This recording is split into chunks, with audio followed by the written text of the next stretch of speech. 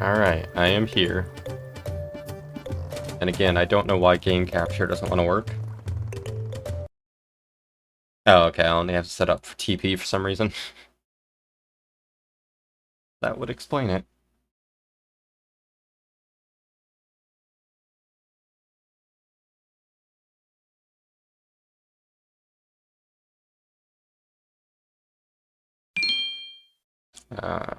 Yeah, I'm just gonna add existing because I don't want to deal with it.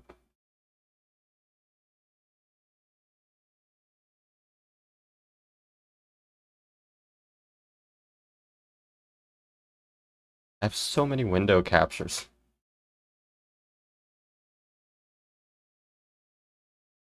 Music's a bit loud. Okay, I can fix that.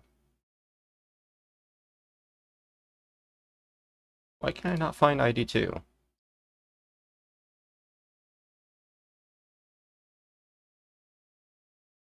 Okay, hold on.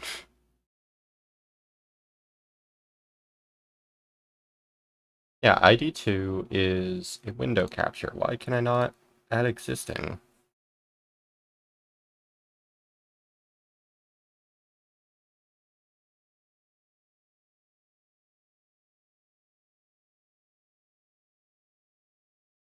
Oh, hey, I found it. Although I gotta shrink it now.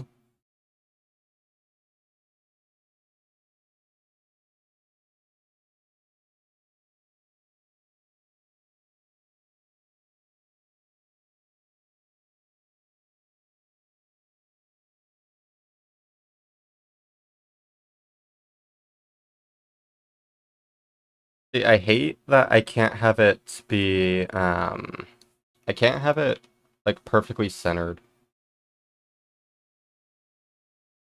Or I can't have it fill up all the space, because, the resolution doesn't work. So I just end up with that.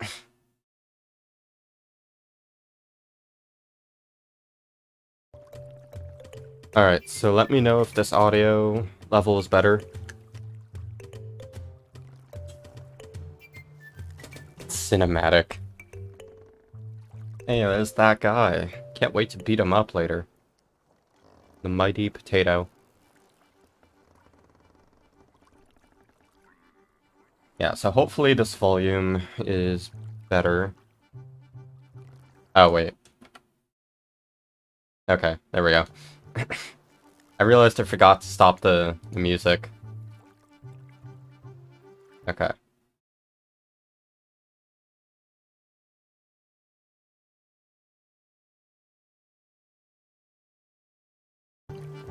Okay, how's this? Now that I actually have the proper stream set up. I'm gonna go ahead and make the pointless file.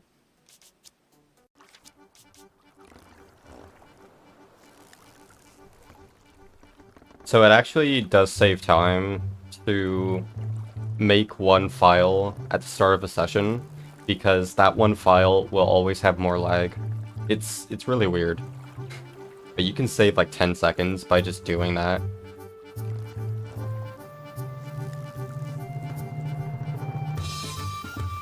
So I am not doing this in the mod, because the mod is currently not allowed since it's not out of beta yet. So this is vanilla. Not so much in-game time, it's more RTA. But it can affect in-game time if the lag messes you up with some stuff, like entrance despawning. Which does make despawning harder. Yeah, because it changes the timing a bit. Especially in Starwoods.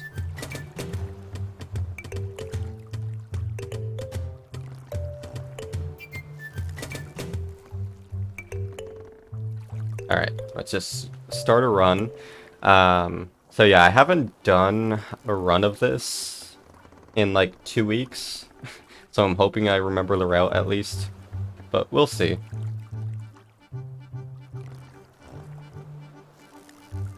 Which question? I didn't see a question. Oh, do I have my new route written down? I haven't memorized for the most part.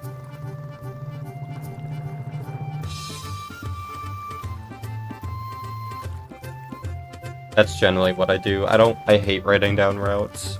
Unless it's like a very complicated run, I don't usually write down a route. But actually, I did kind of write down the basics of this route in the speedrun server for Gigo. Let me see if I can find that.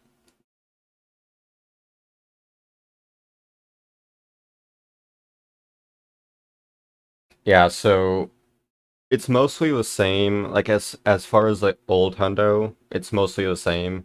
You know, we rush chain,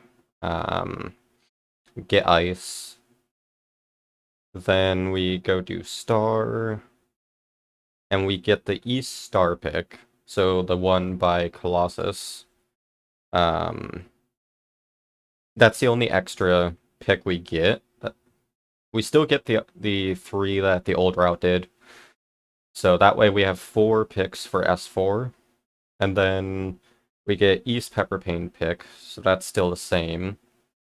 Frozen pick is the same. North Fancy pick. So we don't get the South Fancy one. And then the Coast pick. So that gives us 4 for Dream World. Yeah.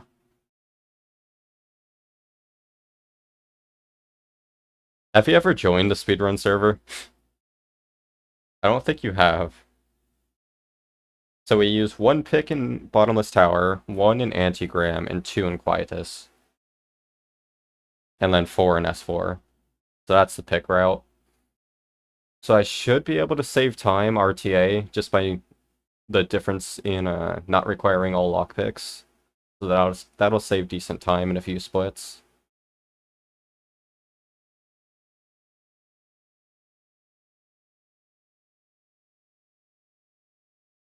The phases where you gain height, if I had the mod installed, I would show it real quick, but that's one of the hardest tricks in the game. It's frame perfect. Well, I don't know if it really is frame perfect, but it's definitely very precise in timing. You have to be out of bounds, so you're not over ground collision. Do ice storage. Stand in a place, like stand on the next square to where the ice block will slide to. If like that's the best way I can try to describe it. Basically, you want to stand right next to where the ice will start sliding to, and as soon as it starts sliding, you need to time a very precise phase to end up so that you get pushed above the ice block. If you get the wrong timing, you'll either like clip into a block or go through it, or just nothing will happen. But it's very precise to get on top of the block, which is why I hate doing that strat. Thankfully, it's useless.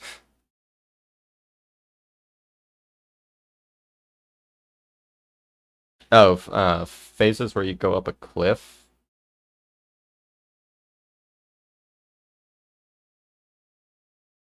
Hey, Worm, you know me. I like explaining stuff like this. Um,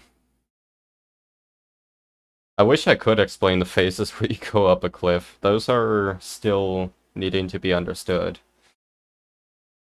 Which is why I'm inconsistent with them. They're like early D8 is inconsistent too, unfortunately. Alright, I'm just gonna get started. Let me check Discord first.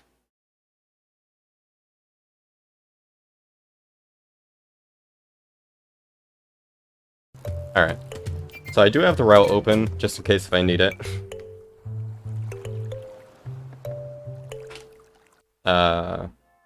Why did timer not start? Dude, I have focused hotkeys. Why is that not starting? Very annoying when my live split just ignores my inputs. Hold on. Add ID2 as a process. So it is added as a process. Why can I not start the timer? That's stupid.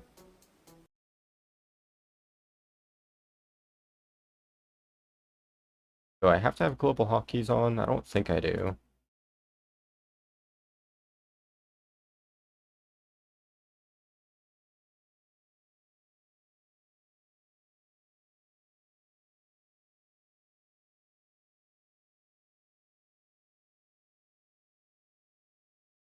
Like I said, I do have it partially written down, but just for, I just wrote it down so Gigo knew what I was talking about with the pick route.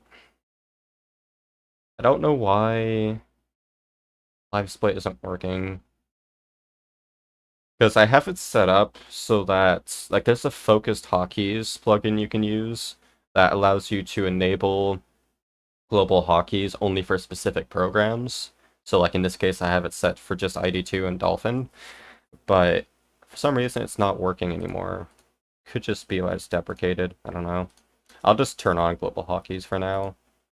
Doesn't really matter.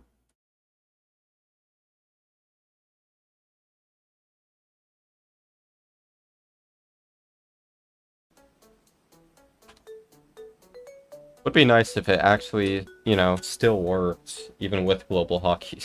For some reason, I can't do it in ID2. That's kind of annoying.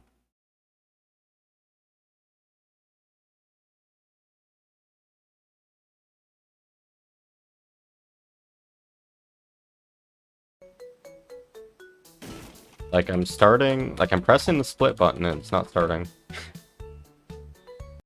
I mean, it's not the end of the world. I'm just gonna go with it, I guess. Well, no. Because I'm gonna forget by the end of the run that I have to click on live split.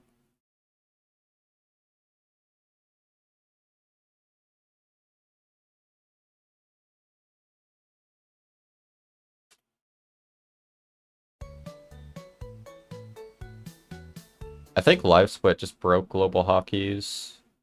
There was nothing I can do. Yeah, that's weird. Well, I haven't updated it in forever, so that could be the reason.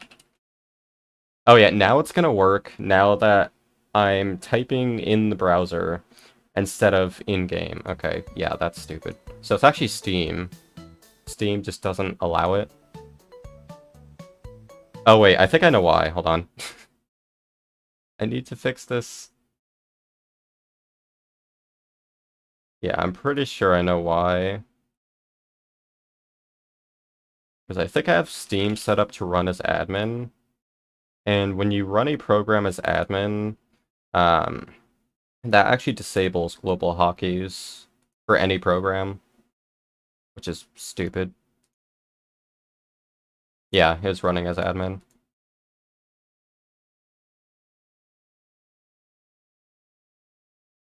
Now I restart Steam.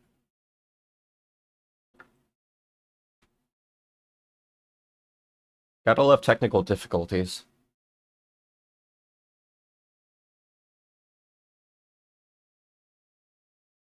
Well, technically, it was Windows. For some reason, Windows doesn't expose hotkeys to other programs if the program that has focus is administrator. I had the same problem with OBS a while back. Like, that shouldn't be the case, but it is what it is. Okay, so now they should be working. Except they still don't. Whatever. Like, nothing I can do. Windows is just a bad OS.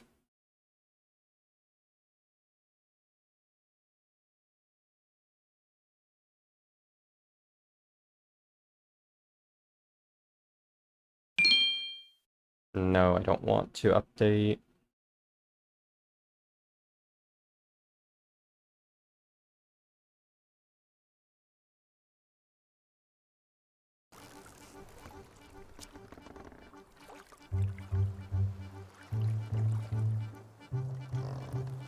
Oh yeah,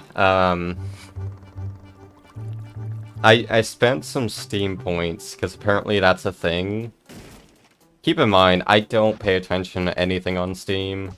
So, like, I've never changed any of the defaults until, like, I think it was yesterday. So I just bought some meme stuff. I mean, I could have done, like, an anime girl for my profile pic, but I chose not to. I'm better than that.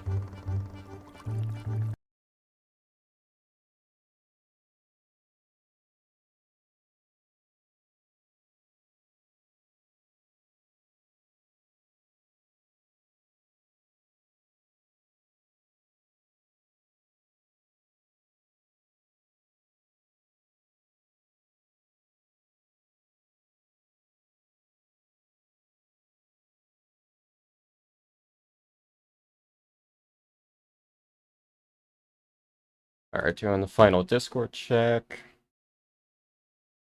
Okay, we are ready. Took a bit. Unfortunately, I do have to click... Wait, no. I can't do it, though. Because,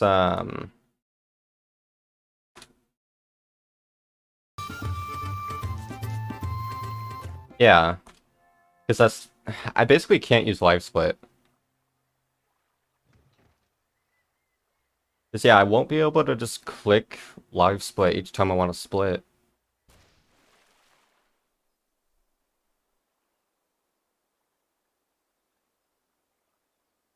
Well, that's kind of annoying. I might have to do the run on the mod just so I can split. Because that way the game can run in the background.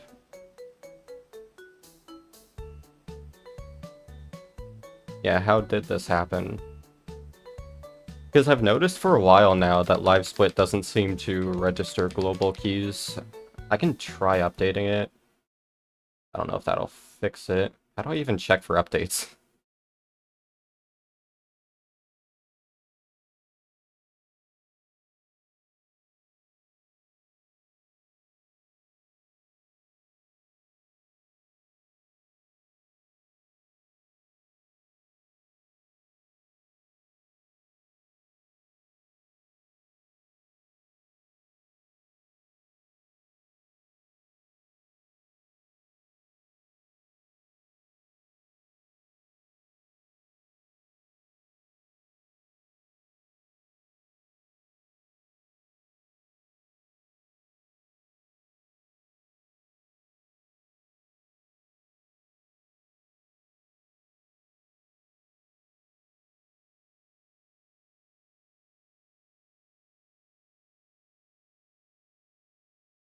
Run live split as administrator.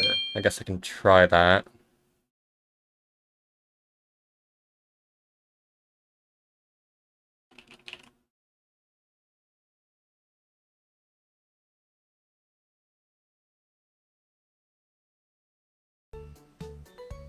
Oh hey, that actually did it. What do you know, we actually have access to splitting now. That's a thing we can do.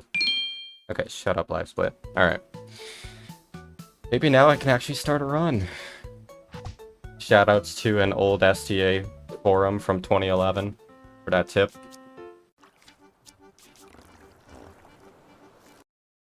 Alright.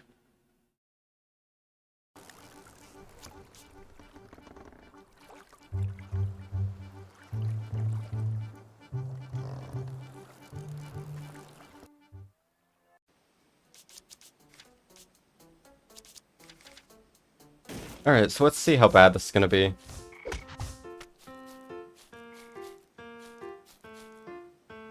I think I set the bar for that goal too low, in hindsight.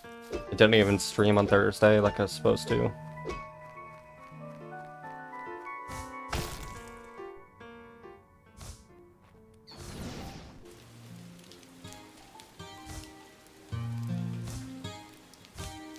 I can't do it? Okay. So this is a no reset. So I need to get in the habit of actually having the runner's mentality.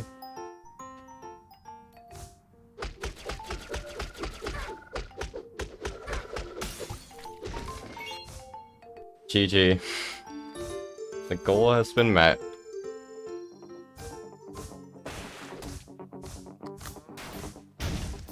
How many splits do we think I'll forget? Given that it's been about... It's actually been like exactly a year since my last runs. Because I know I did runs in last June.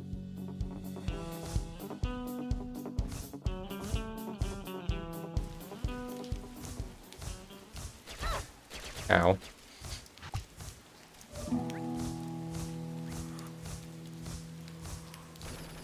I'll go for cave skip if I get good RNG.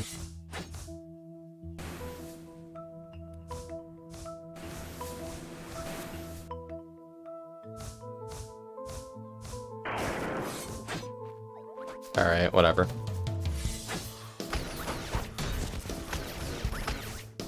That was actually somehow faster.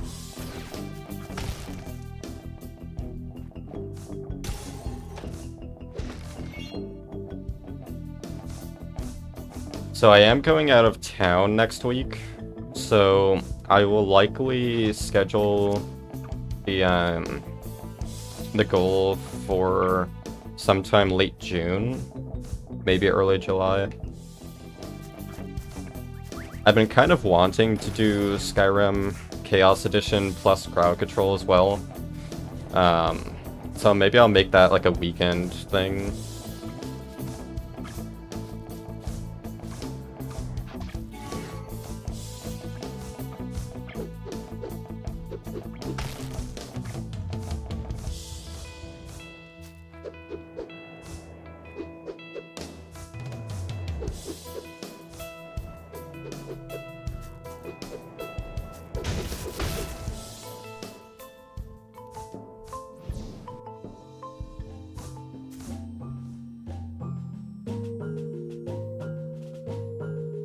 Time loss.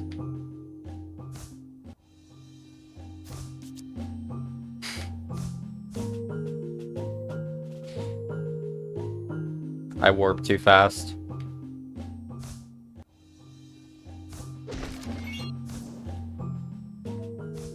At least splits work, we know that much.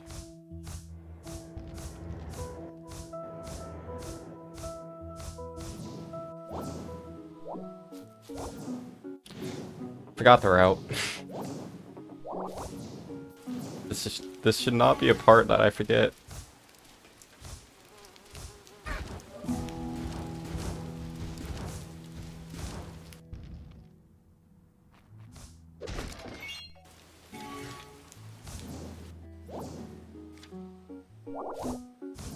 It's more that I don't look at the route. I just assume I remember everything. Until I make a mistake when I have to look at it. Unless I remember what I did wrong. Like I did in that case.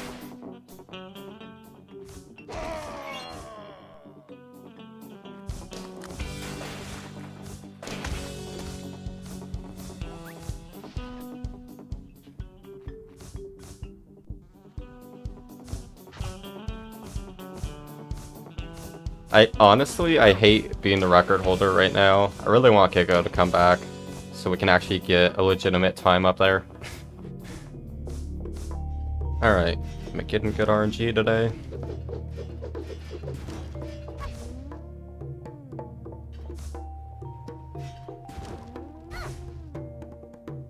It's giving me slightly bad angles. I shouldn't have gone for that.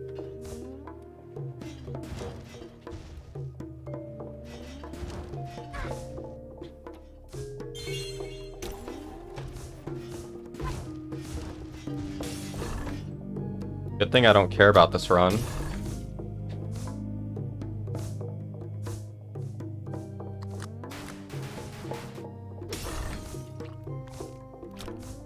No. That's a first. He pushed me so far that I ended up going into the door.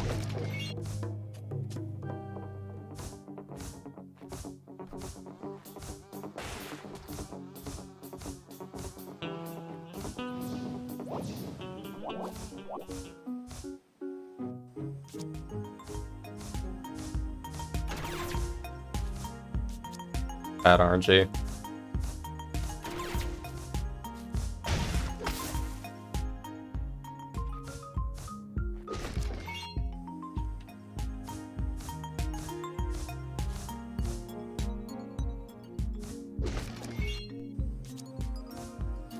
For some reason, I've completely forgotten about entrance despawns until now.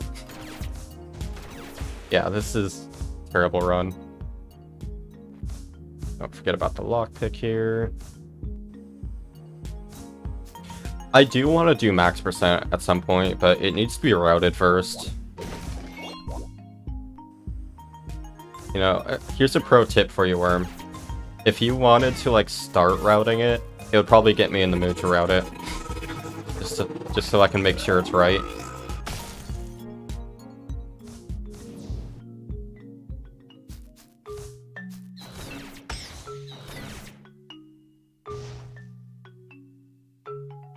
forget my map button. Okay.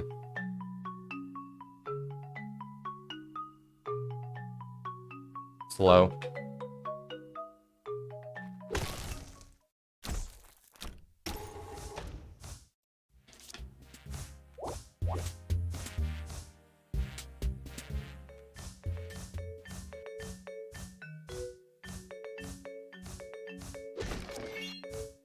So I'm actually going to be losing a lot of time here, RTA, just for the split, because it's a slightly different route that actually does a bit more. What? How did that miss? It does a little bit more before entering Trash Cave, but then we do less later, so it'll look worse than it is right now.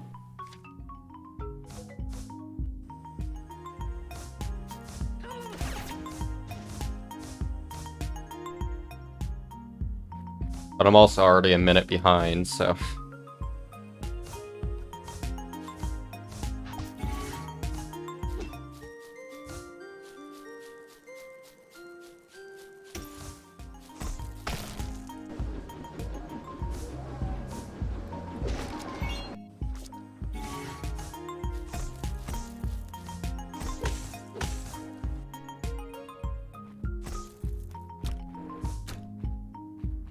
How did the button unpress? Oh, I know why. Yeah. Why am I forgetting this puzzle all of a sudden? There we go. Muscle memory is off.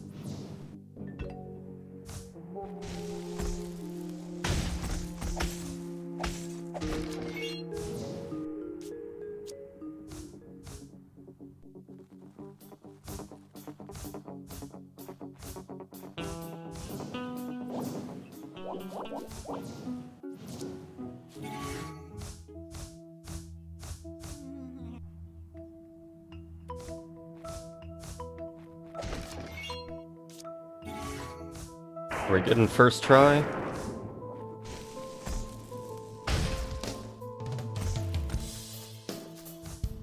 Nice.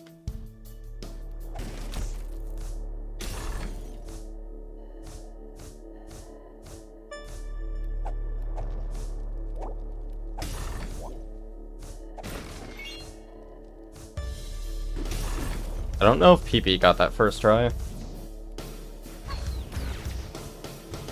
Nice save.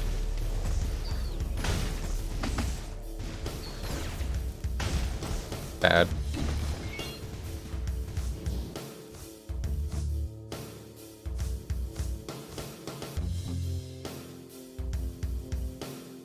It actually...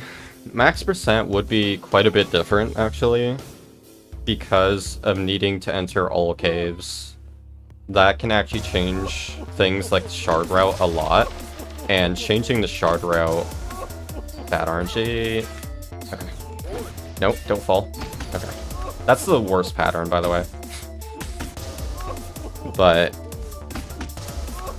yeah, so when the shard route changes, it can change the order of dungeons as well.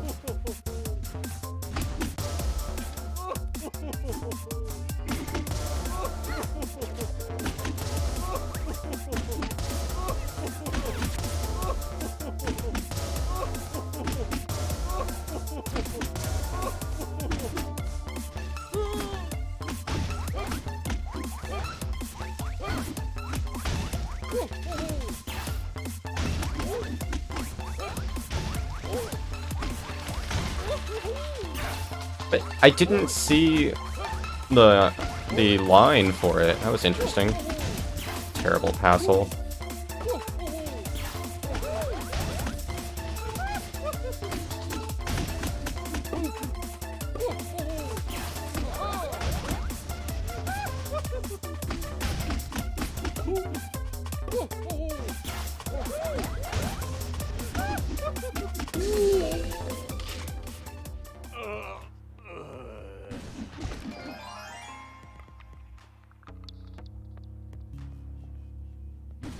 Yeah, the puzzle skips were one of the first things discovered when phasing was found.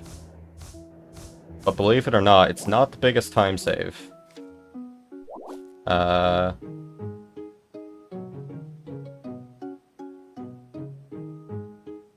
actually forgetting what to do here. Okay, I remember. Just get this shard.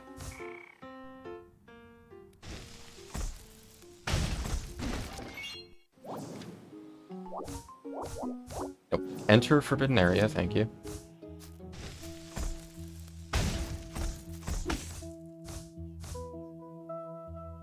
Now, given how bad I am today at running this game, I might actually die here.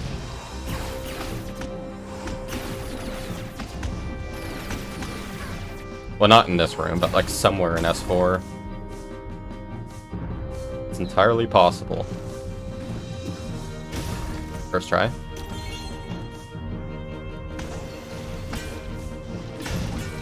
Excuse me? How did that not blow up the wall?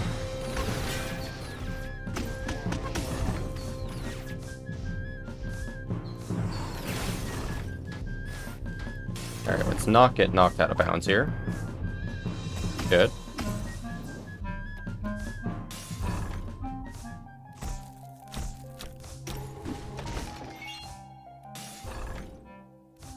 Only reason we do Simula early for EFCS? Yes.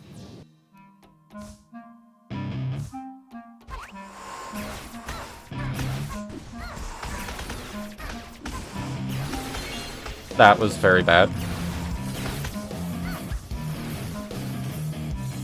I'm gonna play it safe and heal. Because I took a lot of damage there, because I got phased the wrong way.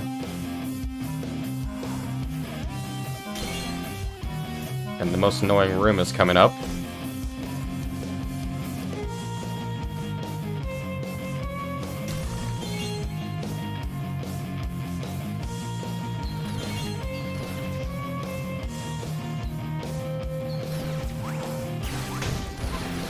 Alright, nice. Place to dynamite, that's good.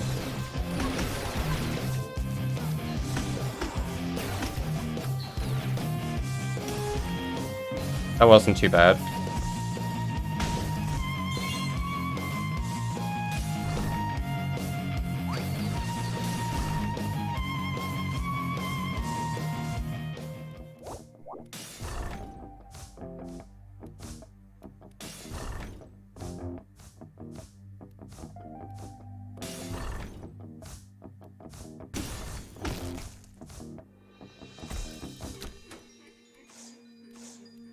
Play size? Thank you.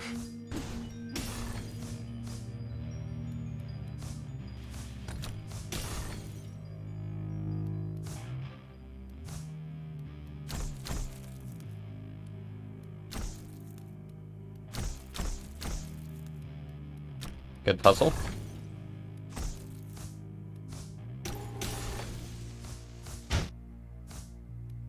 Wait, split? I need to find a good time to split there.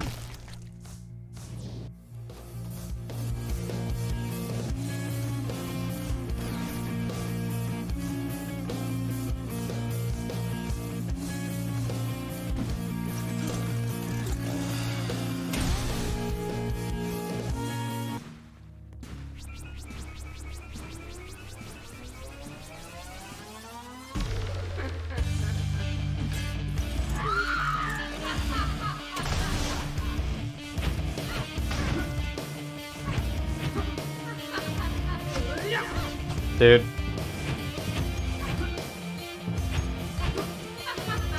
Why is rolling not working?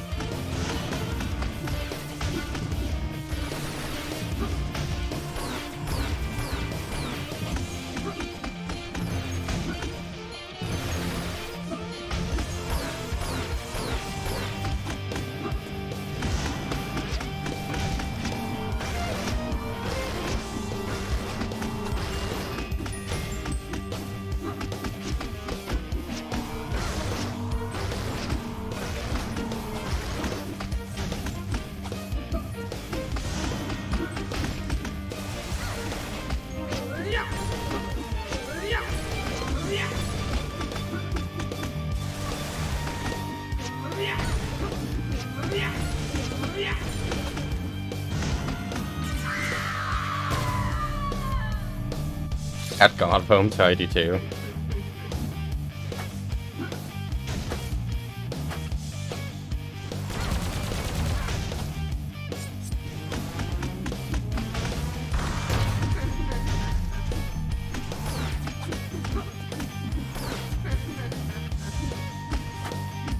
Now, see, if I added God Home, that would just make the run worse.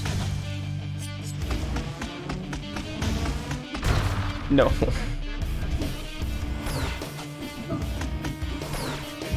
How is she still alive, by the way? Okay. Horrible game. Although I'm actually somehow saving time here.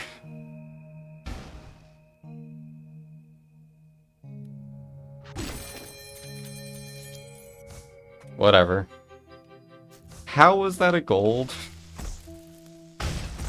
That did not deserve to be a gold. It's a very important ice block, alright?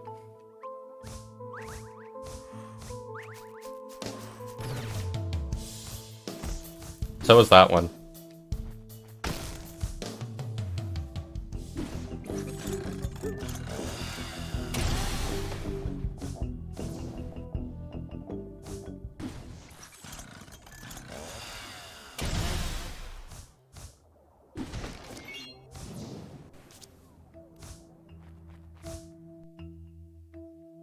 I really don't know how that golded. Like, the fight was very slow for me.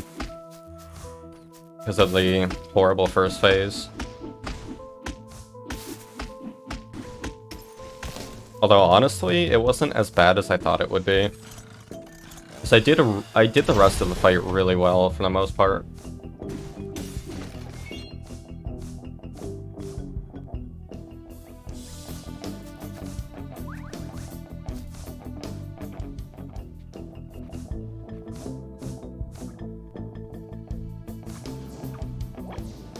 Hey, skipping Northern End saves a lot of time.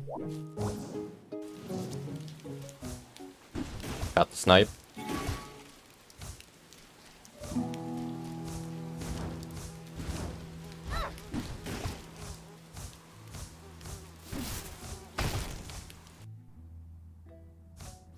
Northern End is like one of the longest caves in the game, if done intended.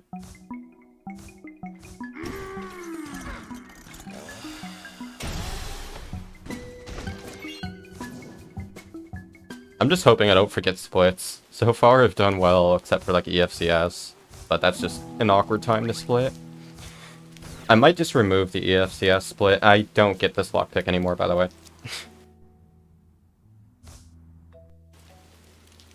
Force of Habit, old route.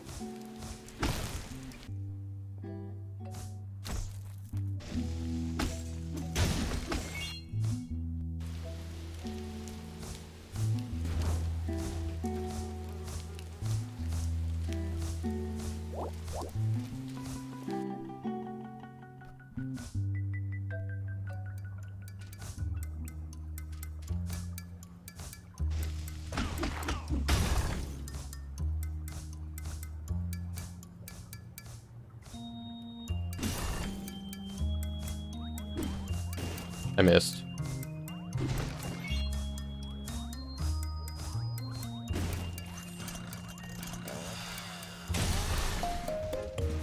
I'm getting good RNG here. No, come back. Let me out. Okay. Awkward.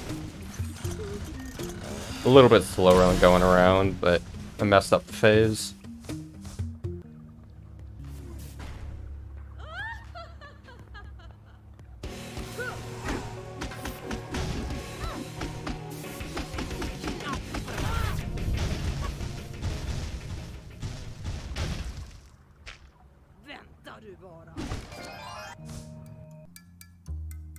That's only a gold because I skipped the one lockpick.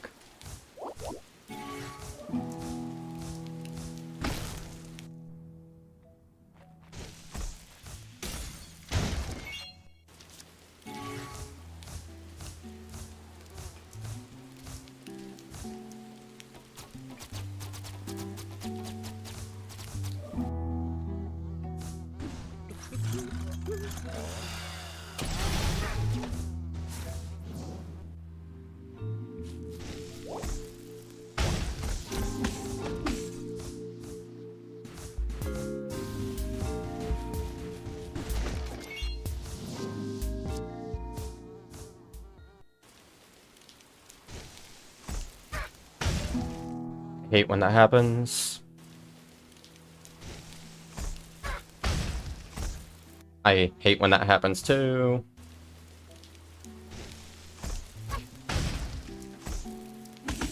Hate when that happens. Dude, this is not a hard trick.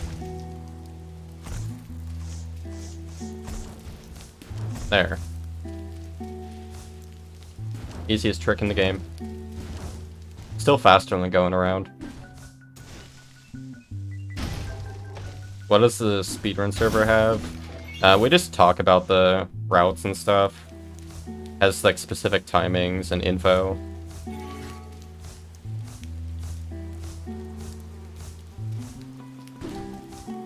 And I'm a mod in it.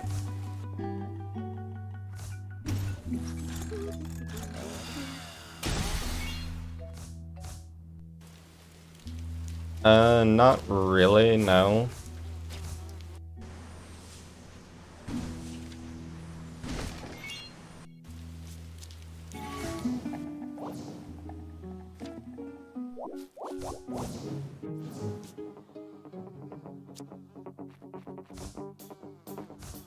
I was slow there because I was trying to make sure, like, looking at my splits, that I was doing things right.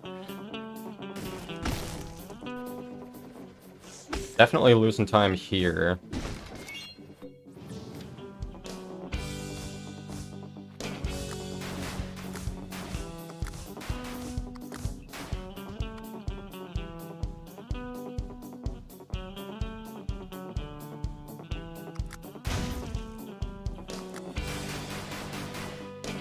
Playing it extra safe.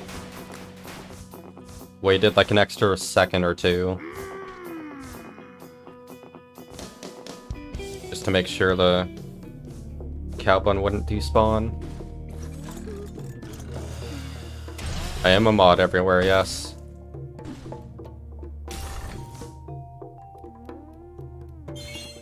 All the places where it matters.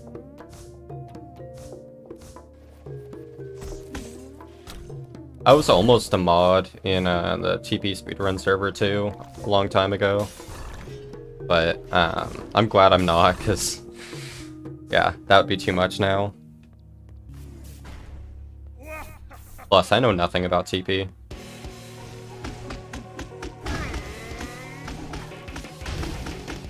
Good. Perfect Biodlo.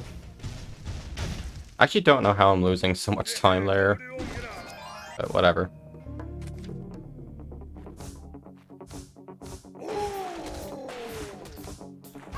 Whoops.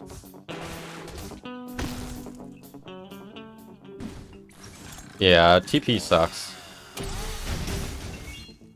Nice, got the double hit.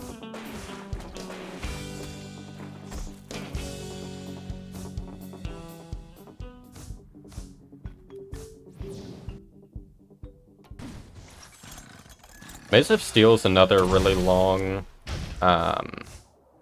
cave or portal world.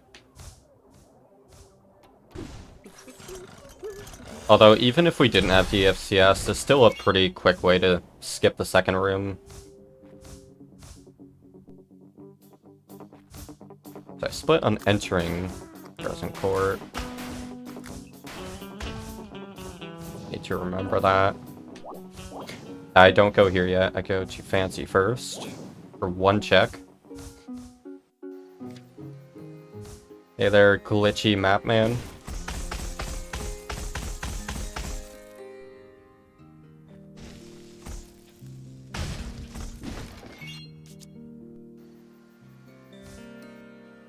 Yeah, so for those who don't know, Mapman is an interesting character. So even though the game is open world, it expects you to see Mapman for the first time in Fluffy, because he gives you a special dialogue for when you see him the first time. It's actually like a special event entirely. But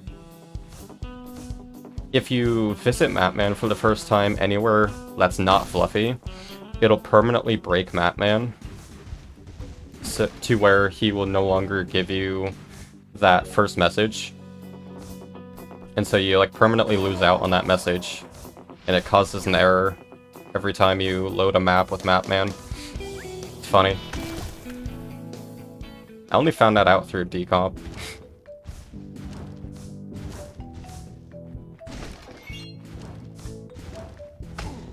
So we do get that lockpick.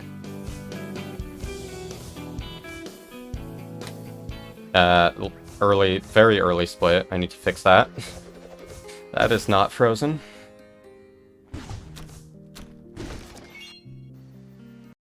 I don't have a hotkey for undoing split.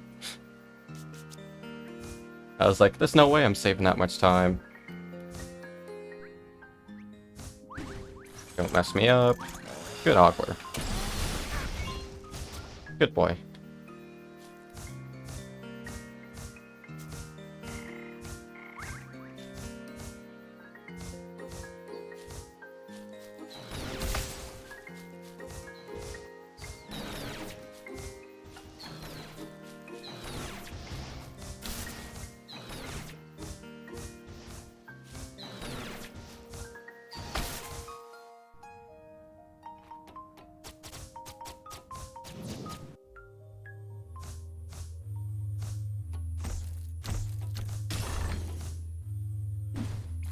I still need to get around to timing this. Nice double.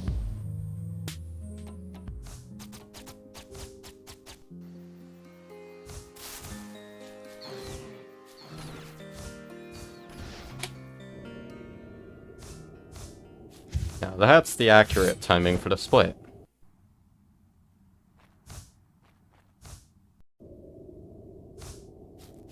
I love doing Frozen.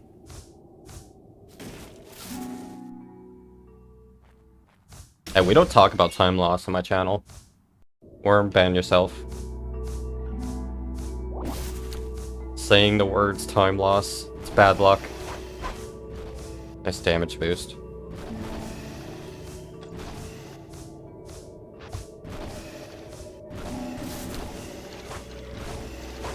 I actually got like flawless RNG there.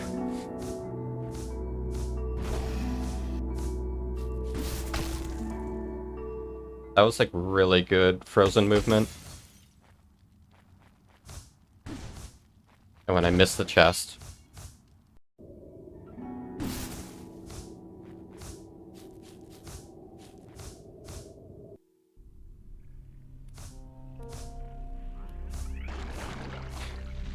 I almost saved it.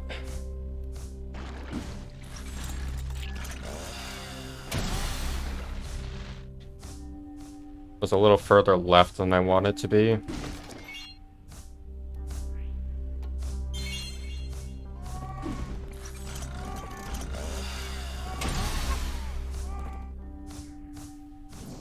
Technically, when a Titan hits you, you slide. So does that count as a break slide?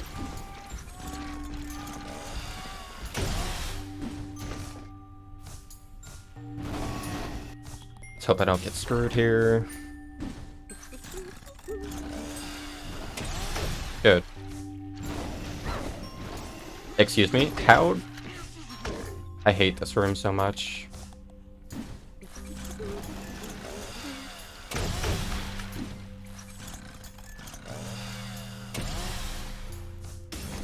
There we go.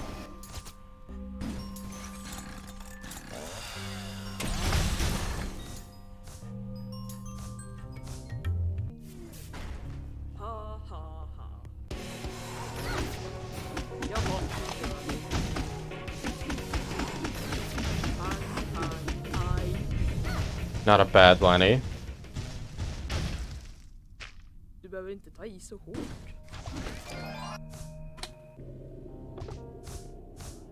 I wonder if Passel glitches the same way. As far as I could tell, he doesn't. I think it's just Mapman. Stay put. Alright, good. Oh yeah, I forgot wall of text.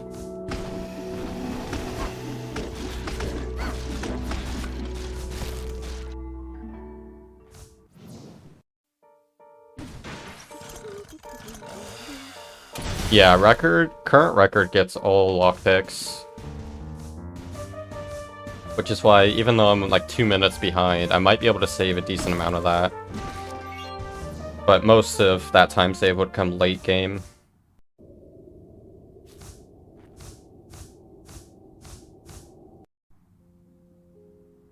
I was thinking of a different cave.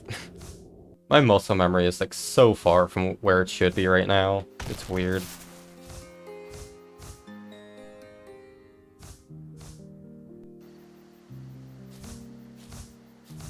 Another Mapman glitch.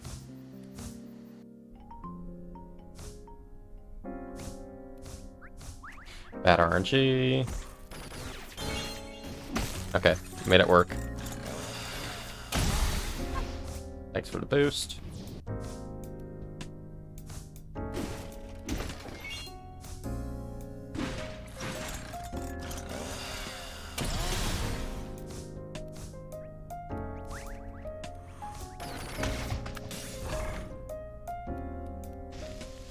What do you mean, did I pass laugh test?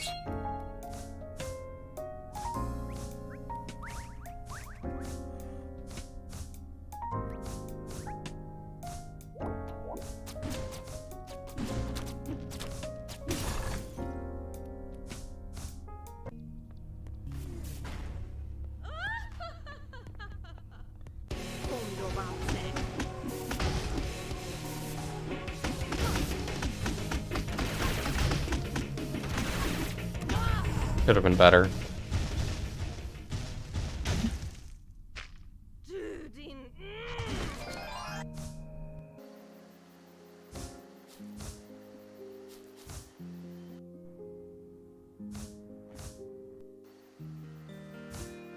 It's just laugh practice. It's not... There's no chest in there. Whoops. I like how as soon as I split, I'm already, like, instantly behind. That's how bad of a run this is.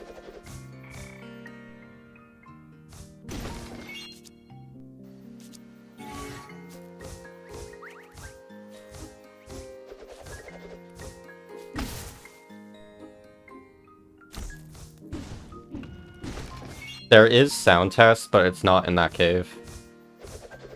But now that you bring that up, it should be in that cave. That would make so much sense. But since when does this game make sense?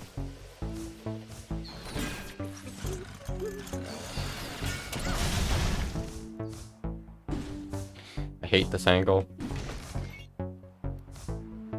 Because yeah, I already got sound test in this run. That's in the Cowbun Cave in Pepper Pane. What am I doing?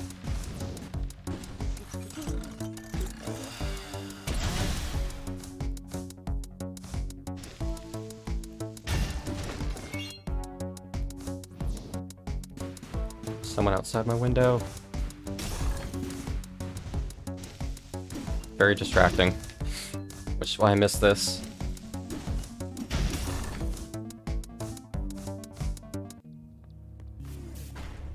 I think it's just a roommate coming home.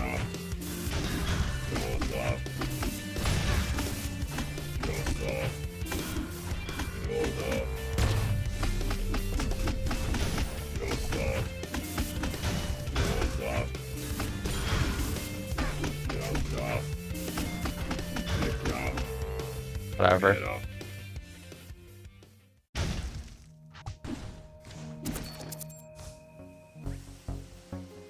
Oh no, I lost a second. Time to reset. Can't be a second behind. That's just too much time loss.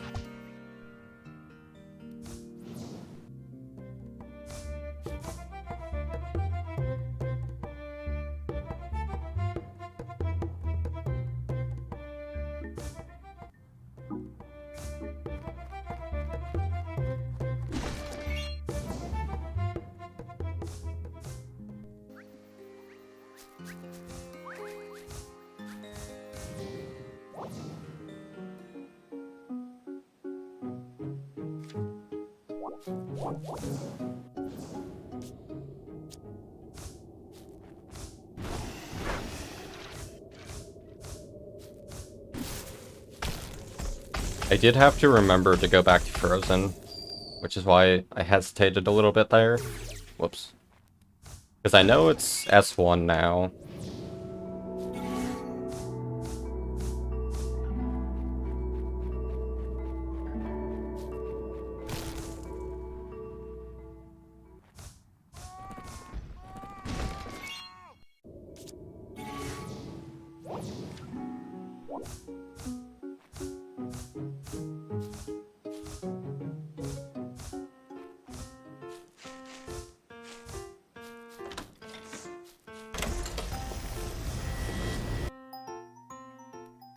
My eye itches.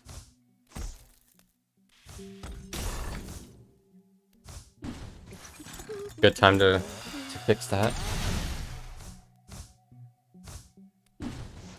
That was a very bad angle. Like, so far off from what it was supposed to be.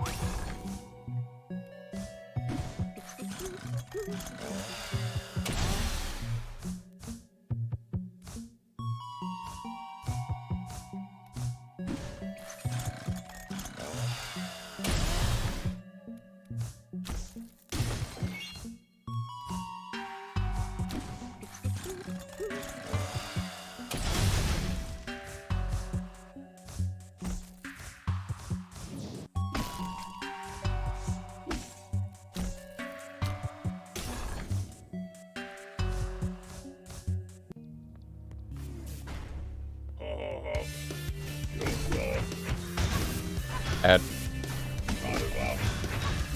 Still bad. Alright, good. No stun.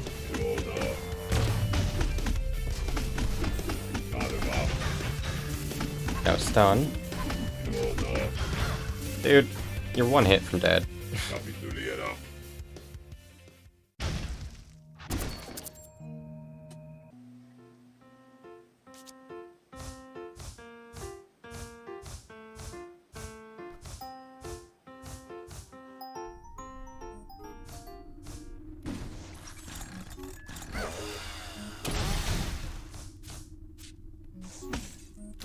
Whoops. Rolling is hard.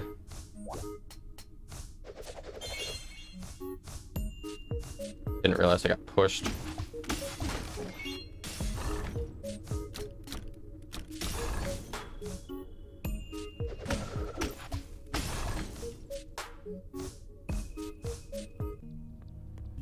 Gonna try the new strat here.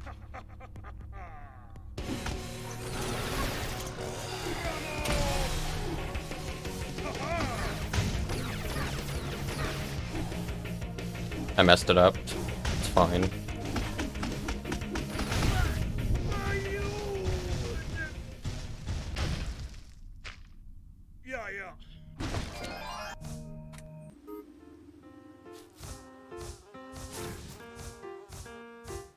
Another map man glitch.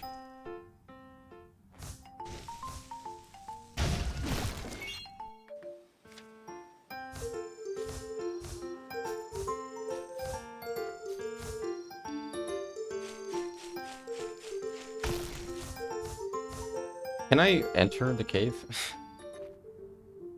Cool. Again, rolling is hard. Yeah, very difficult.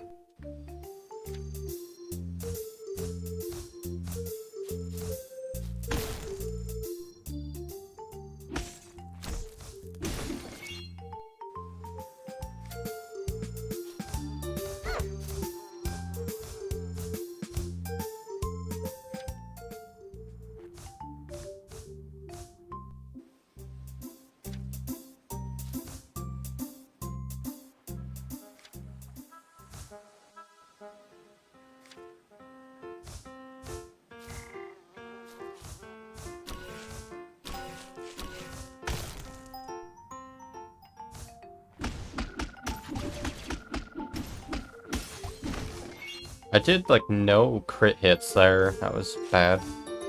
On the second one.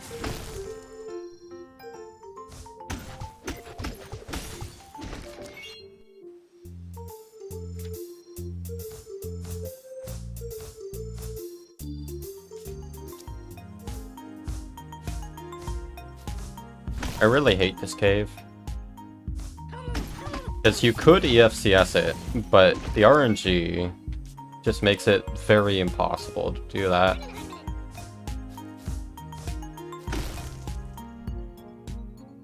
How do you even route this game? Magic.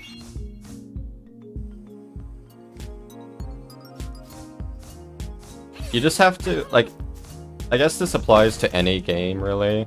You just have to, like, know the ins and outs of the game, like, very well. And know the time differences and things. But, I mean, there are some very obvious rules, such as ice is the most useful item. Rush that right away. Dynamite's very good for combat, so you want to get that early too, usually. Stuff like that you can just kind of put in early on. See if I can get this. Alright, not bad. I love getting new strats. Oh, I forgot to split. I was like, why am I already 2.5 behind?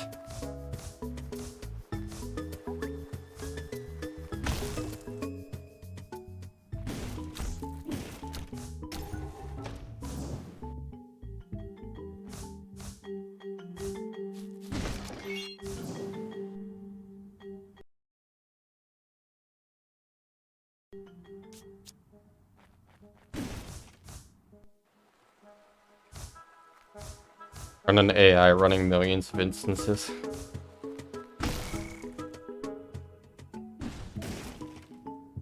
I actually think someone is working on something like that for a game. I heard about that recently. I don't know if like that's a legitimate thing though. But that would be really funny. But it takes the fun out of routing. Because I actually enjoy routing to an extent.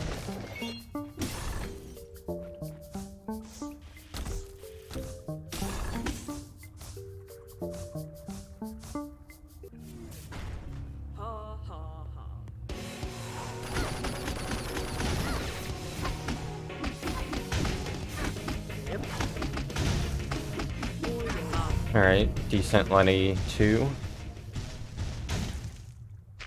Ja, det var det.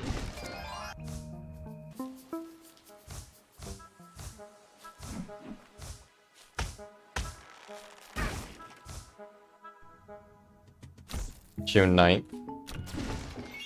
So this is almost to the day a year after my last run. Whoops.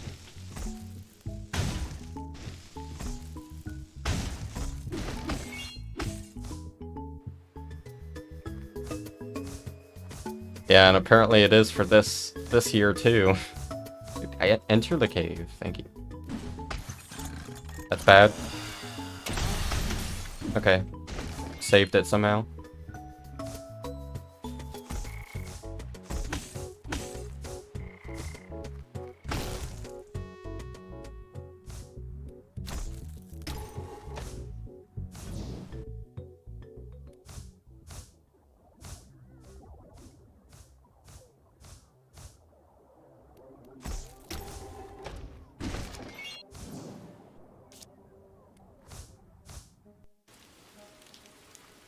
That RNG.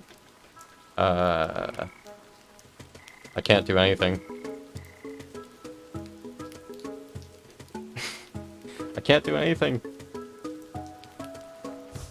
Okay. The RNG there is never that bad. That's like the worst I've ever had it.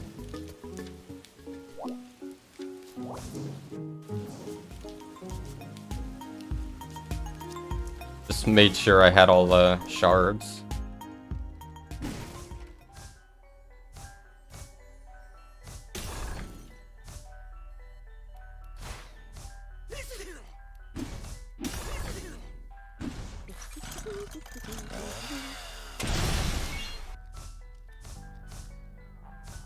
Need to time this as well, if it's faster to warp or go back through the Rotnip room. I think it's faster to warp.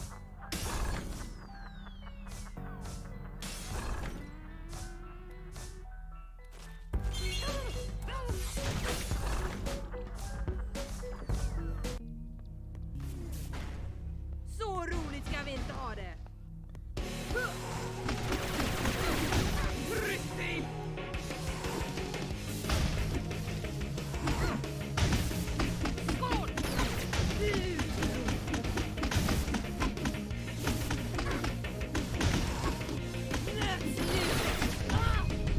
Bad.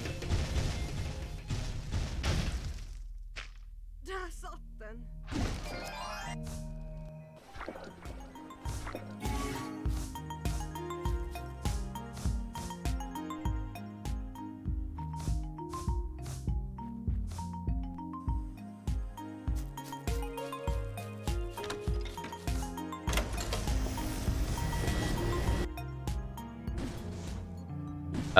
Okay. Nice A drop.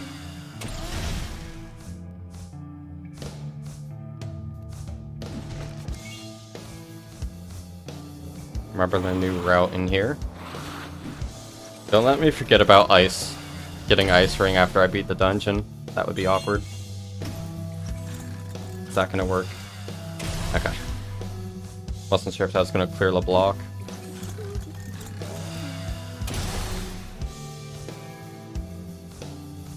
I need 4 monitors, like, all the time, Worm. Sad that I only have 3.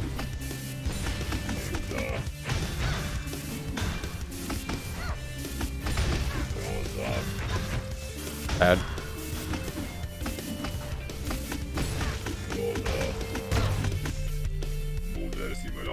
That was the best mecha bun so far, at least. Oh, don't forget. I remembered at least.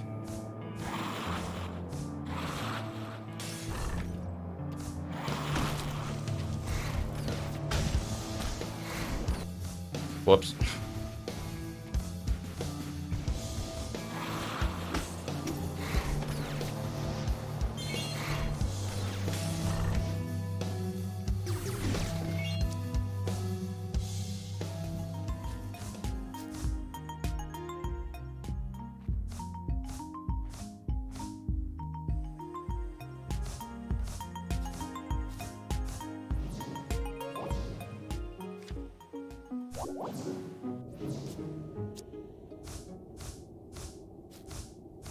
Alright, hype time.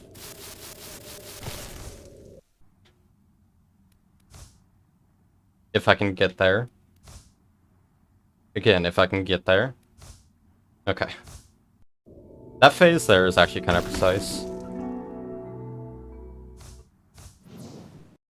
Because you can barely make it.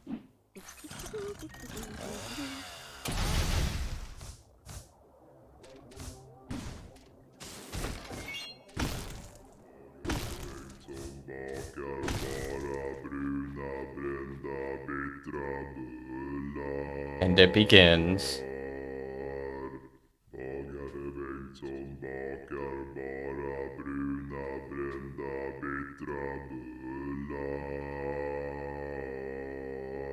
Alright, I will be back in a minute.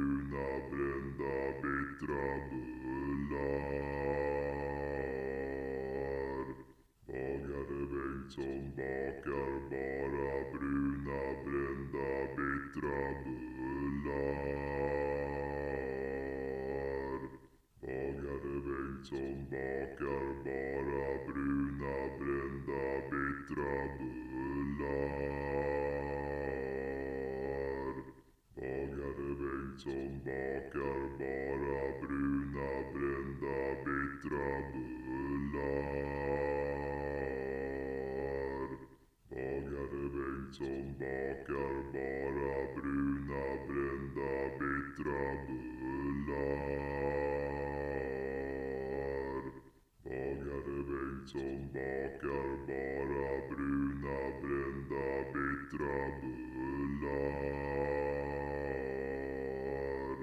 Bagare Bengtsson bakar bara bruna, brända, bittra bullar. Bagare Bengtsson bakar bara bruna, brända, bittra bullar. Bagare Bengtsson bakar bara bruna, brända, bittra bullar.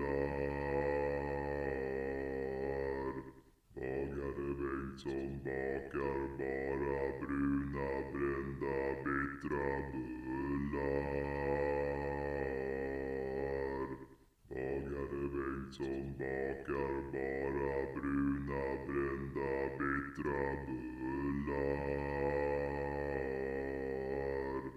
Bagare Bengtsson bakar bara bruna, brända, bittra bullar. Bagare Bengtsson bakar bara bruna, brända, bittra bullar. Bagare Bengtsson bakar bara bruna, brända, bittra bullar. Bagare Bengtsson bakar bara bruna, brända, bittra bullar. Okay, I am back. Bagare Bengtsson bakar bara bruna, brända, bittra bullar. I'm like 99% certain it checks max. Because, it reads the... actually, I don't remember what data point it reads, but, it's based on crayon count, not actual health, I'm pretty sure. Because I seem to recall that if you, like, set your HP to max, you still won't be able to do it. But granted, I haven't tested it that much, because, you know, waiting for 7 minutes takes a while. Takes 7 minutes. Bagare Bengtsson bakar bara bruna, brända, bittra bullar. Bagare Bengtsson bakar bara bruna, brända, bittra bullar. I mean, either way, I don't care about this run, so... It'd just be a funny way for a run to die. But normally, I am supposed to warp upon entering, Avalop, but I just forgot to do it here. So that would normally full heal me regardless, and you can't take damage in Avalops, so... Unless you don't do the skips.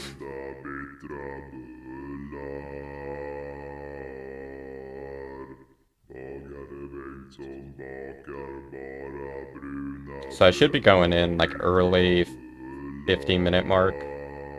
Like 50:08 or something.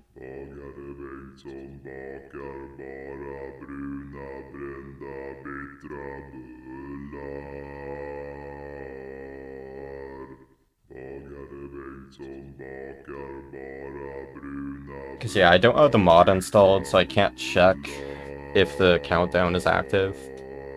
But we'll find out.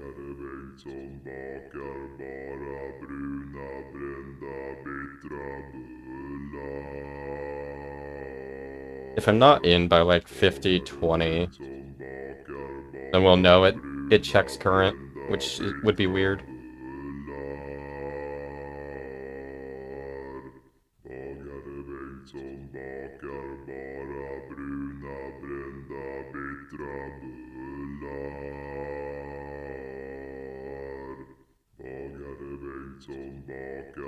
Yeah, unfortunately, I chose not to do the marathon run for this.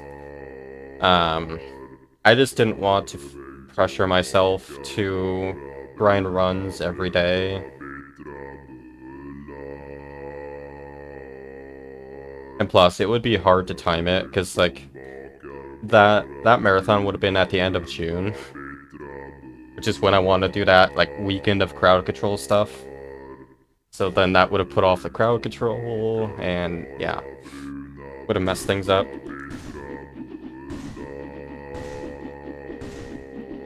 But Slola's probably going to be doing yes, Squitches allowed sometime in the middle of summer. Like, I think when I did it in 2019, it was in July, if I remember correctly.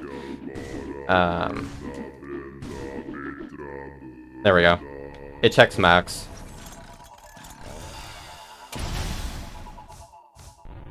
Nothing to worry about. But yeah, if it's gonna be in July this time around, I can maybe do that. Especially if it's like late July, I have nothing planned for that right now.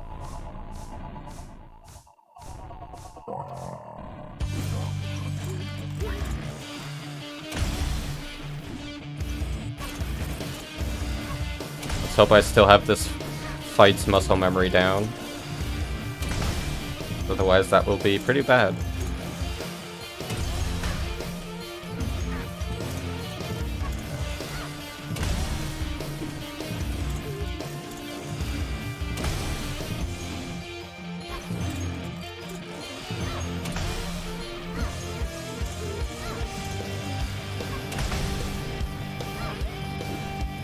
Alright, good recovery.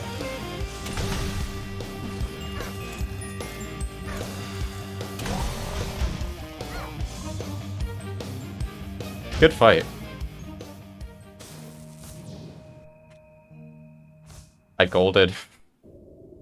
Why? Why do I gold in the worst runs? And I did get the outfit. I saw the screen shake happen.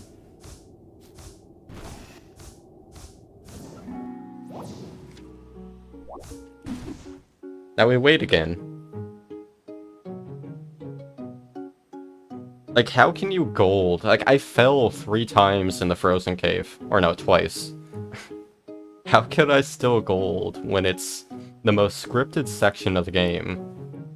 I mean, you physically can't do that guy any faster. Like, 41 seconds is the fastest possible right now. And it's not like the 7-minute remedy wait can go any faster. I don't know where that time save was. And now we're Jenny Berry.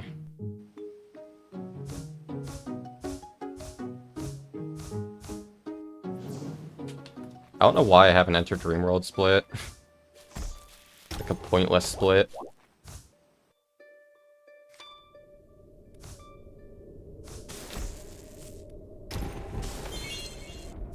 Alright, here's to hoping I remember the very new Dreamworld route.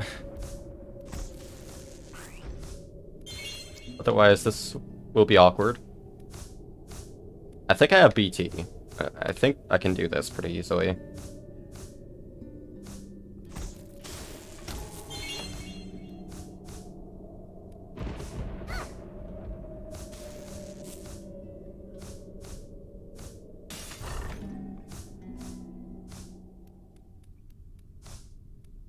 Yeah, because BT isn't really that much different. We just get 1 extra key, which is right at the entrance.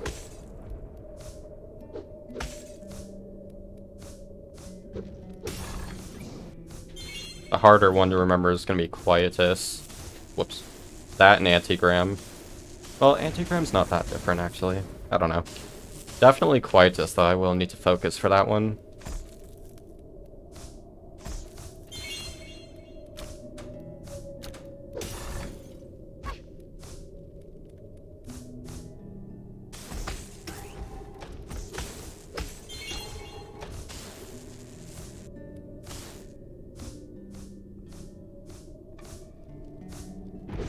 Lower that guy strats. I don't know the last time I did that, but I know last run did fast that guy. So that time save wasn't just by doing that guy faster. Which is why I'm confused. That's... okay, that's lame. I hate when I touch the wall.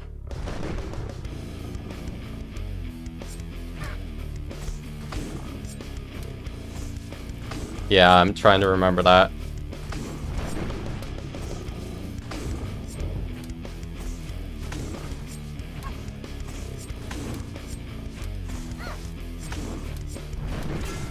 Alright. Now for RNG to play its part.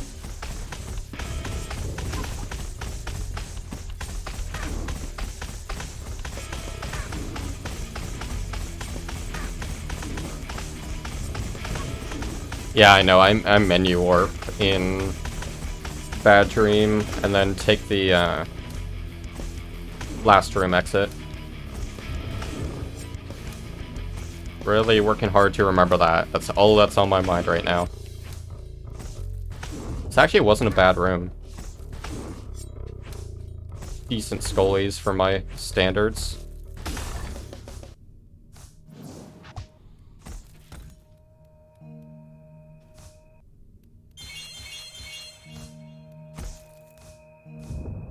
Good room.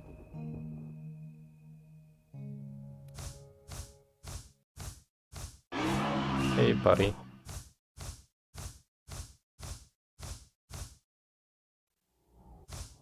Menu warp here, and then take exit.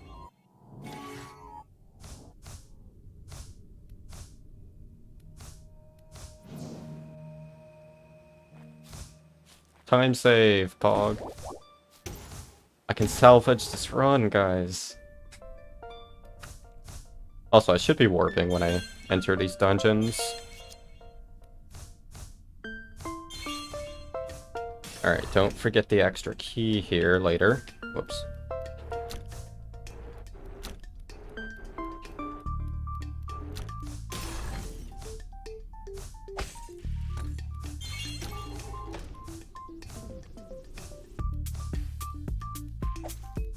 First try.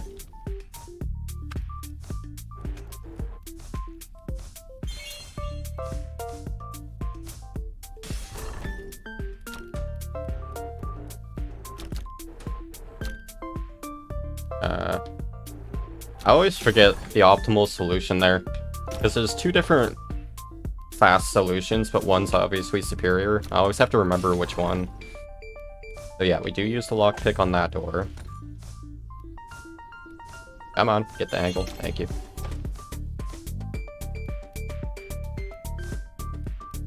Oh yeah, now I solve it.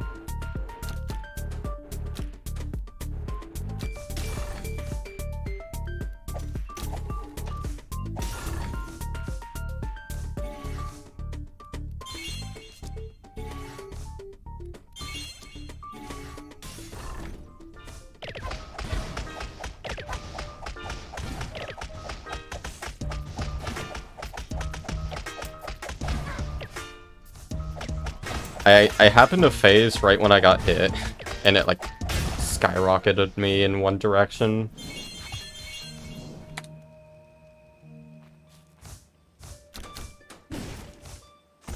Whoops.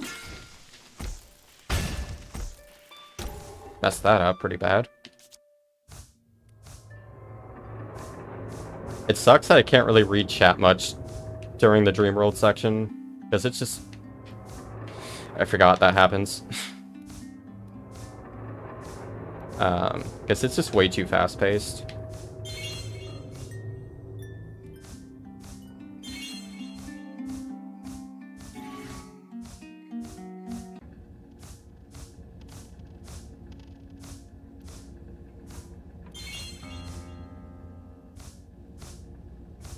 I get the harvester phase. Nice.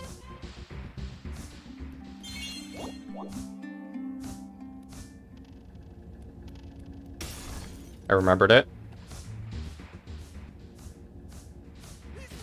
Let's get this room fast.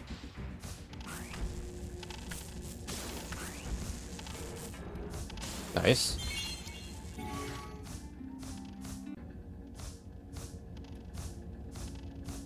Yeah, I still have it somewhere. I'd have to find it.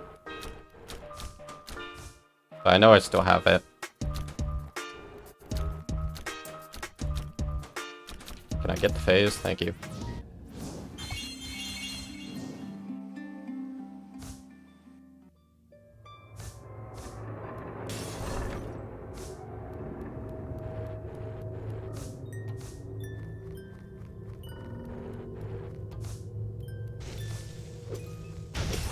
First try, nice. Really good RNG for this room.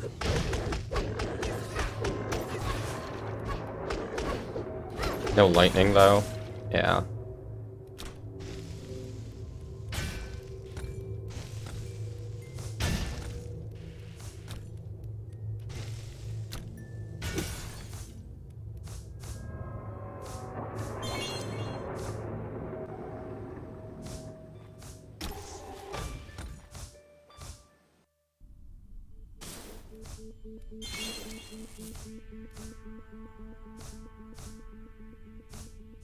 I will say though, the 7-minute wait, it's actually kind of nice in this run, because it's a very good time to just like relax during like, whoops.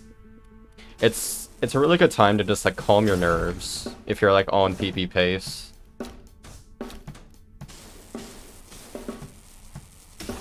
Because, yes, I have lost runs due to the final puzzle in this dungeon. Because you just get too worked up, and nerves can kill runs, for sure. That's why it's nice I don't care about this run. I'm not nervous at all. Feels good.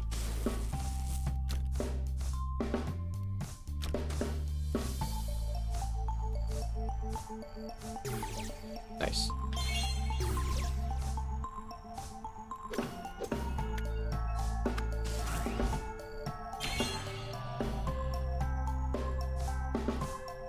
Wouldn't surprise me.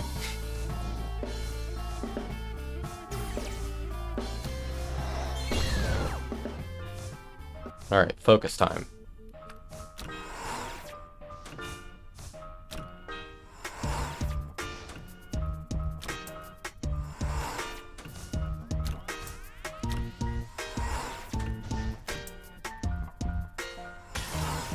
I almost messed it up.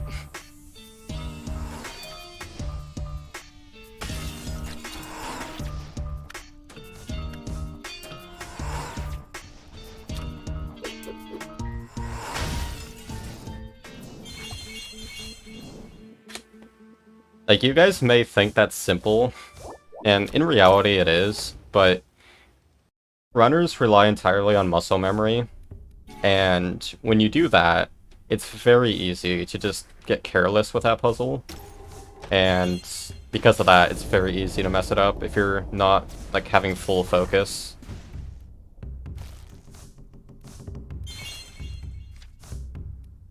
Almost did old route, but this route gets this key, if I can. Nice roll.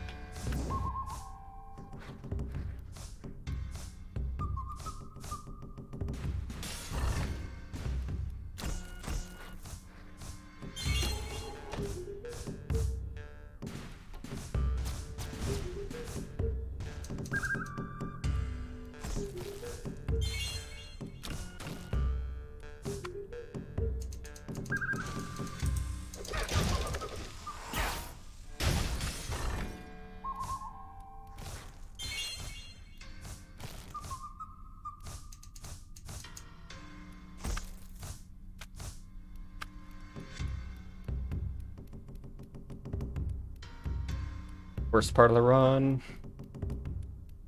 This tree. I do hate this tree a lot. The wiggle tree. I swear that's RNG. Unity physics is weird.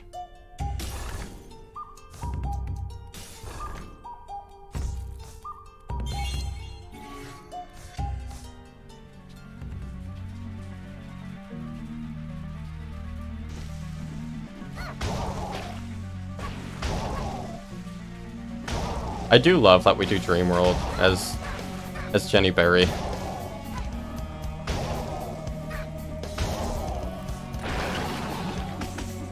Yeah, I knew I was too early.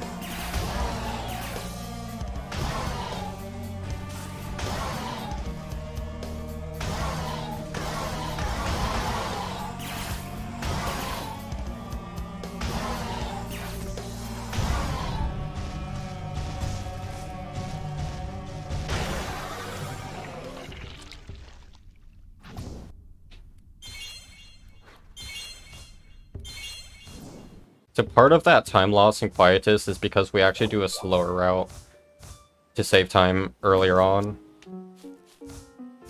102.54. As far as in-game time goes, that actually wasn't too bad of a run. Like about a minute and a half off PB. Important thing is I completed a run.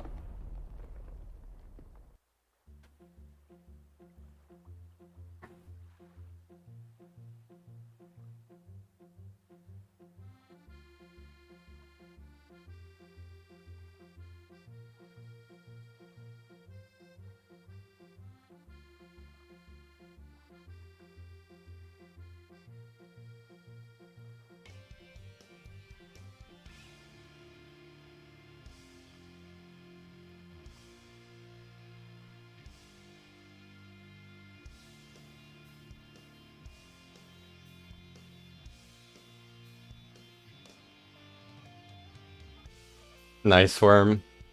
Are you riding the hundo route? Or are you trying to like do max percent?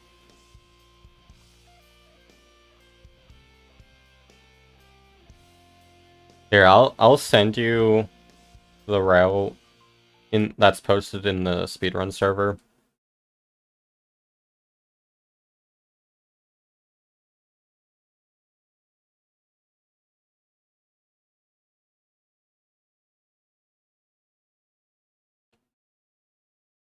Alright, sent it.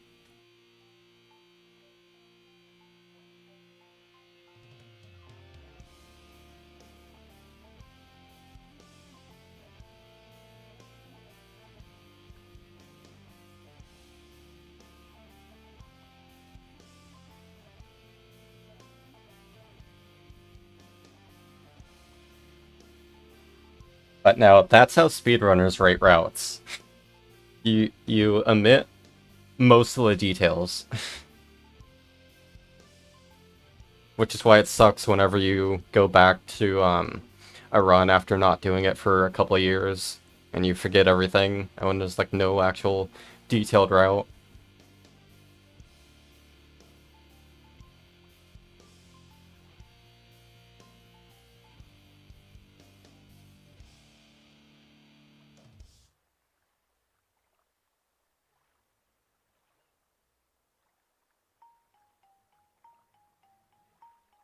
And what's funny is we don't even use the cave names that are used in that overworld map chart. I don't know why we don't use them. It's been the case since I joined. It would make so much more sense to use those, but we just don't. My graph looks horrible in Live Split. I should remove the graph.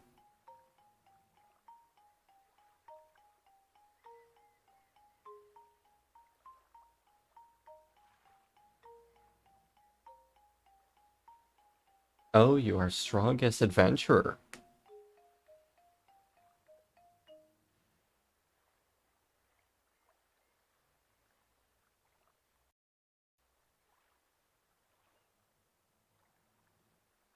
Alright, I guess I'll do another run.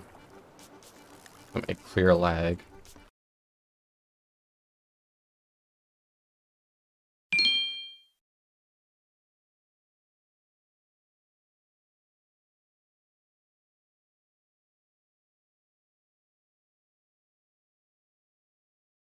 Oh, nice worm.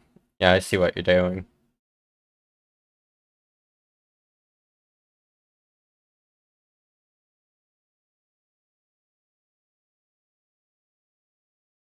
Fun fact, I actually made that map. Well, partially. I got it from someone in the Steam community, and then I just made changes to it.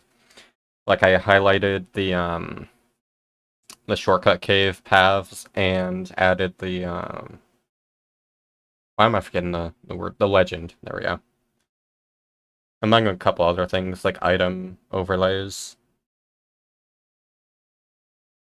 and abbreviations for the dungeons. Very proud of that. Worked hard on it.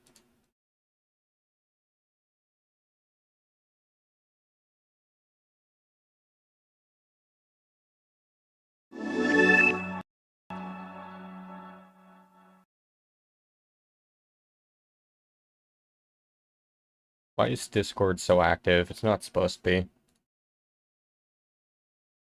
Alright.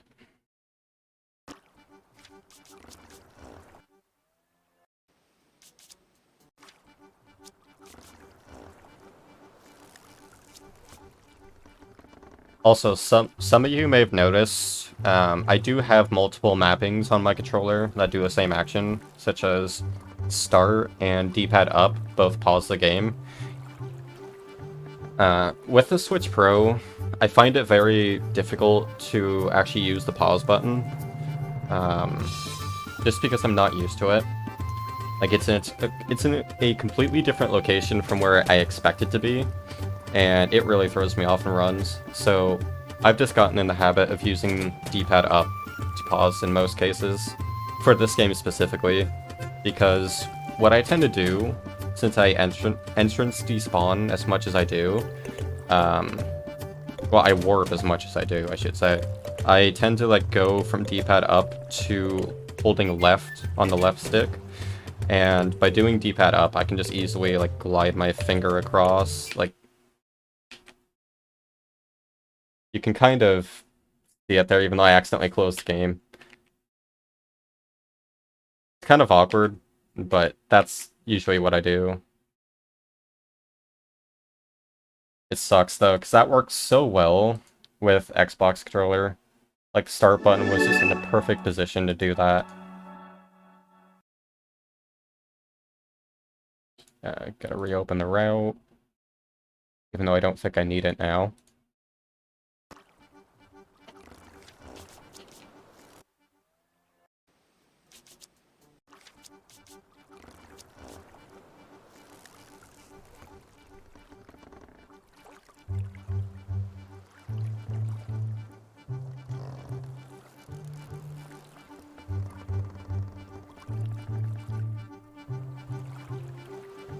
I kind of want to compare to my last run. Yeah, let's do that. Because, I don't really care to compare to best right now, because I'm still doing practice, basically. Just timed practice.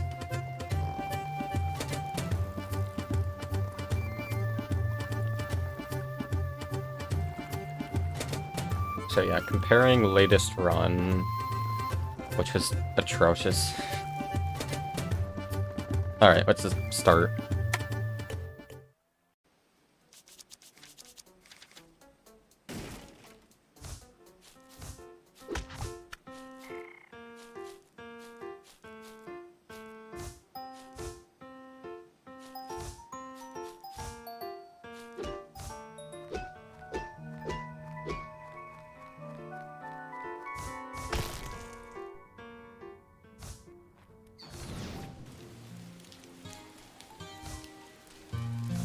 Bad.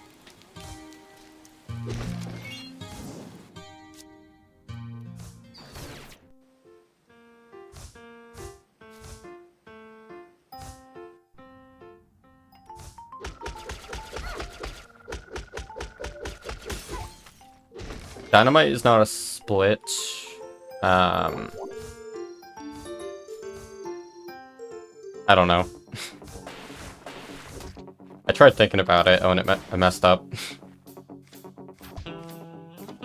I tried to warp.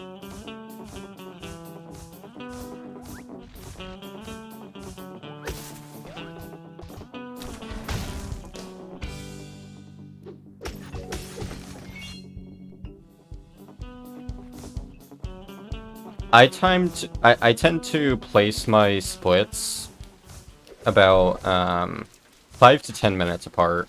That's tend to how I space them out. Just preference. So I probably just don't have a dynamite split because it would be too short of a split.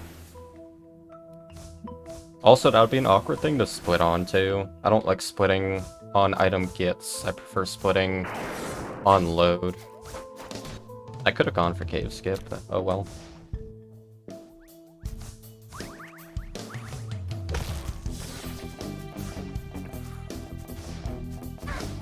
I'm getting horrible patterns here.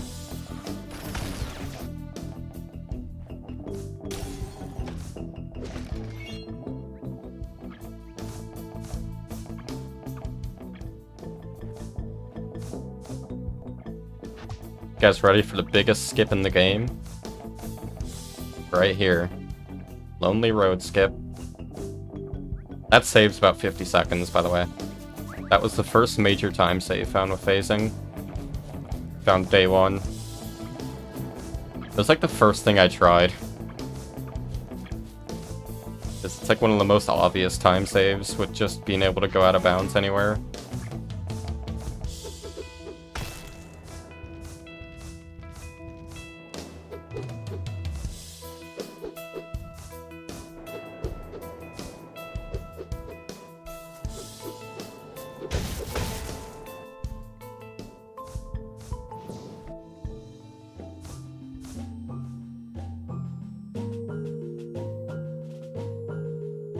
Okay.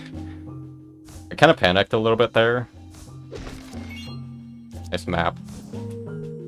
Because, I wasn't sure if I was in the right spot, but I did just the perfect amount of phases.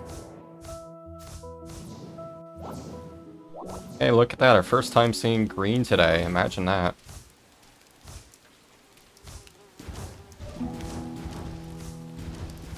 Keep in mind, I'm comparing with the latest run, not PB, so I'm not 11 seconds ahead of PB. Don't get your hopes up. That just means I'm doing better than last run, which I would certainly hope I am.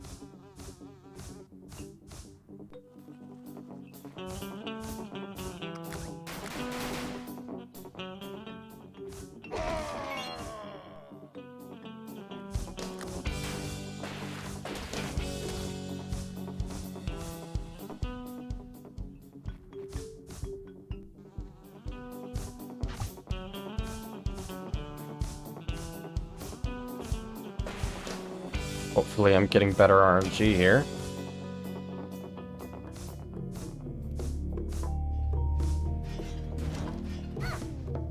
I almost had it, but that was my fault. That was RNG. RNG.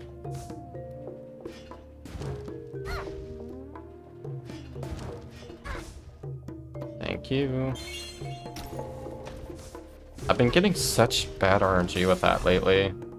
Normally it's not that bad. Like, I think PB got a second try. Let's not get pushed into the doorway this time.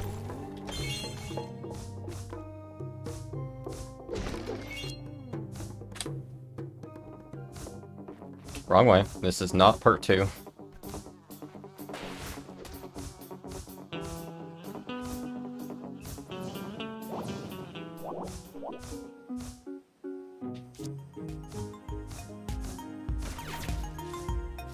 Why did that happen again? Keep in mind, that's rare. It's like an angle perfect thing that causes that. I've never gotten it twice in one day before. What am I doing?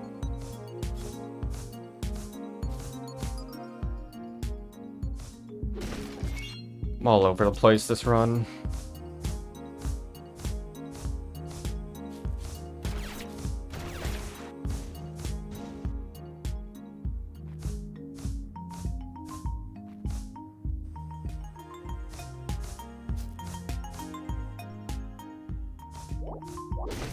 Don't warp, that would be bad.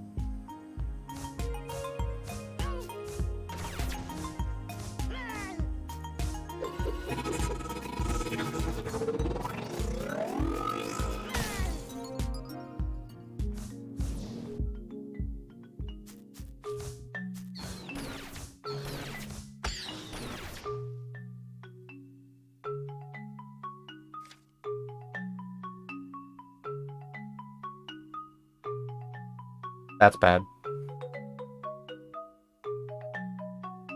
Okay, I saved it.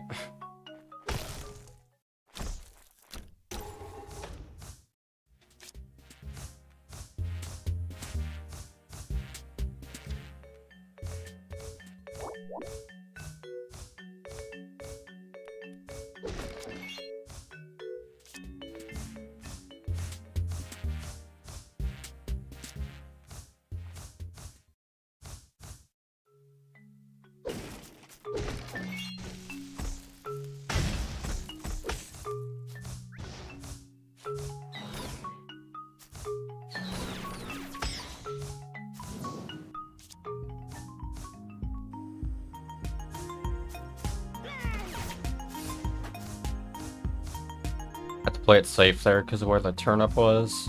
Didn't want to get pushed out of bounds.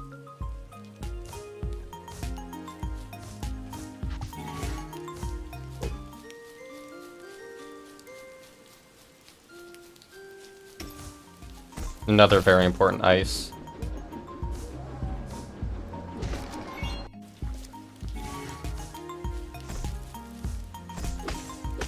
Let's not mess up this cave this time.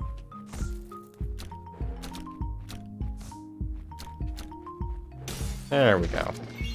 Well, some memories back.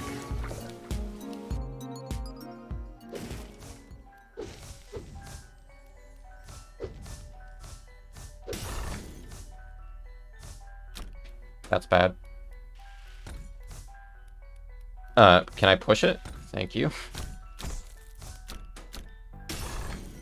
Awkward trash cave.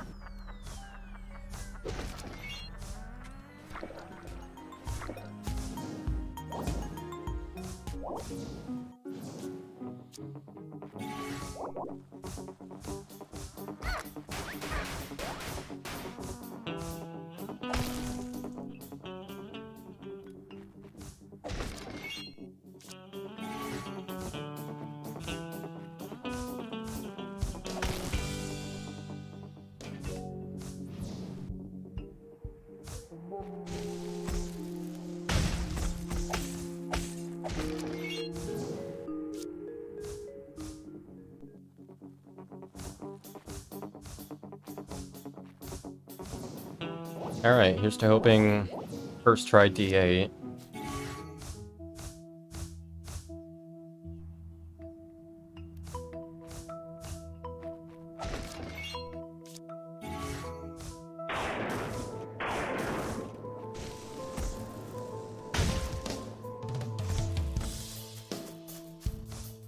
Nice. That's 2 firsts in a row.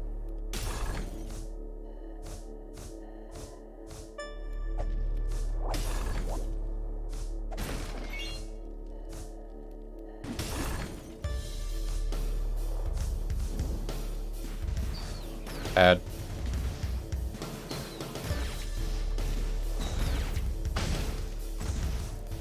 I had to wait for the projectile to move out of my way.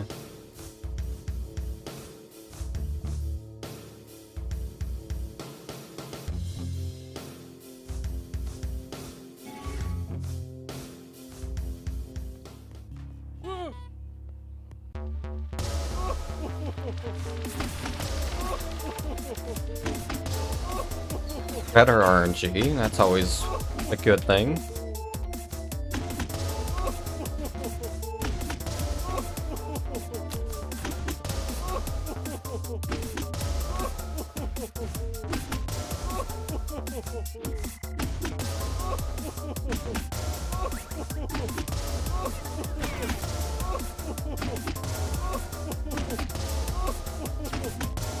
Damage was first phase, good.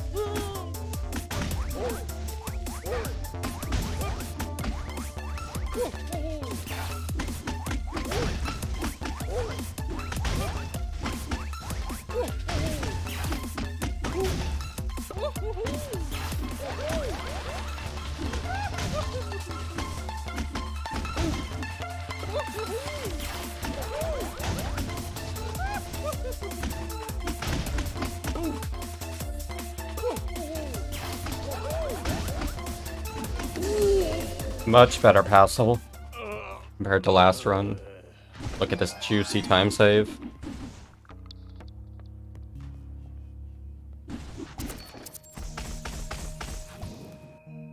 And that was a gold. Why? I'm not doing that good. These should not be golding.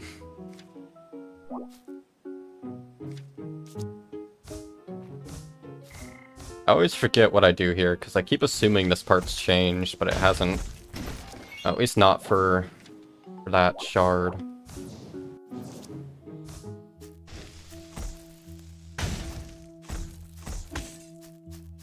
I really hope this doesn't record.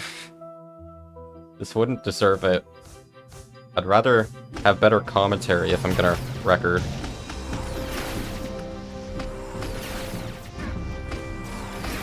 Dude, I almost got this room without being stunned. I got really good RNG.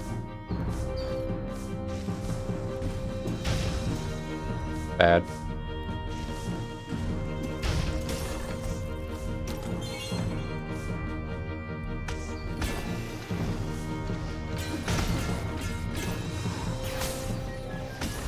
And I got a useful lightning.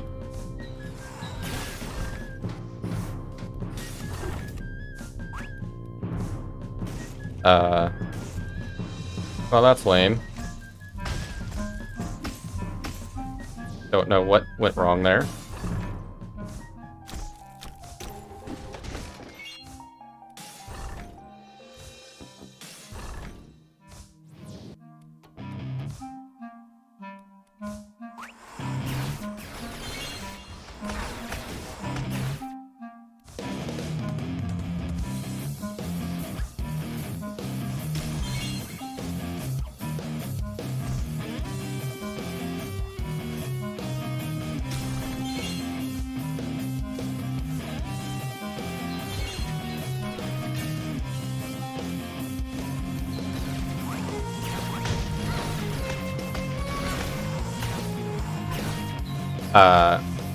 Okay.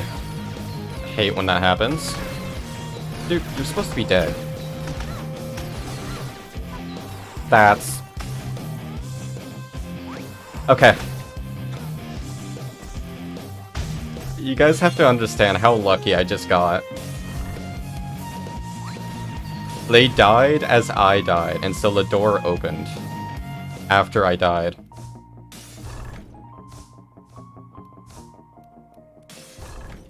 Otherwise, that would have been like... I would have lost like half of my time save right there.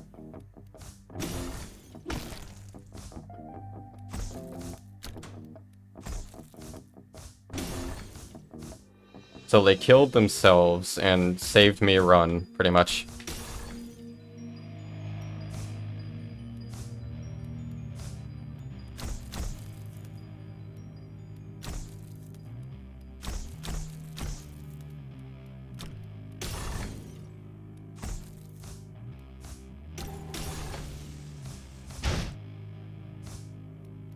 Another gold. Why? These should not be golding.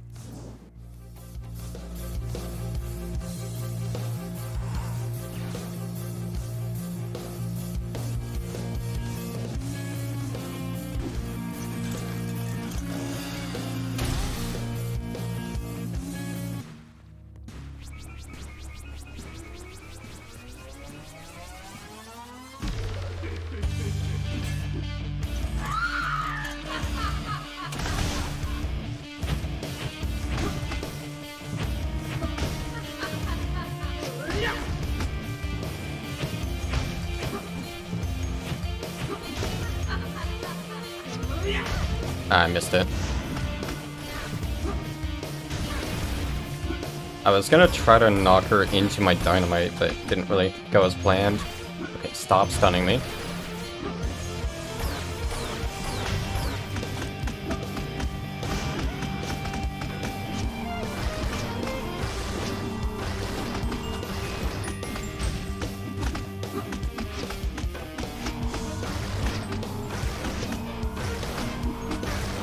I got too greedy.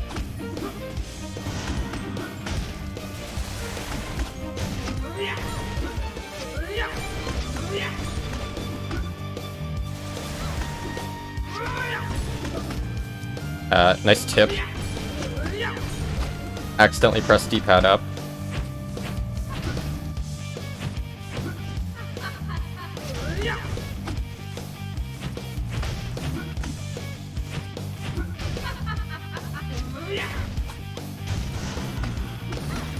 Excuse me?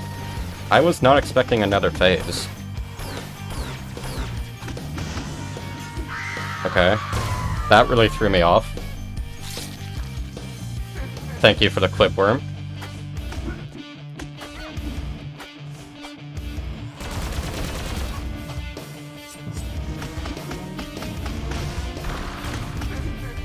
I'm playing it extra safe here.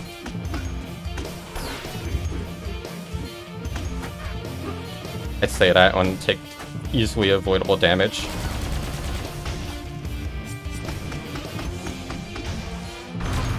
Well.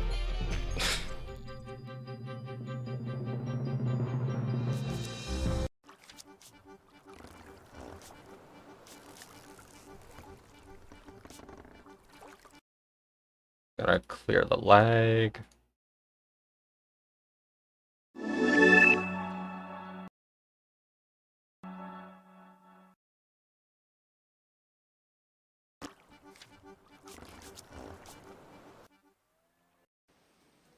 Nice skip.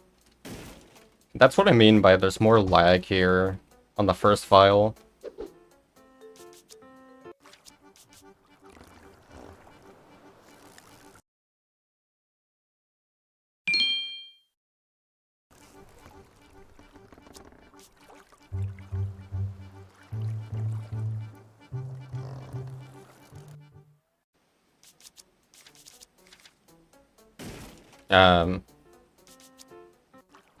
There's a thing called a timer. I don't know if you guys know about that. It's a pretty cool thing though. If only I actually remembered to start it.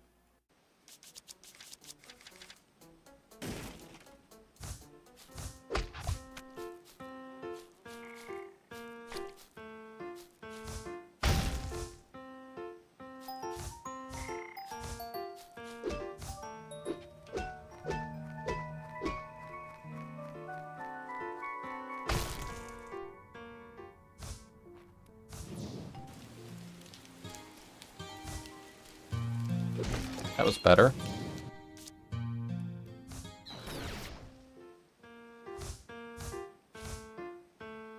So the main reason for why I chose not to do the complete-a-thon marathon was because commentary. I really don't know how to do commentary for this game. It's just way too fast-paced. And that's the main reason I want to show it off in a marathon. I want to make sure I get the commentary good.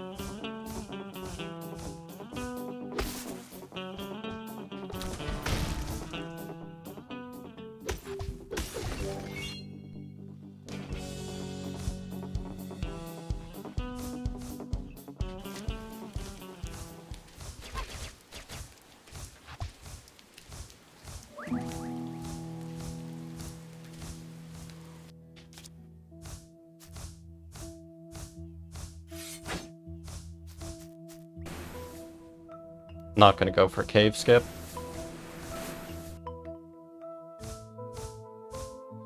Yeah, especially not with bad RNG.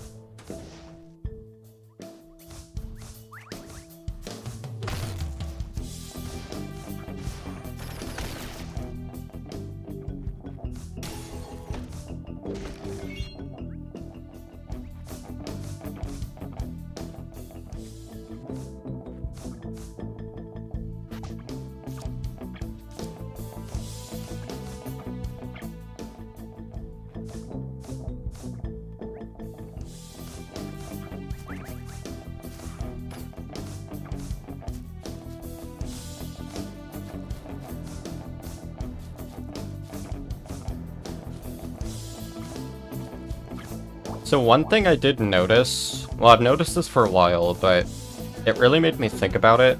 Oh my god. It really made me think about it. Whatever. Last run, I got a lightning in, like, on the 4th Dark Ogler in S4. Now, that is interesting. Let me open my drop table info.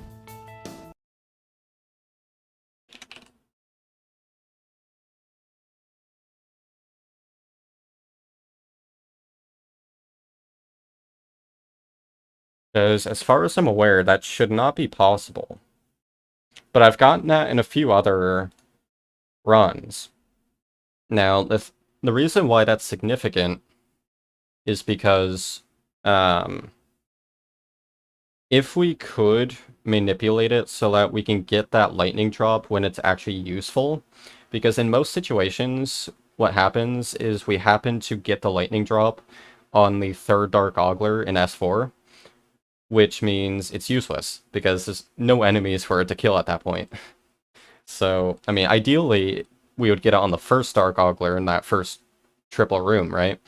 But that's not possible without going very out of our way.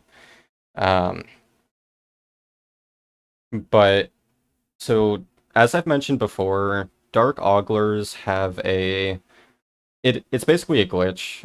It's an oversight on their makeup, to where they actually give 2 drops, or they have double the effect on the drop table.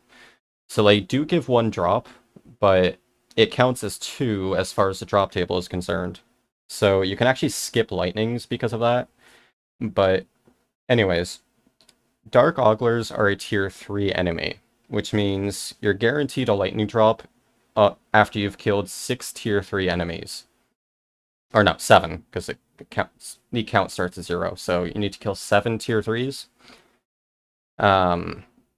We kill 1 before S4. The one we kill is the gold spike bun in Fluffy, which happened to push me out of that cave this run. That was funny. So that's 1 kill, which means our index is at 0, and we get a heart from it, which is very consistent. We always get that. We get nothing, or no, so then the next tier 3 we kill are the Dark Oglers in that second room of S4. The first Ogler we kill will set our drop table count to 2. Remember, it starts at 0, so the gold spike button sets it to 1, and then, or no, my bad. Yeah, it sets it to 0. And then, yeah, then we get a blue heart for the first Dark Ogler kill. Then we kill 1 more, get a red heart, and then the third one we kill should always be the lightning. So the question is, how is it possible to kill the same number of enemies but get a different drop table count? Because that's what's happening there. Somehow I'm able to get a lightning after killing 3 Dark Oglers after killing 4 Dark Oglers and a gold spike bun. Which, as far as I understand it, that should give me nothing for a drop. So there's something weird going on there. I mean, could it be an enemy dying during Passel? I don't think that should cause it. No, because there's no tier 3s we kill in there. Like, the only tier 3s there would be the last 2, right? Oh no, those are tier 4s. I don't think there's any tier 3s for Passel.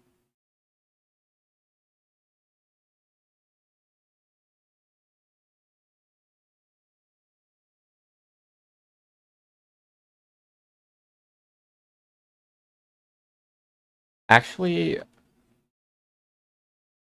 it could be a green jello. Because both red and green jellos are a tier 3. So I wonder... Well, no. No, I'm thinking opposite.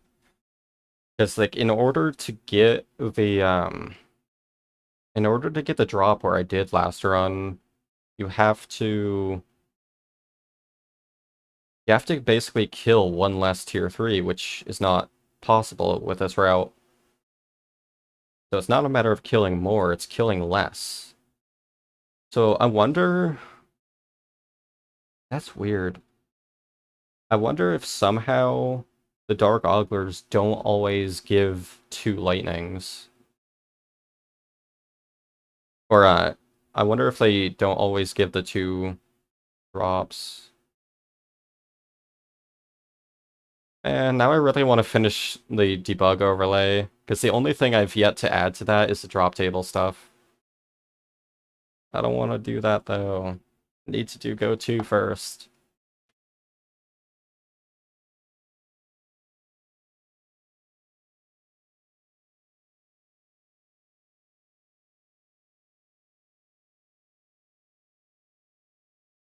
And in case you guys don't know about it, this is the page I'm looking at for the drop table info.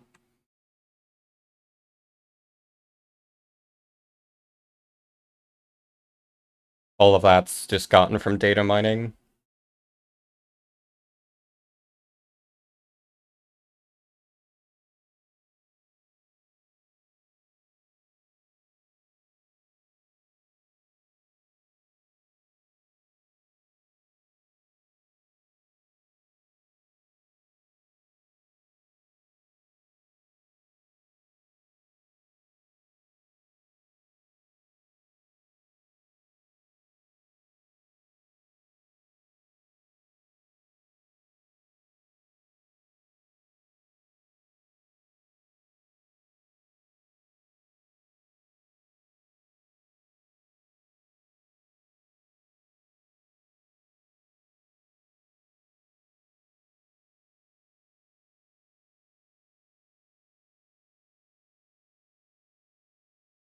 I swear, is this gonna turn into another modding stream? Do you guys even want that? Because I really do want to look into this.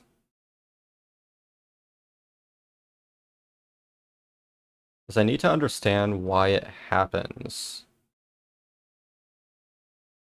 Because, yeah, there's no way it can happen under current understanding. Because we definitely kill 4 tier 3s. And as far as I'm aware, the Dark Ogglers always give 2 drops. I can imagine so, Worm. I don't even have the modding stuff open.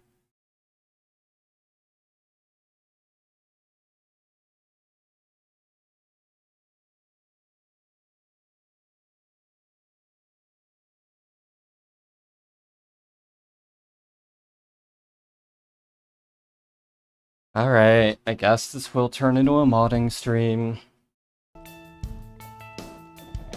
Alright, give me a few minutes to set it up.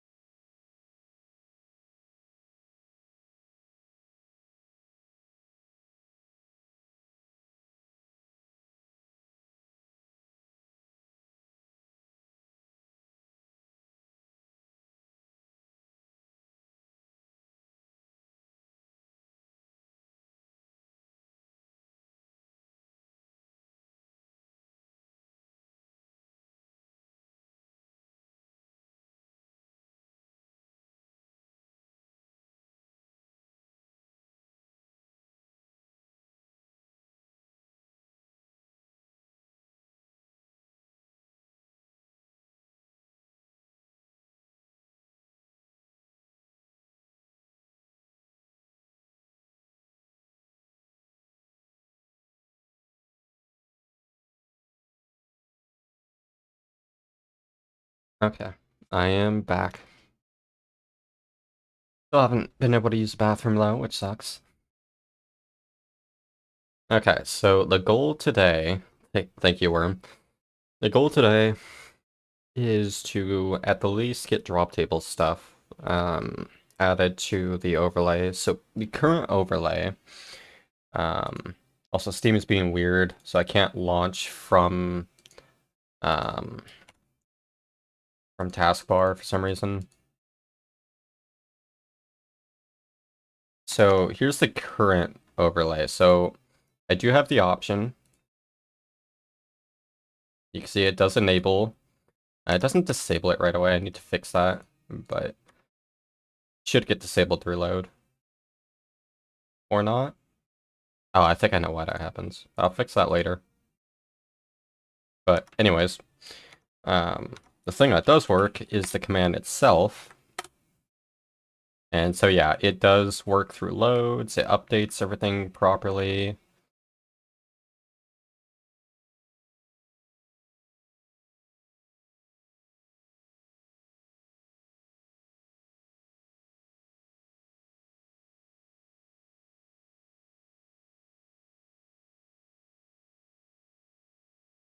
Yeah, everything seems to be working as expected. If I can get through here, that would be nice.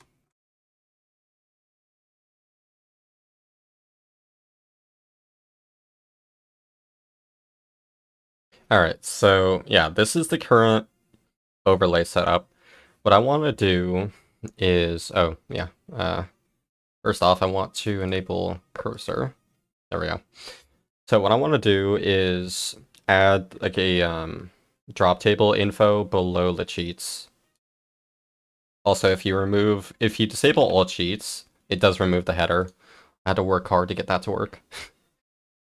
Okay, so I kind of already know how to do this to an extent. But it's been quite some time, so I'll still have to figure some of it out. Alright, so what I want to do.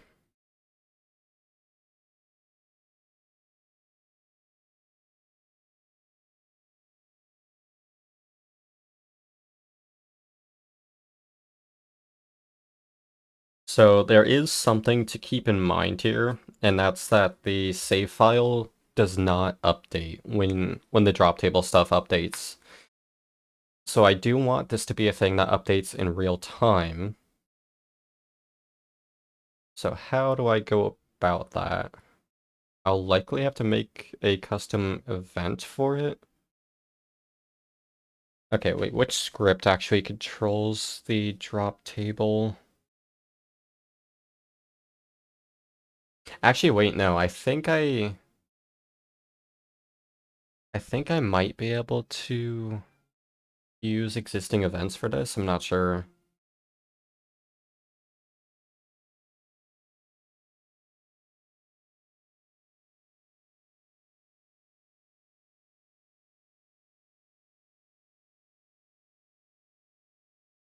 But let's add the section for drop table stuff.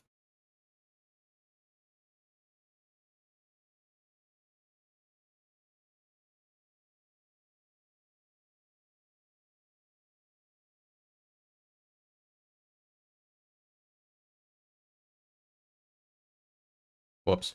I hate accidentally pressing page down.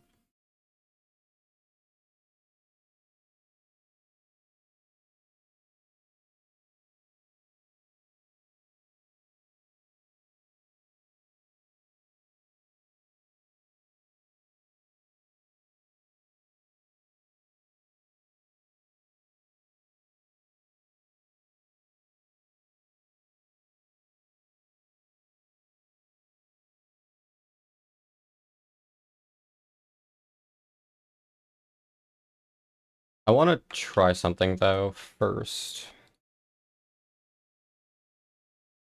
Wrong thing.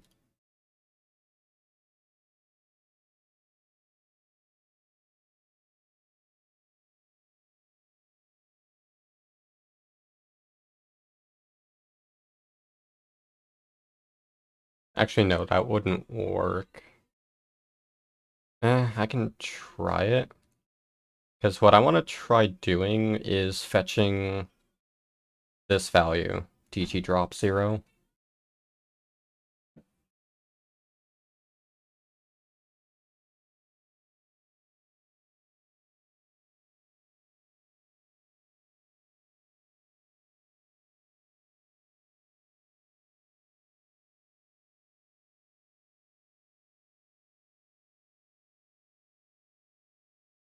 Oh yeah, duh.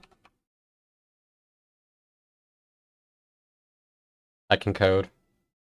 Okay, it does have to be um toString.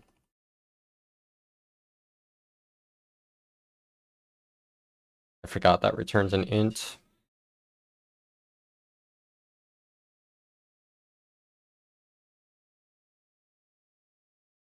I don't know if I can code. It seems pretty difficult. Okay, so what, well, will that return the correct value right now? So if I kill an enemy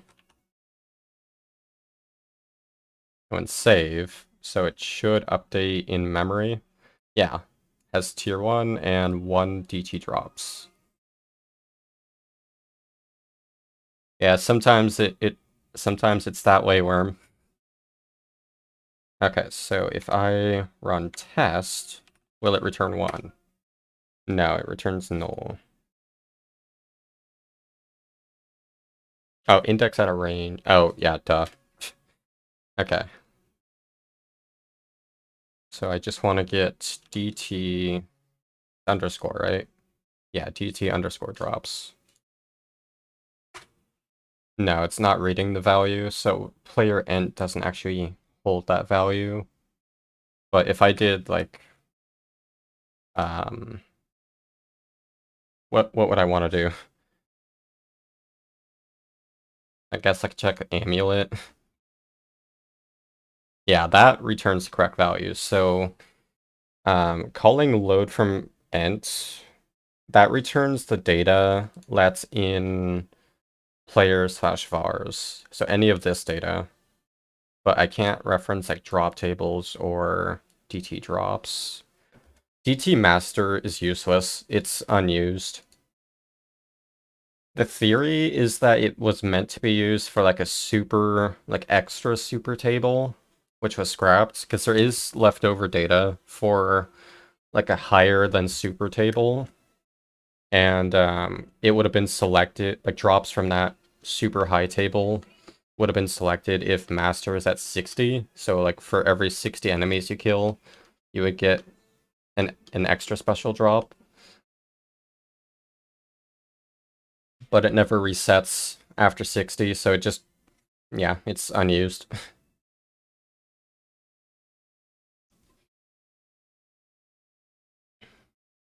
Nice, Worm.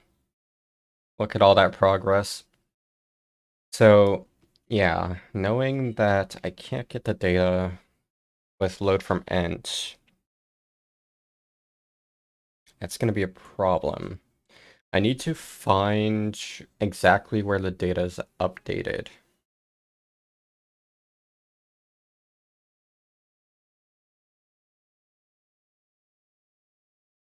Yeah, I don't know how this will work.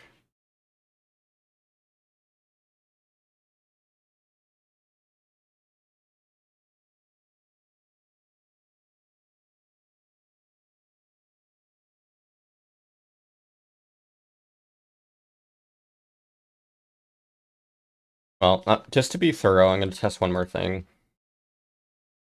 Player DT drops.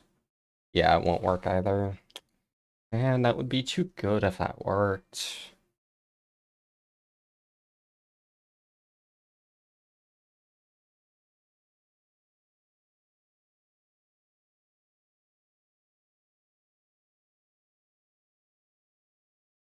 Yeah, I don't know how I'm gonna read the value. Because I know I can easily do this.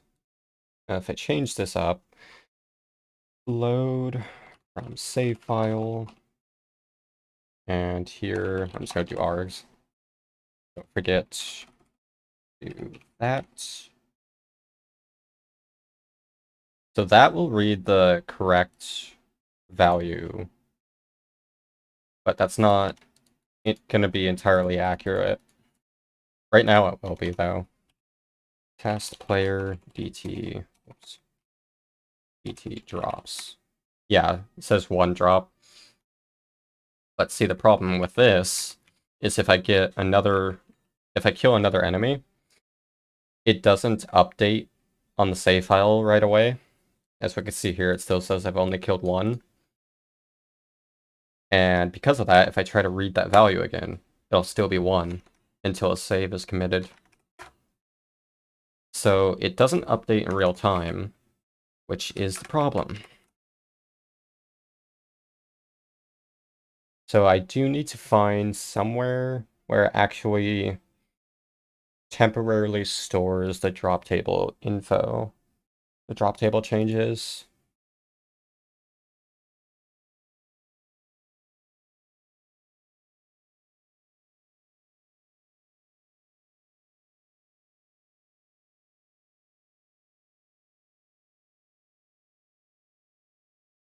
This advanced table.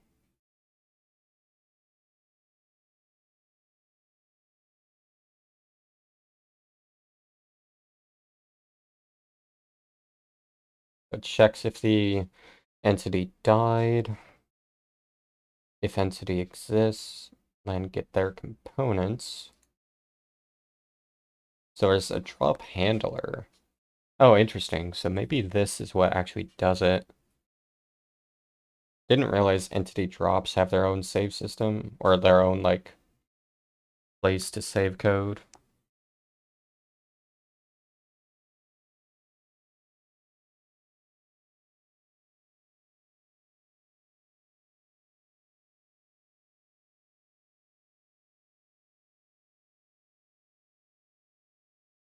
But yeah, I don't know if calling that would be the best way to do this. The locals, yeah, iData saver. Well, no, that wouldn't even commit it to the file anyways, because it'd still have to call save all.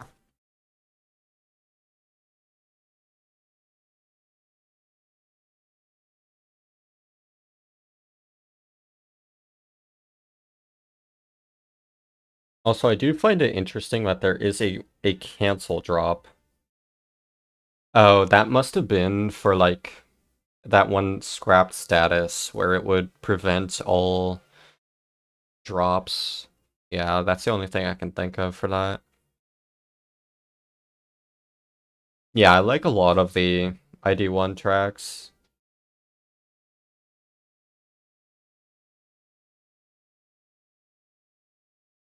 Also, I'll explain these values a little bit.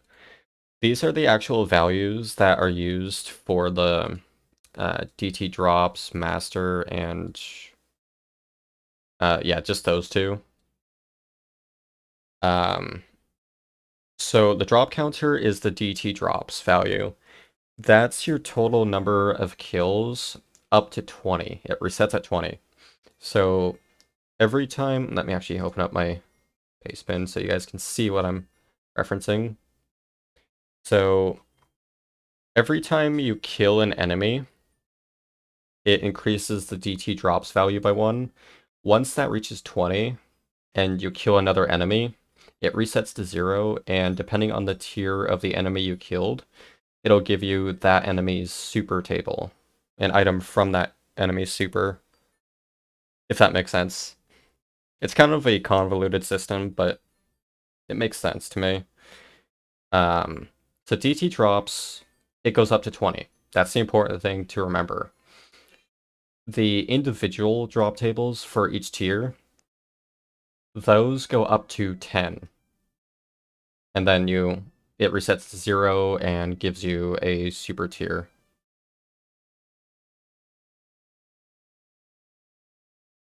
And again, DT Master would normally go up to 60, but it's unused. So it actually doesn't reset ever. So the no-hit counter is a special rule where if you kill Yeah, if you kill 10 enemies of the same tier in a row without taking damage, you will also, or no, I think it's 10 enemies of any tier, and without taking damage, or without loading to a different scene, you will get the super tier as well. That's like a very specific rule, but that's what the no-hit counter is. Handle item drop. It does check for drop transformer, which again would go to that scrap status for the most part. Adds to each one.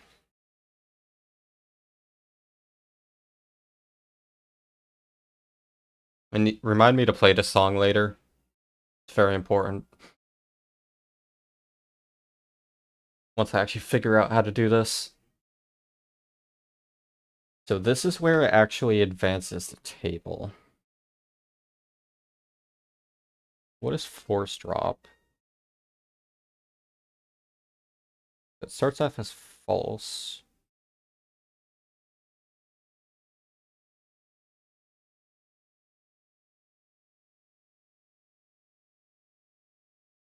Don't need that.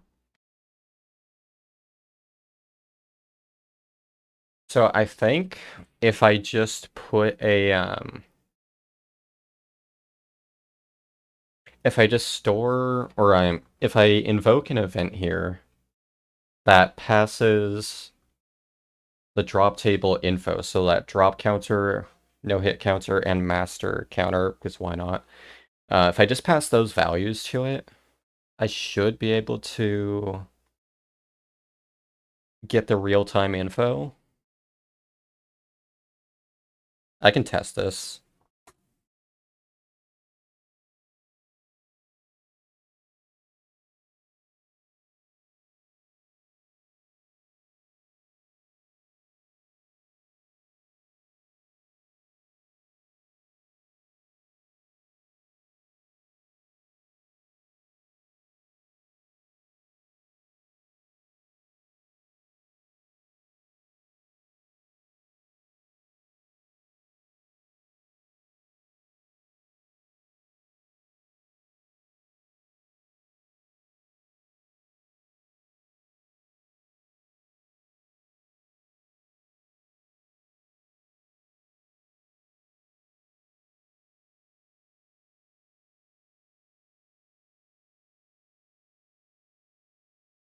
Okay, so theoretically, so if I were to kill an enemy, it should now say drop happened. Master is 3, drops are 3, and no hits are 1. So that does seem to be giving me the correct info. Yeah, because it's +1 to each of these right now. Okay, so the one downside to this is it doesn't have the data for the current tier. That sucks. I have to do that elsewhere, I think. Actually, no, because it's past the entity droppable.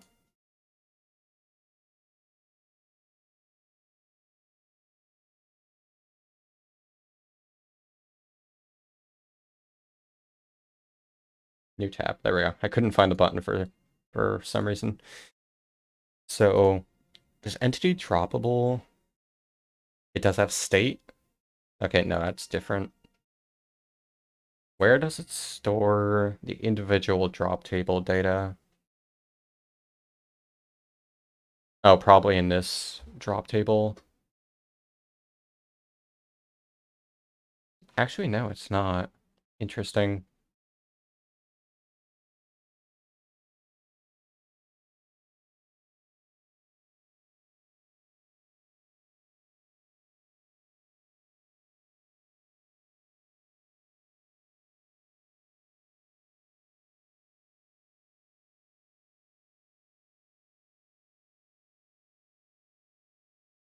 Oh, here it is. It's drop table context dot table state.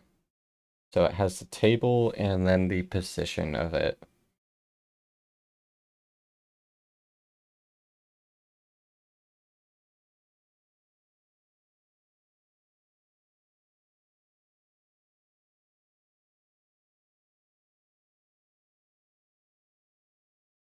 Actually, could I load the state? I need to find where it loads it.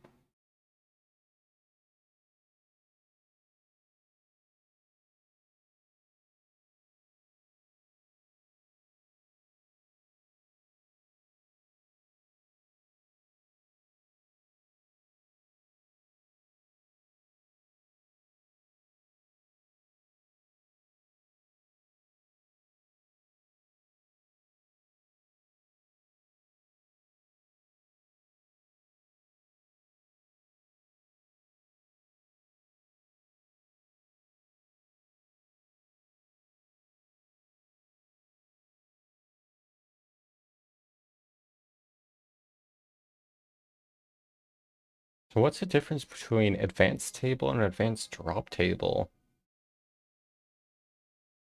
I mean, advanced table checks activators.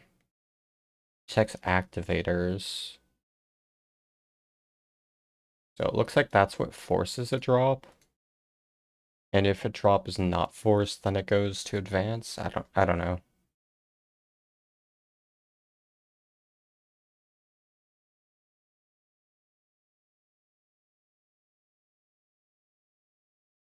So handle hit.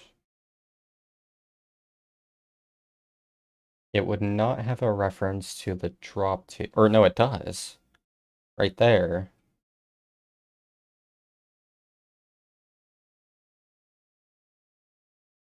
Wait. Okay. I think what I can do... hold on. I need to open this in another tab.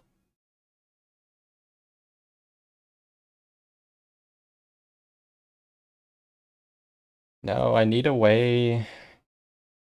Actually, get next item. Did I use that?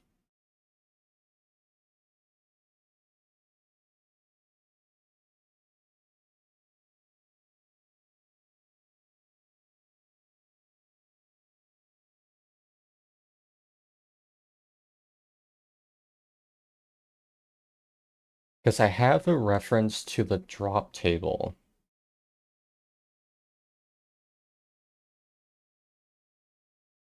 I also have a reference to a drop context.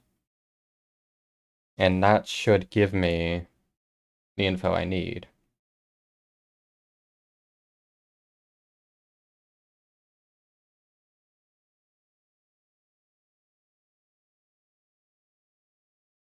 Gonna open another tab. Having tabs is amazing. Or no, I'm just gonna do it here.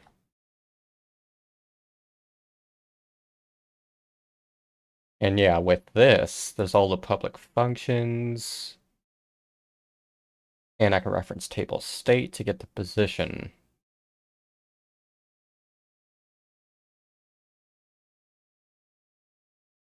So that might actually work.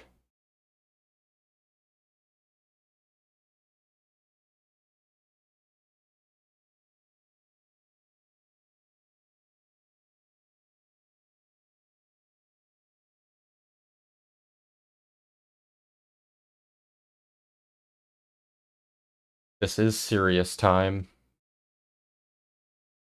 Okay, so if I go back in here,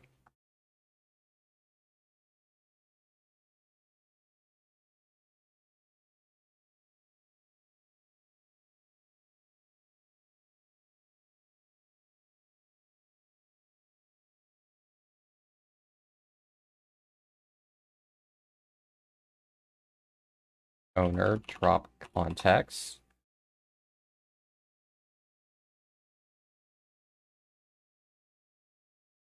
Yeah, I can't reference what I need to.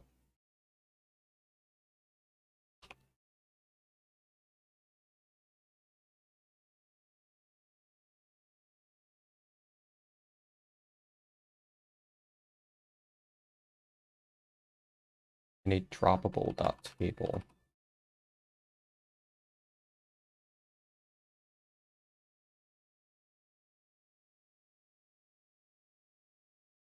No, that wouldn't work either, because it wouldn't account for super.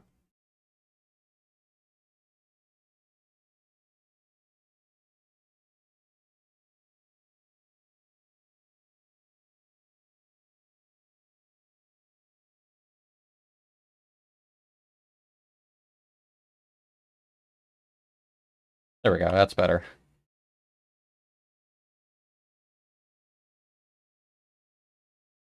And so that returns an int. I just hope that doesn't update the drop table again. But it might.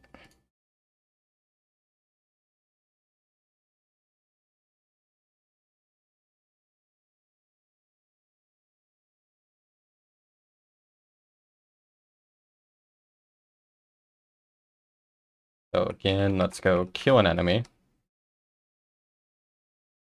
Wait, I think that did update. No, it didn't. It still reads the save file. Because, yeah, it should be 3 right now instead of 2.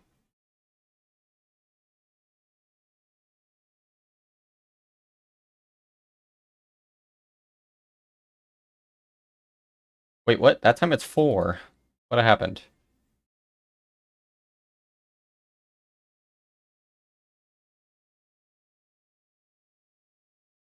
Okay, yeah, so it does advance it twice. I don't want that. So, yeah, I need to find a different way to get the tier. But I will get more water, so I will be right back.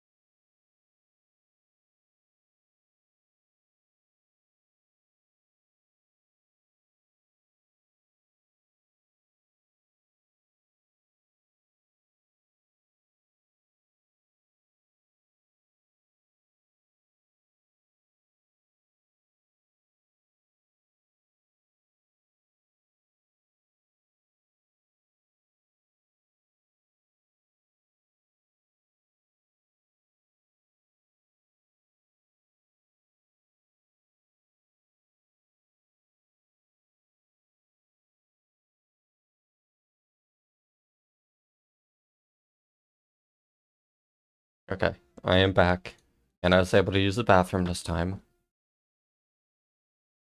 So, yeah, get next position for table is not what I am after here.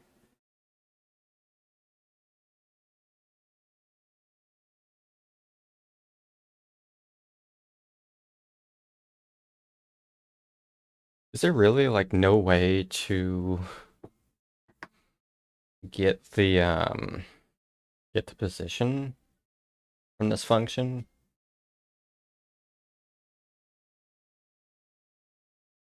Because I know it's stored in drop table context,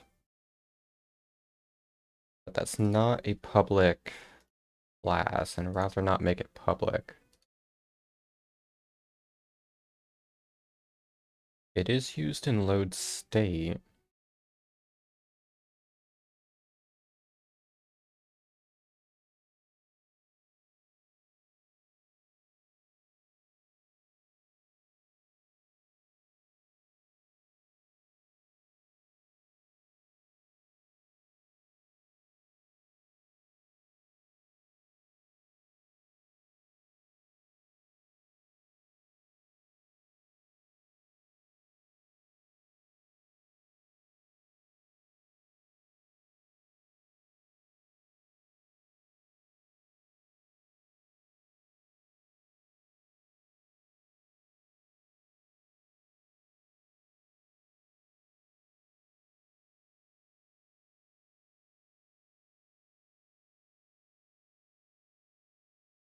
Yeah, fix that. Made a typo in there.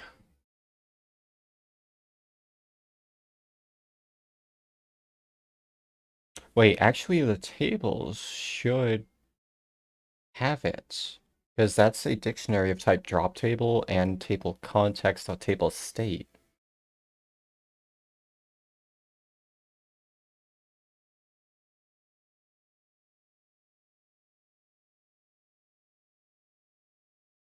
Oh, it's not a public thing. I don't like that. Alright, back to drop context.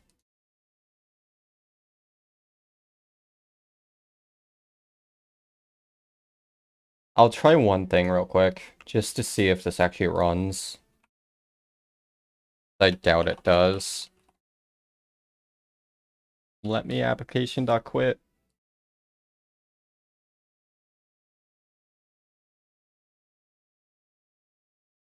I need an application.quit emote.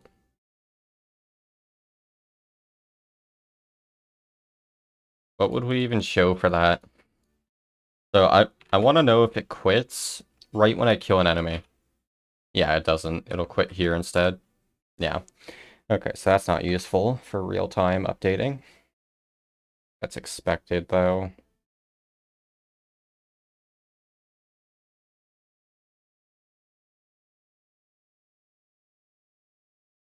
Just the word quit. Tempting. Yeah, I still don't know the status of my emotes. Like, because I messaged her, like, early June for an update. Like, June 1st or something. And, she had just gotten her, like, second vaccine shot, which knocked her out for a bit. But she said she would be getting started on them that week, I think. Let me double check. So honestly, it's been a very long time now. Like, is this the third week?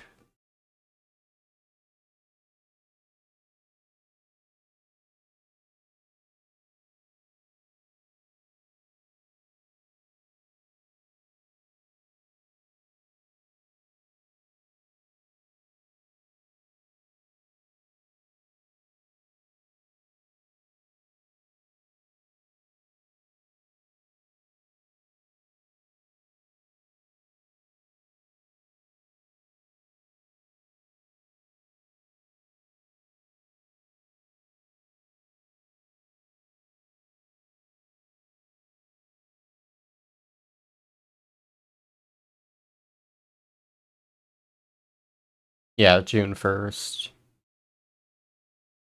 Yeah, she said she hopes to get to work as soon as she could.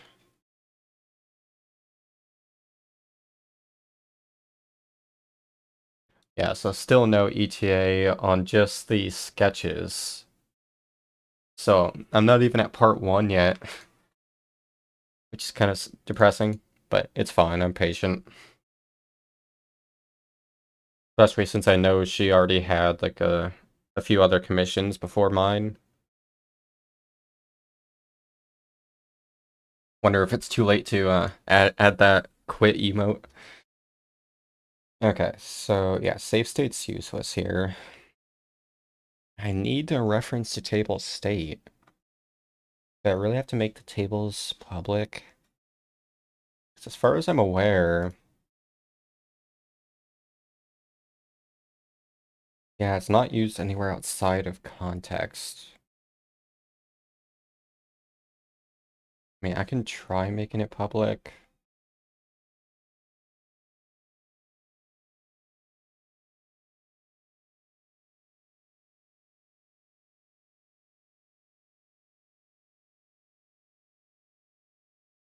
So now I can reference it.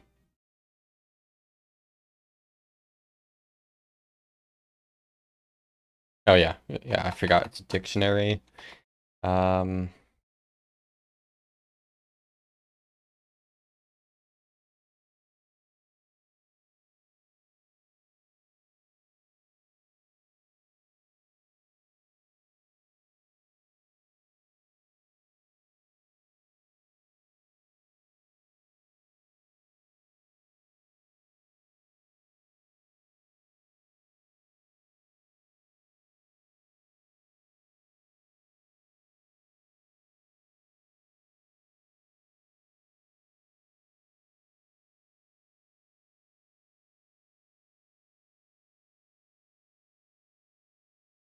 yeah, drop table and then table state.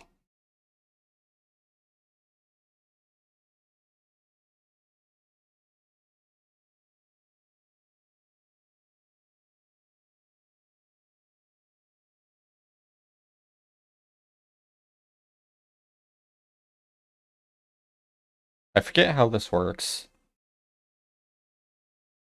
It's not gonna work, right? Yeah. It's been so long since I've iterated over a dictionary. Hold on. Um,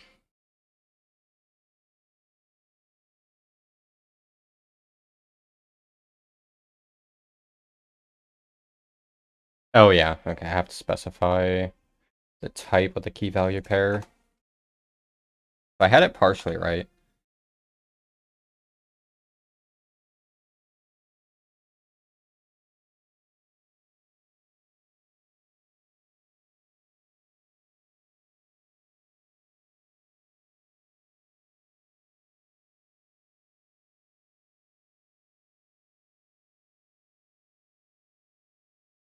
Wait, no, it's not public, so I can't do that.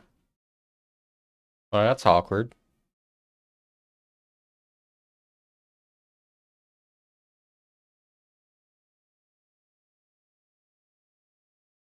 Work. Compile.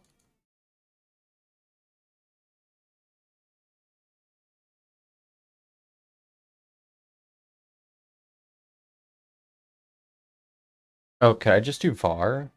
That would be much simpler if I can.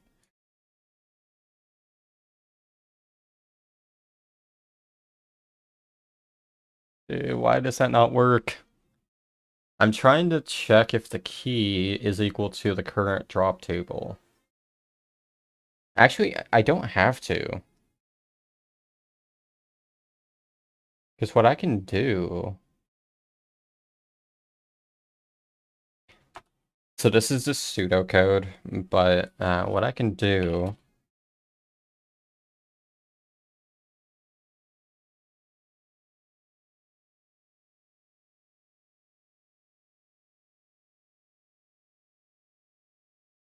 I'm just gonna do tier 2 for now.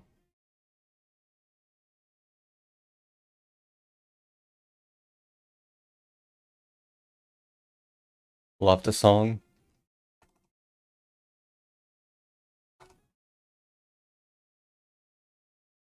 So it's gonna do it for each. I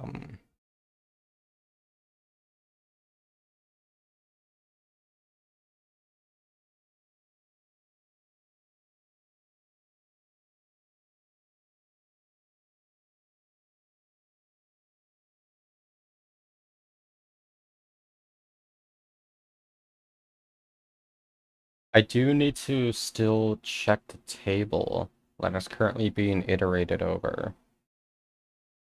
Dude, this is stupid. I can't use tables.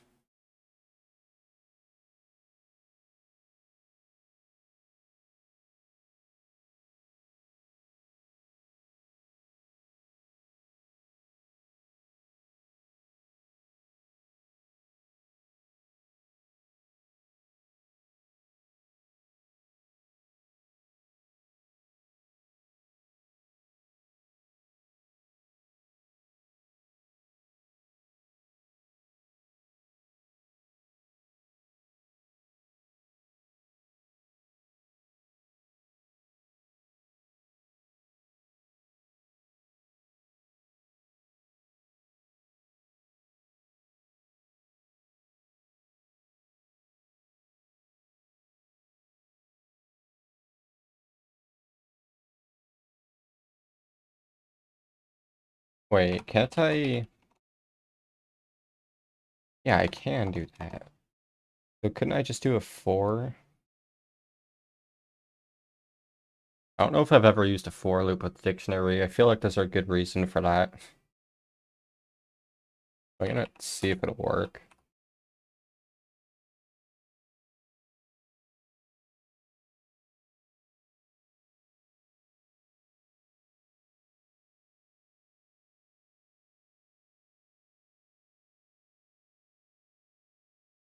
That wouldn't reference correctly, I'm pretty sure.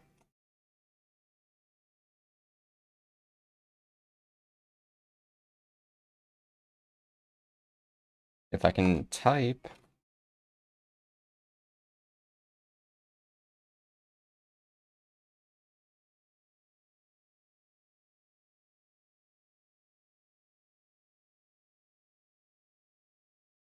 Yeah, actually none of its values would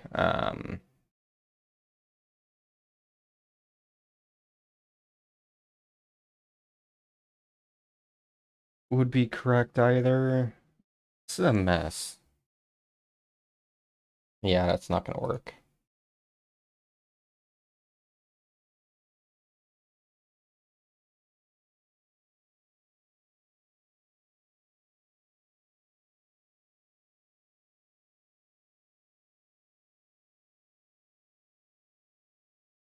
Like, why does drop table not have a reference to itself? To like its own count? I mean, there's get next item. When is that used? Entity droppable.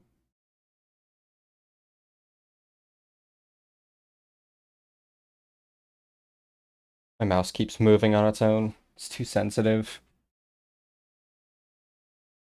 That happens with anywhere in South Fluffy. That's the wrong warp. We actually route S1 in a particular place in Hundo because of that warp. It actually ends up being beneficial in our route because we follow it up with Pillow Fort. So we don't have to travel, or we don't have to do any like back travel with like after doing S1. We just get the shortcut to D1. And that is why you do not warp at all in Fluffy. Very scary. As I've made the mistake in runs before with doing the lag reduction in South Fluffy, where I accidentally warp and it takes you to Lake. Yeah, that's not a fun time.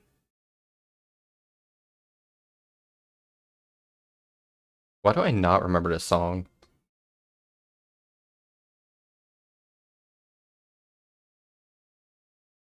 song's not familiar at all. Okay, so this is called an entity droppable advanced drop table. Drop table item selector. What is this? So that actually determines the item. But again, it wouldn't have a reference to count as far as I'm aware. Yeah.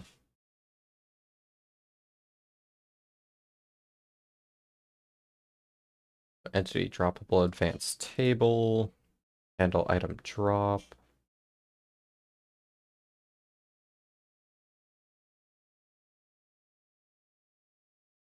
Advanced drop table has a reference to the context as well.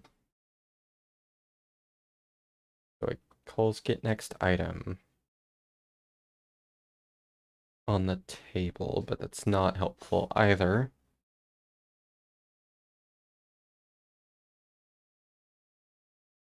Does a while loop. Interesting. Or no, it's calling advanced table, which is this. Oh yeah, it's that.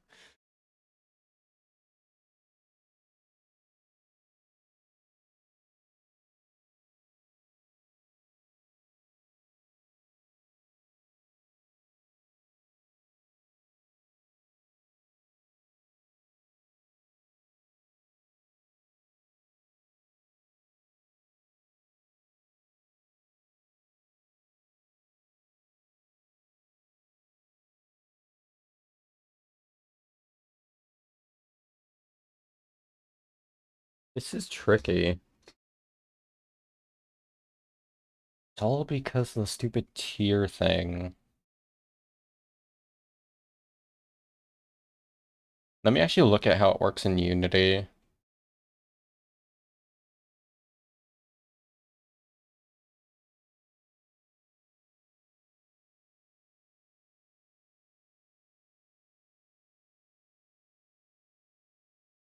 Nice. From the perspective, it looks like he's just chilling out on the raft.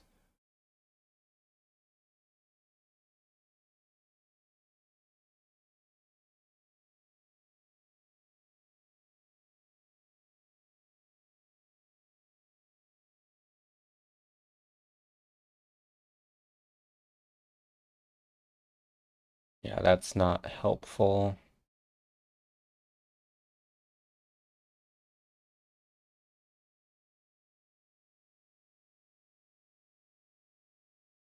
I don't know how to get the current count for the tier.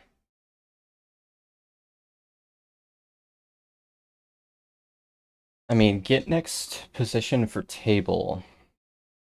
That works, but it also increases the count, so I don't want to call that. But what does that actually do?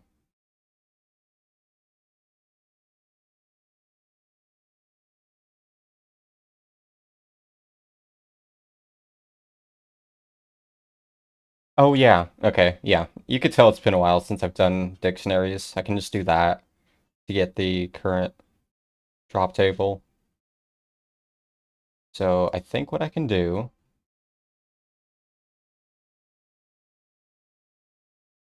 int tier 2 count 0. Um,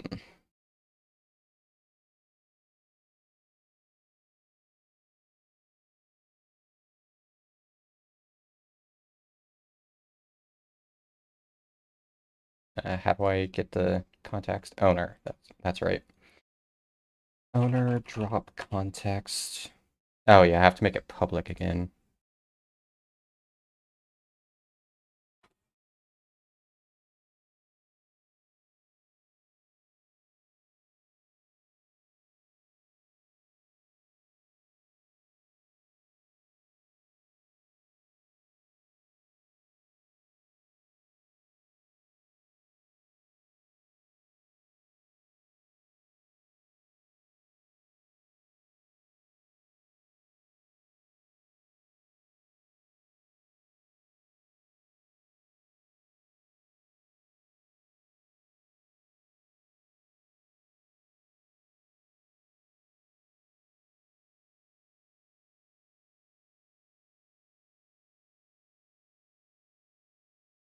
Wait, no, because I'd have to pass it the info, and I can't do that, right?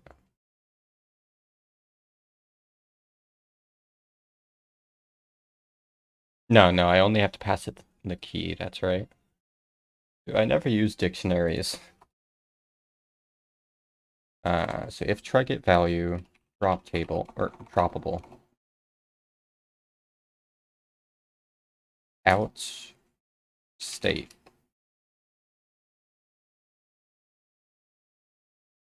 No, that's not working either. Oh yeah, yeah, I have to actually reference it.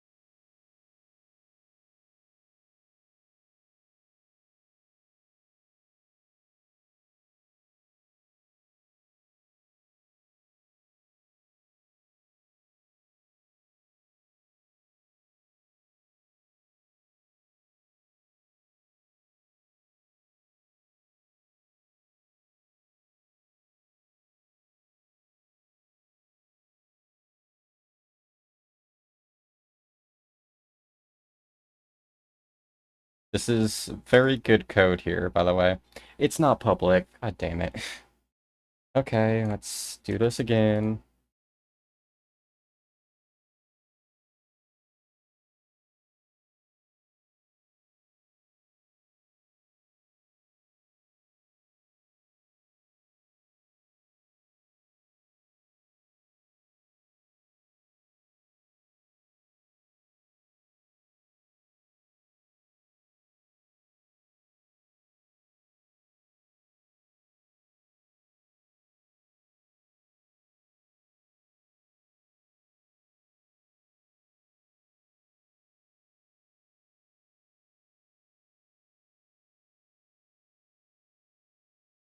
I have to make that, I have to make the class public too. Uh, C# is a horrible language. No game should ever be coded in it.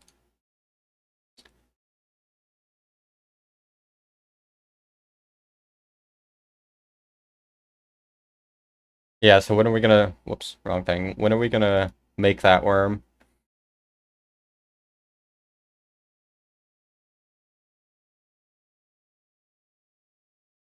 Okay, are you gonna stop being annoying, DN Spy? What?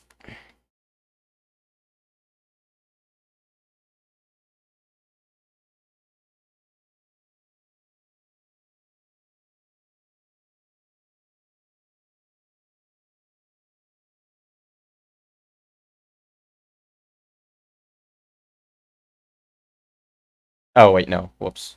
This needs to be... I need to select the right thing. This needs to be table. Okay, now it should compile. There we go. Progress. Took a minute.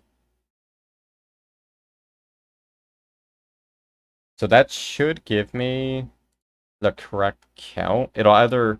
My assumption is it'll give the correct count or it'll error. But both will be just as informative. Yeah, it's not... Okay, well, neither happened. That's lame. So why did that not count? My assumption is pose never updates. Oh wait, I just realized it's a public int position. I'm stupid. This doesn't have to be public, but whatever.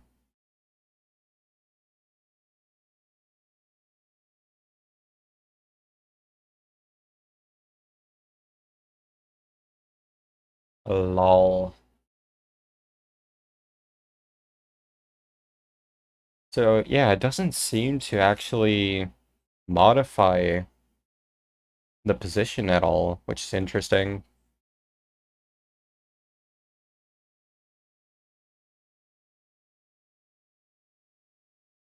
No, it only does if this is called, if the constructor is used.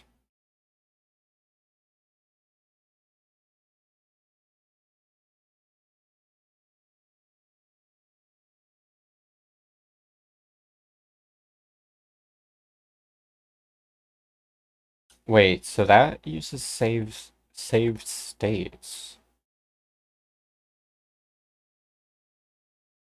Table.name and it outs the position.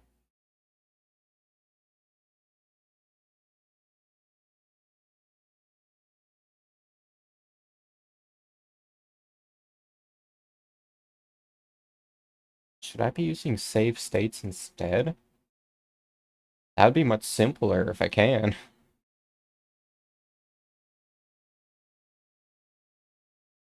Well, no, because it's still...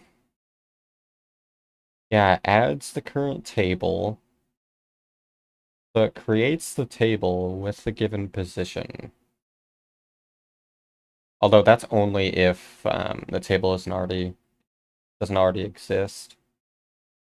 Otherwise, it returns advanced position, which is this.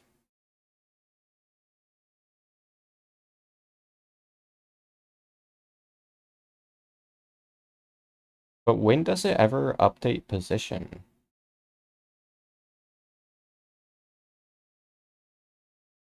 Just in an advanced position, but yeah, that wouldn't be assigning it.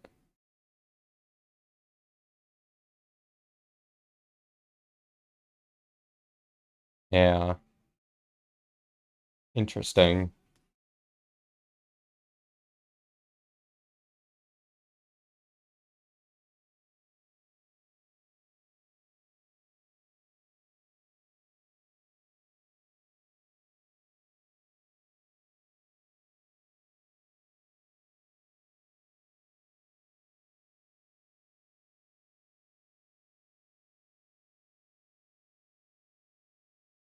Actually, does incrementing a value update the value? It might.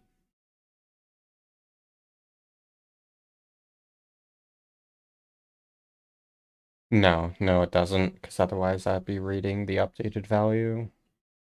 This is complicated. All because of one thing.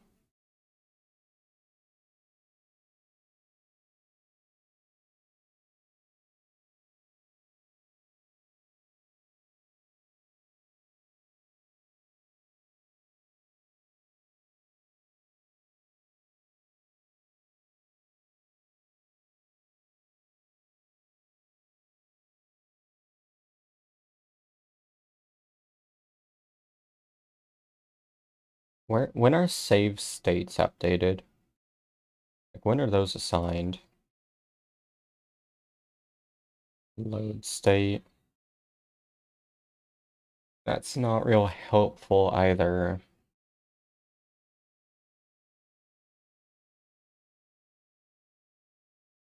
Yeah, this is an annoying situation. Because, like, as far as I could tell, the game never reads the drop table info. Not for the specific tier.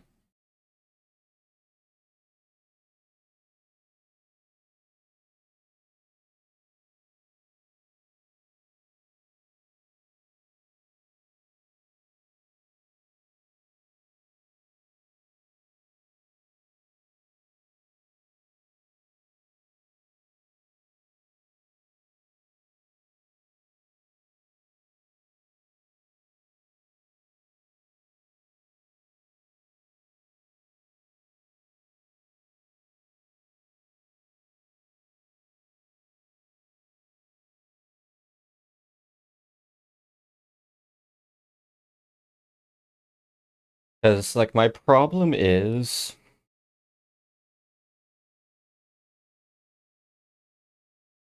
that I may have to modify Ludo script to make this work, which would suck. Because I think what's happening is the vanilla game, it never needs to know, or let me put it this way, it only needs to know the tier count once, and only once. And so it can get away with doing something like this, where it calls next position for table on the context, because that automatically updates the count. But the problem is I don't want to call that myself because that would update it twice. Like it would update it an extra time because I'm calling the function that updates the count just to get the count. And that's not the best way to handle things. Where's this called from? Advanced drop table.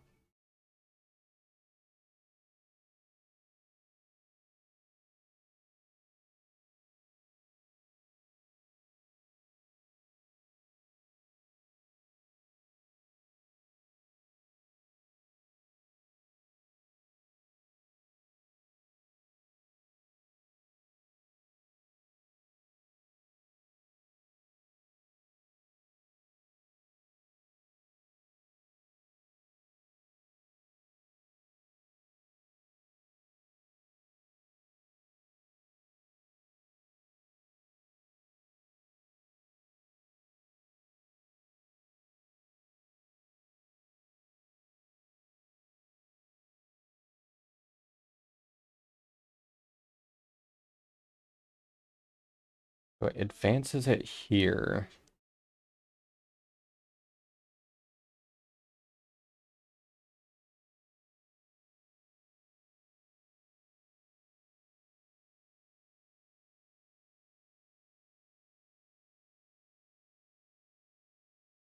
But unfortunately, that wouldn't give me the count.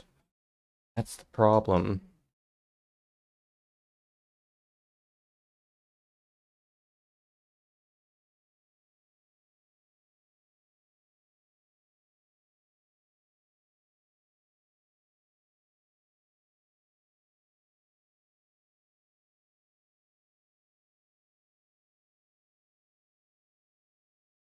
Yeah, because that returns item base, not int.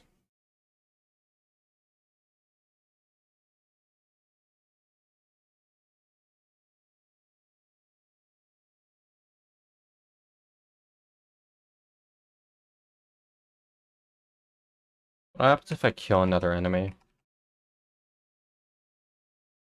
Suddenly it's at tier 5.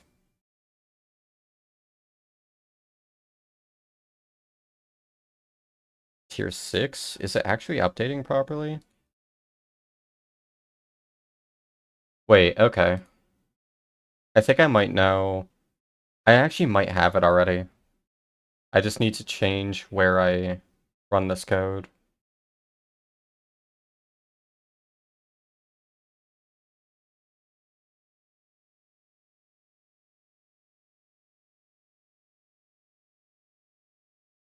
Clean some of this up. Go back here. So we do need tables to be public. Wrong thing.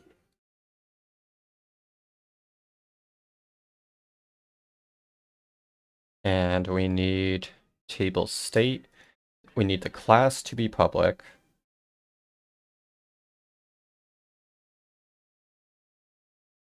And that's it.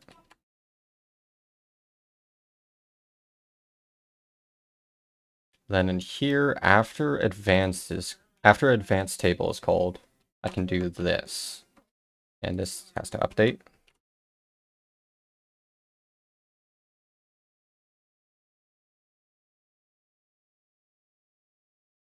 Oh, yeah.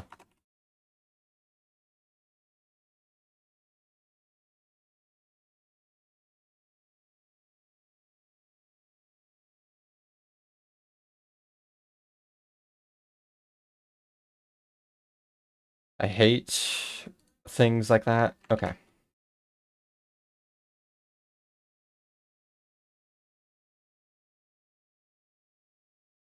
Nice.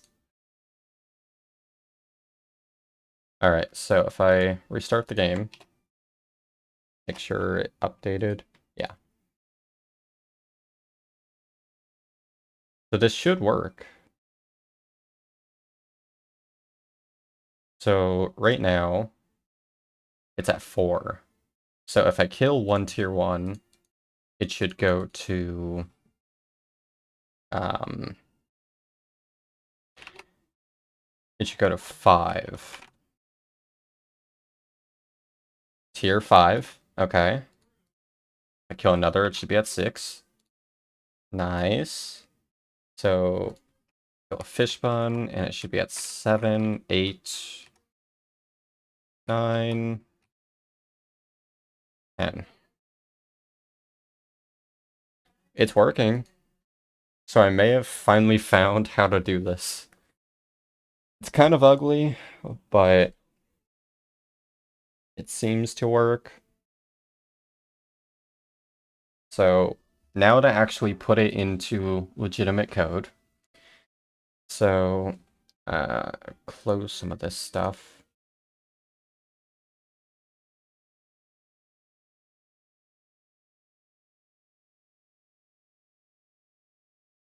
So when I do set up overlay, I do want to read. Oh yeah, that wouldn't apply the current. That's bad. I'm gonna have to store these values.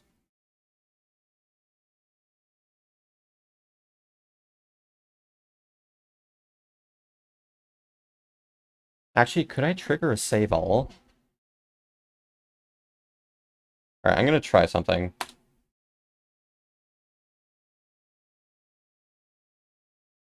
And before I forget, let's open a new tab. This one goes to overlay. Okay, so if I do...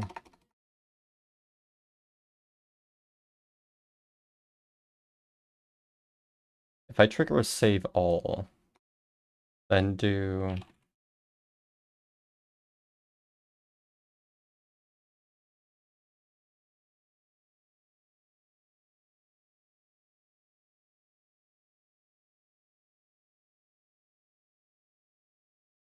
master.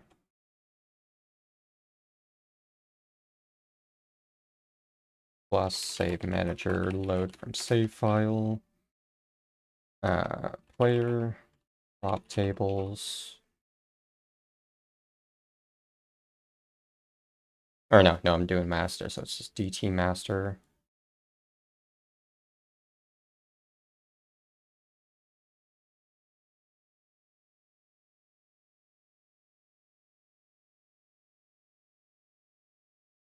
I'll clean this line up after I do this test.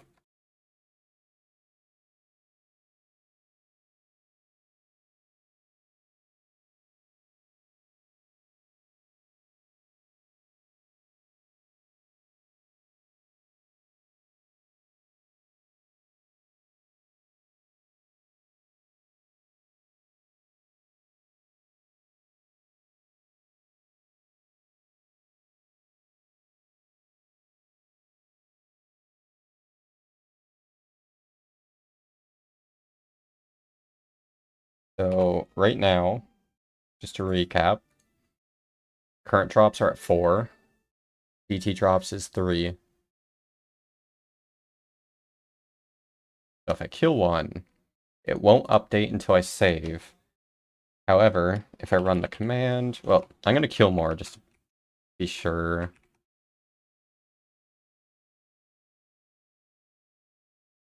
Let's go on a fish bun massacre here. Okay. It should automatically update. Wrong command.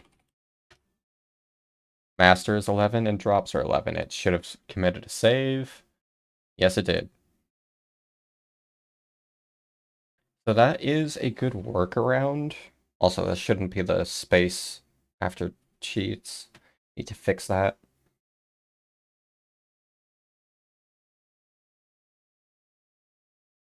But yeah, so that can work.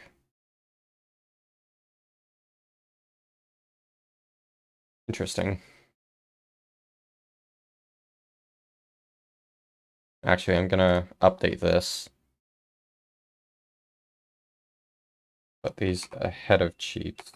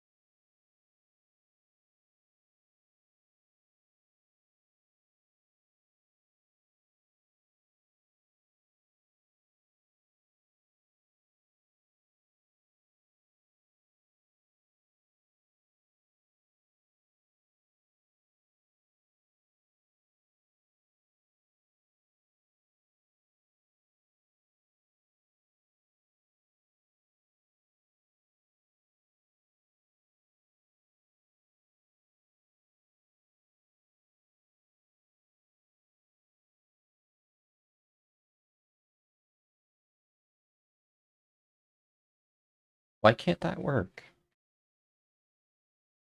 Cannot convert string to int. But you can, though. Well, no, I have to parse it, yeah.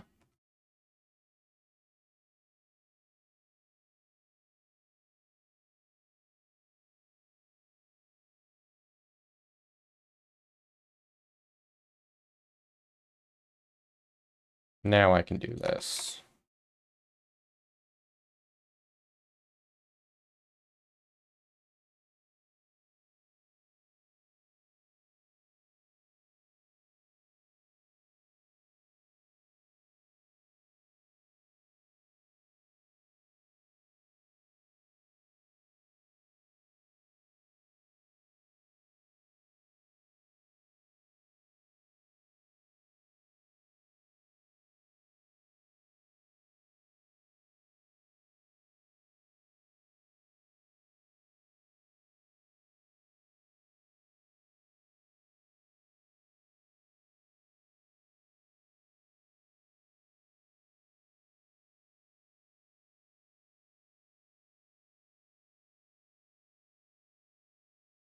Gonna be a lot of repetitive code here, but there's only so much you can do.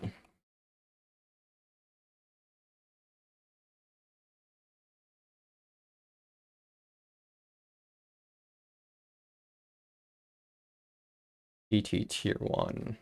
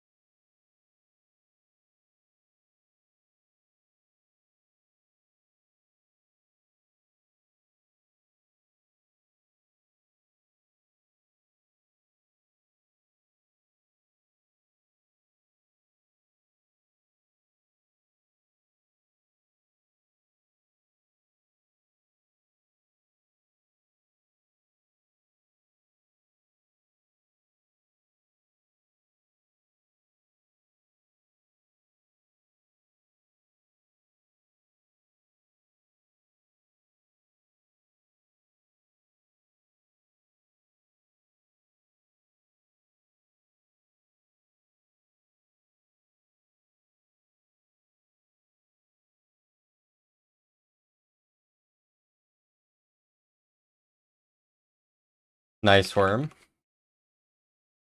Glad you're done with that mess.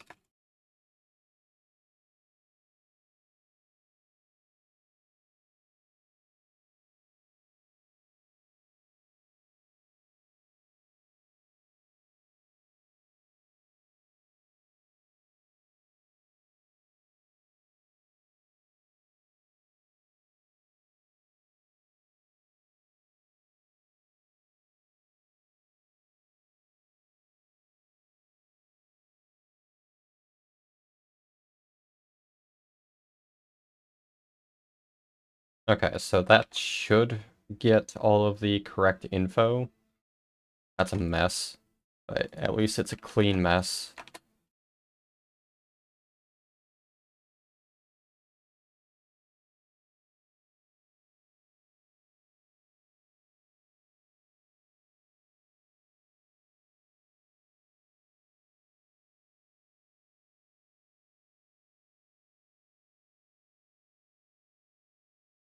Have to look at what you sent me.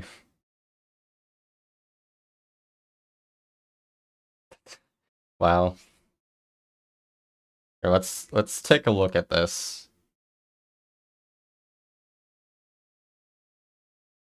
Now that is art.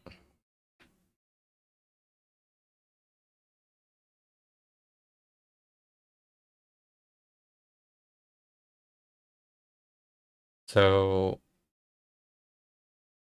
I'm assuming red is where we start.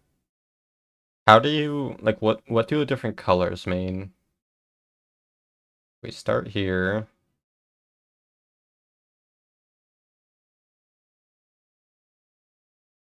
Yeah, go unlock S4.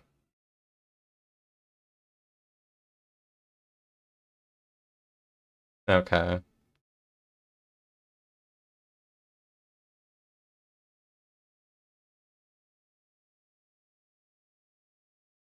So yeah, then warp.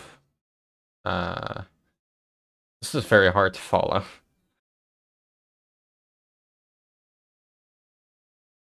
Then chain.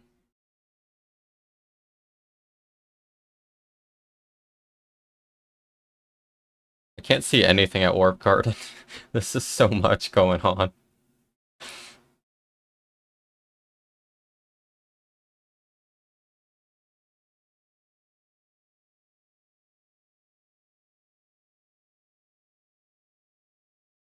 Yeah, alright. Well, it's a nice thing to have.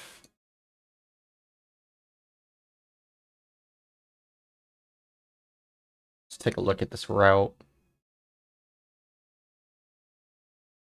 Destroyer of Worlds. You'll be copying my split name.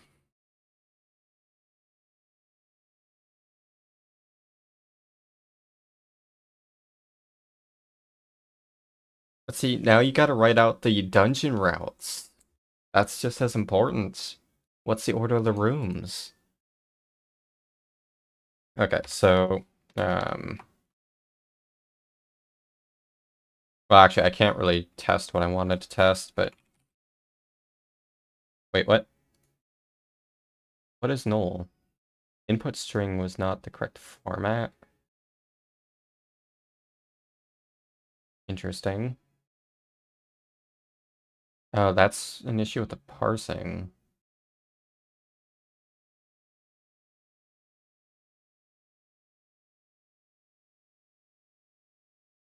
Why is that not the right format?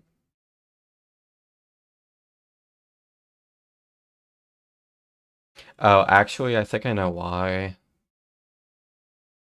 Because, because in this case, on this file, only tier 1 exists. So when it tries to reference tier 2, it gets an empty string.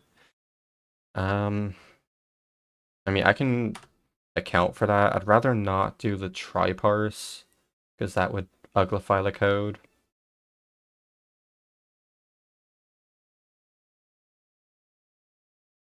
But I could do a ternary, instead of doing a try parse.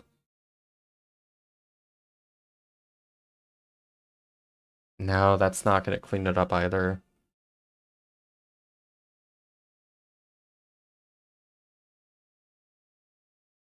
Sometimes I really hate C# when it just doesn't let you write clean code. Because, like, this is clean, okay? Having 4 lines to do all that, that's really clean. But instead, I'm going to have to do this. Not a for loop.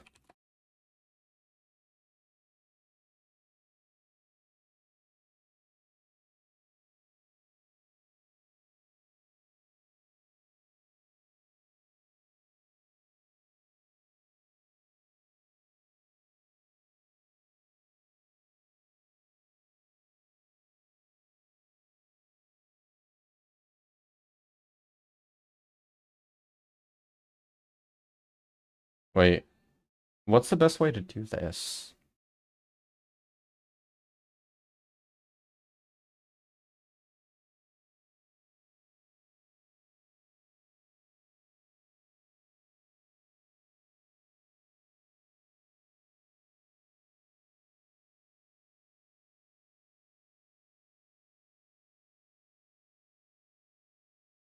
I mean, I could update the text in here, but that's not really what I am after. This is this is jank. It should not be this bad.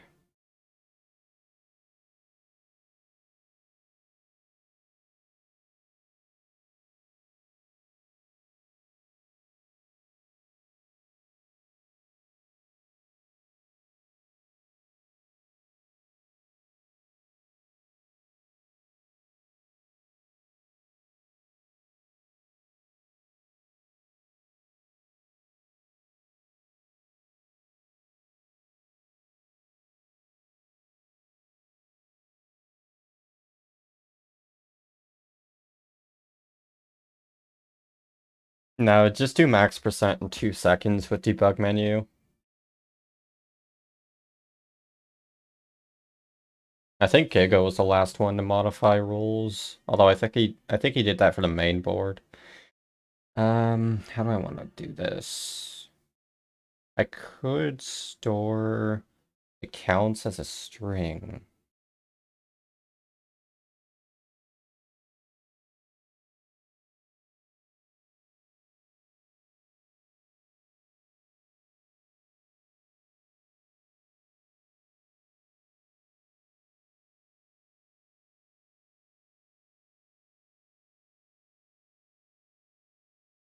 Oh, and I can check if string is empty when I try to read the value.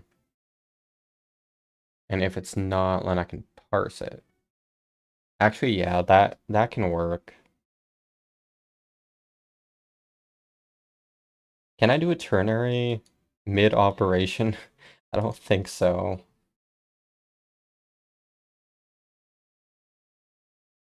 Otherwise, I'm gonna need another 4 variables, which is disgusting.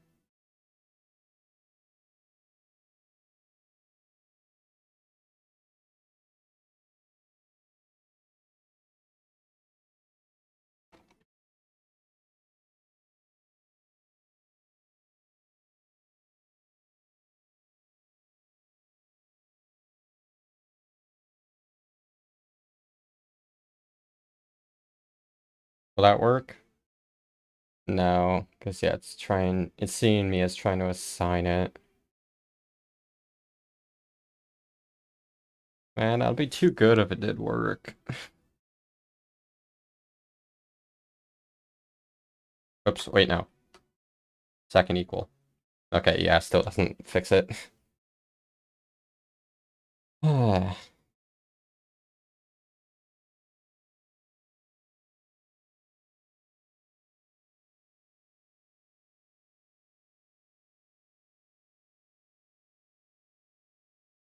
Still trying to find the best way to handle this. I mean, I think I do want them as strings.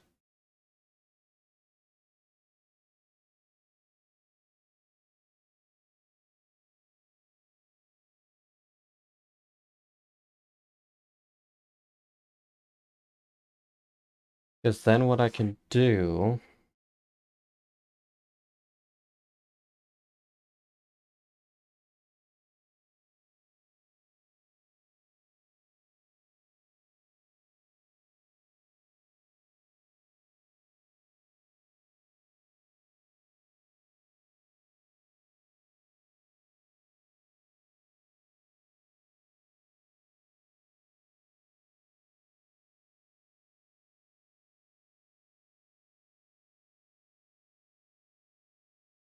So if it is empty, then 0, otherwise 1. Dude, let me do that. Why don't you let me do that? Cannot implicitly convert type string to bool. Yeah.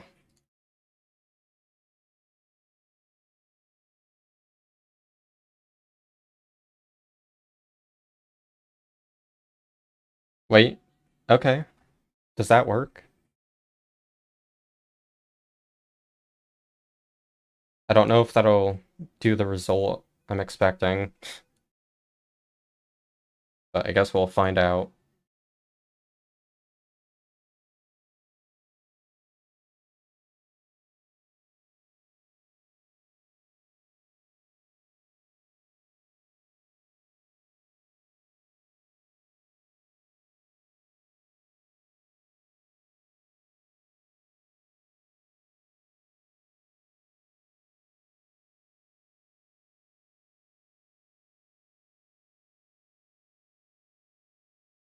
Do a little bit more cleanup. These are gonna have to be a string as well. Yeah, because those might also not exist.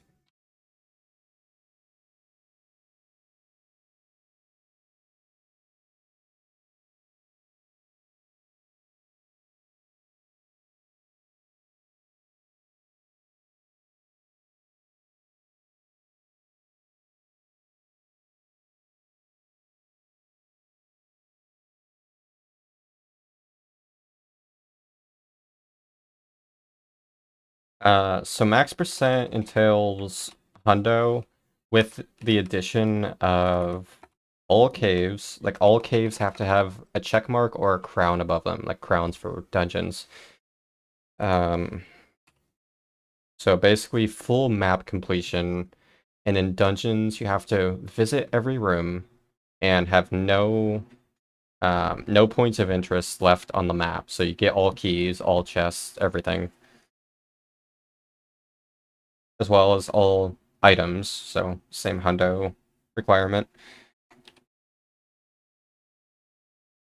I really don't know if this will work the way I am hoping.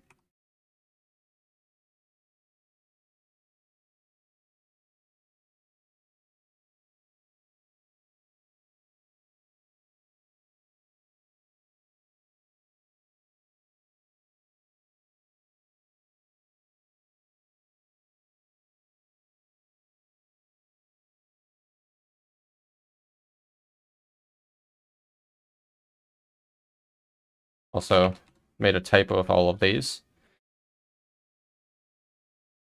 Wait, what? Is that not gonna work? See, again, I hate Unity being, like, this version of Unity being so far behind the current times. Very annoying. Because that's the cleanest way to code this, and it's just like, nah, I'm not gonna let you do that. Eh.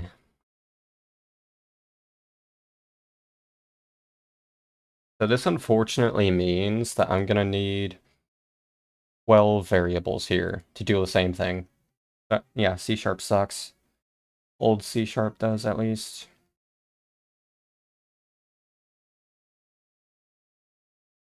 Damn it. That would be perfect if it worked. Oh, wait. That's still a typo. I don't know if this will fix it. It does! Okay. Coding is hard, I swear.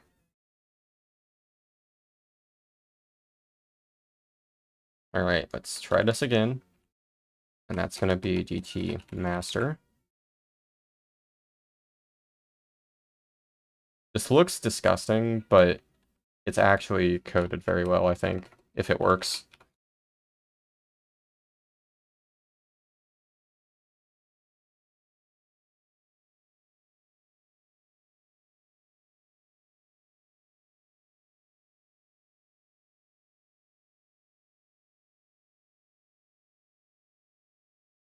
And look at that, it all compiles.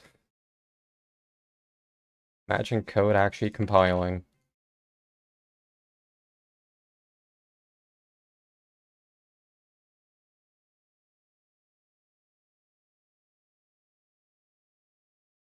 If it works, maybe. Okay, well, it did load the tier 1 data correctly. I don't have any data for the rest of the tiers, though, so they're all 0, which is correct. Yeah, so That seems to work. I am running out of space, though.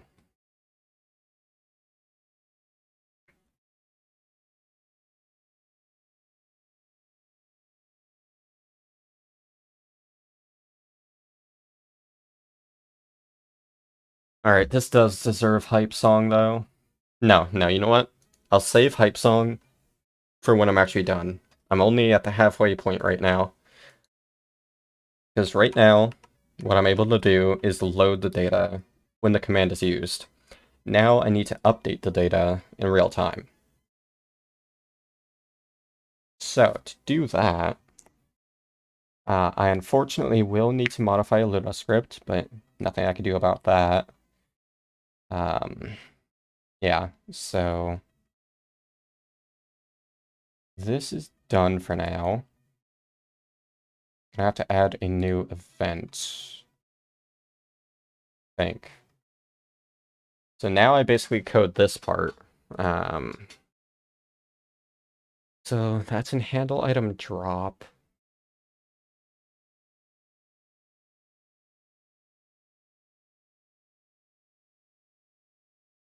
Yeah, I am gonna need a special event for that. Thanks, Ludo.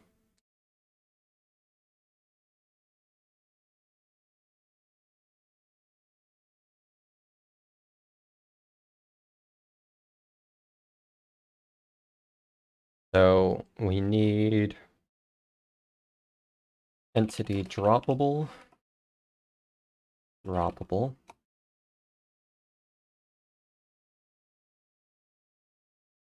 We need to know the counts. Or no, we just need to know the counts. That's all that matters. Int master count. Int count. Or let's just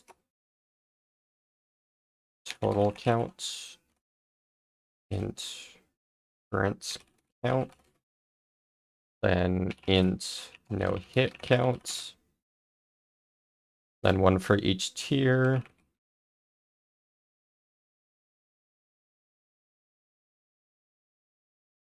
This is a mess, but this will give us all the info we need. So, yeah, that mess. Now I make the actual event.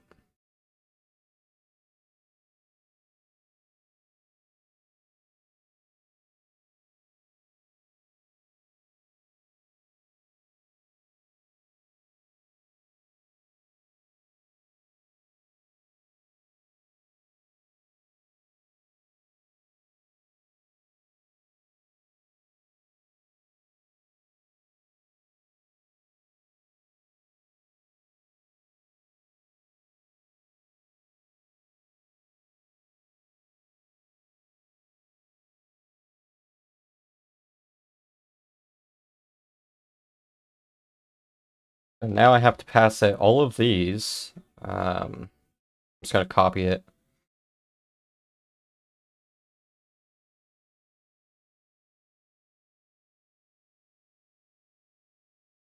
Oops.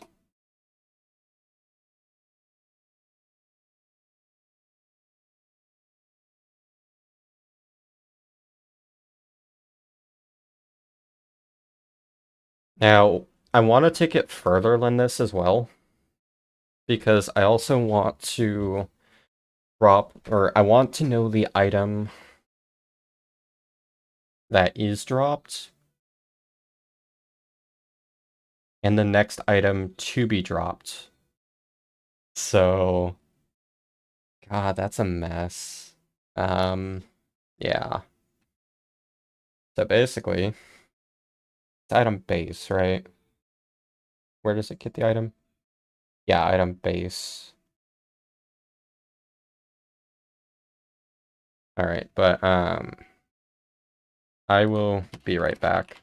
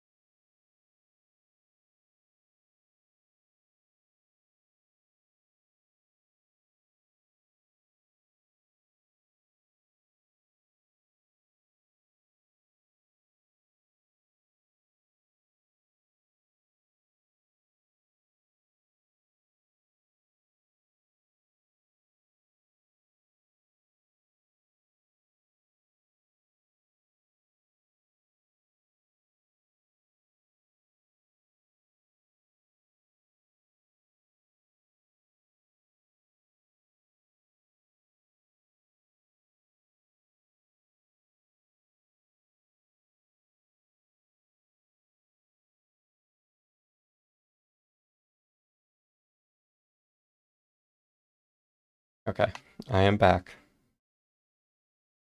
And I've decided that I'm not actually doing the items. Um, Not yet. That'll be part 3 of this adventure. Because that's the lowest priority anyways. But that'll be another thing I have to look into.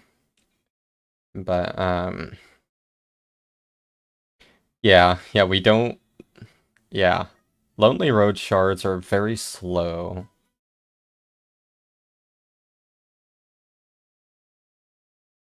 And I will pass it the current item, though. That's easy enough to do.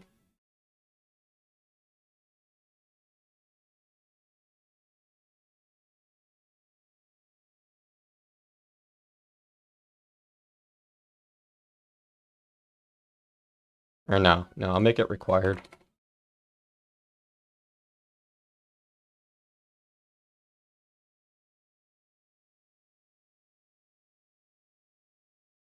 This is gonna be like an incredibly convoluted event, but it's very useful.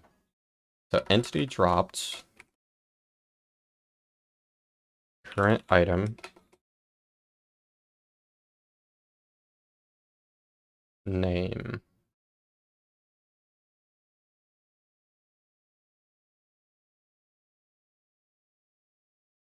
Or actually, I need to check. Hold on.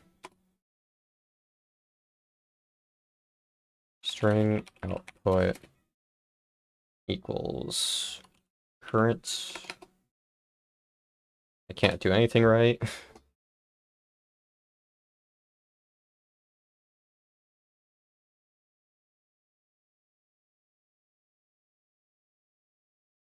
God, yeah, I also want to know the tier that you killed. This is horrible. Um,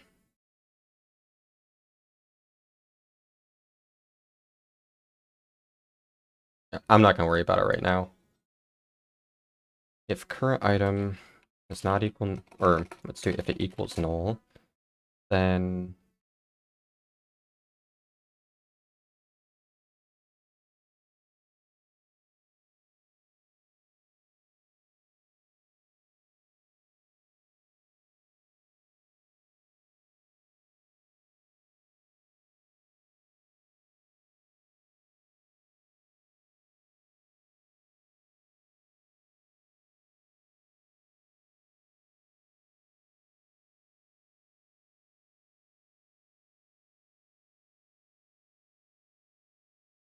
that way it doesn't get a null reference.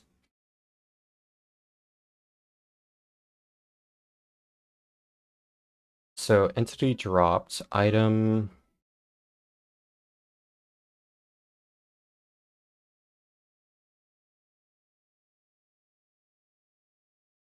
It's gonna be so much info in one output.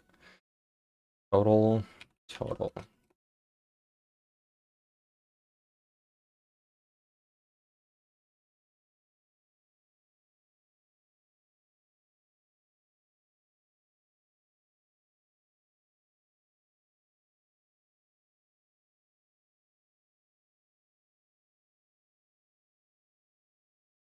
Current equals current count.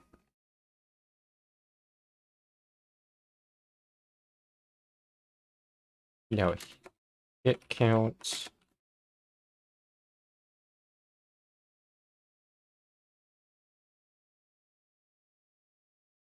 God, this is horrible. There's like so much info I need to write. I'm gonna have to like clean this up.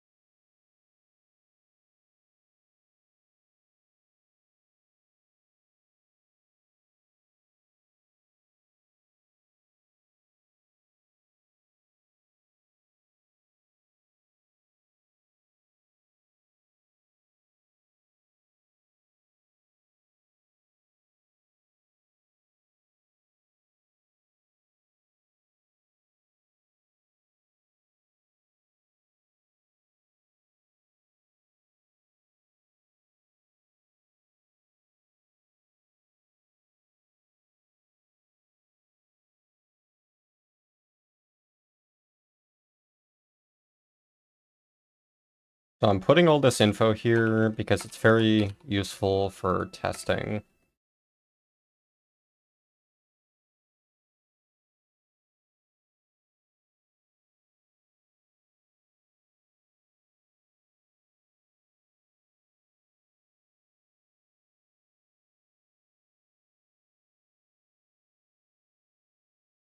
And then, oh yeah, and no hit count.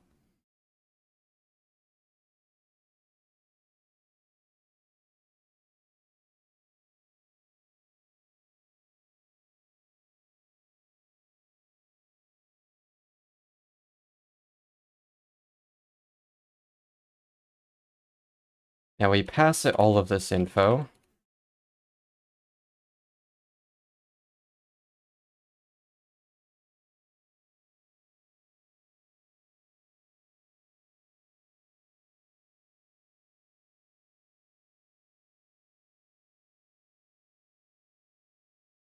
That's by far the most complicated event so far. Like, it's not complicated as in being hard. It's just, there's so much info that goes into it. Alright, go mod stuff. And I'm gonna open this in another tab. Because I'm addicted to tabs today. Alright, now we go to entity drop handler.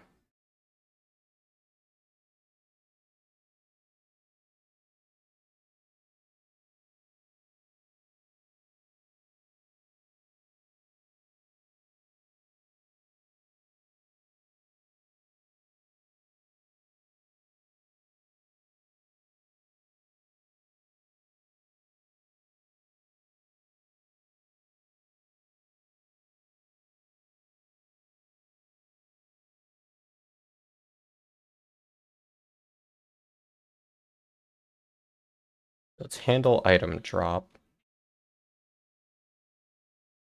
And specifically, we want this to be after it advances the table here. So, invoke event.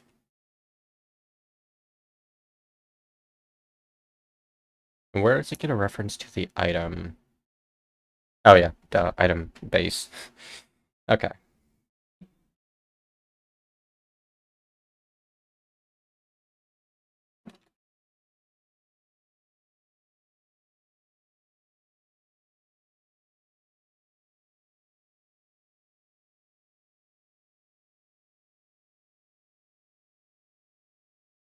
So now we have to pass it all of this info.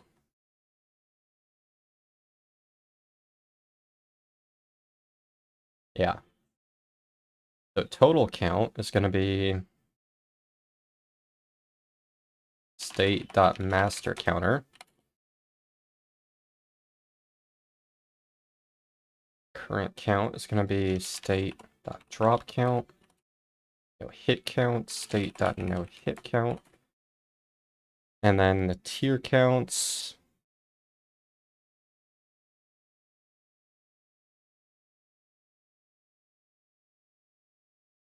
Equals num, which is table state.position.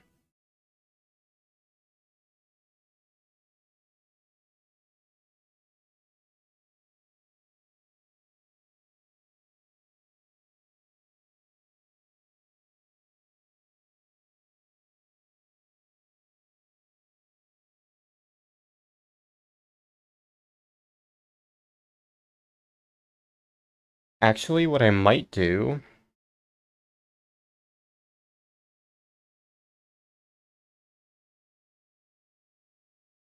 yeah, this is an interesting situation because I don't think I can update each tier at real time. Because I'd have to get each table.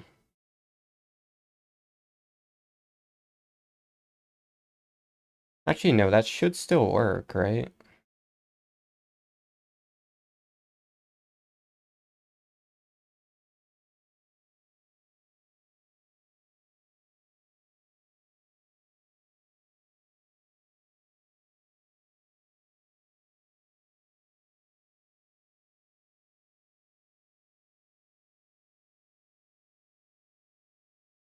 I'm gonna change it up a little bit. Instead of passing all the tiers,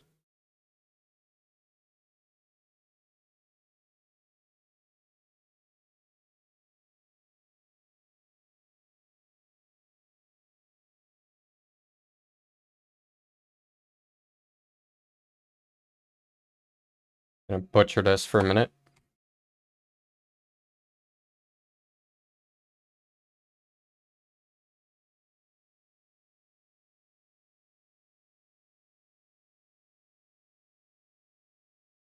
So instead of passing the tier counts, what if I pass the table, right? And that's what I want.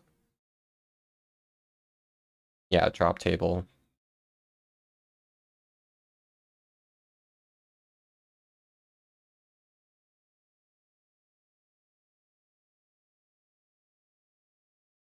And then what I can do...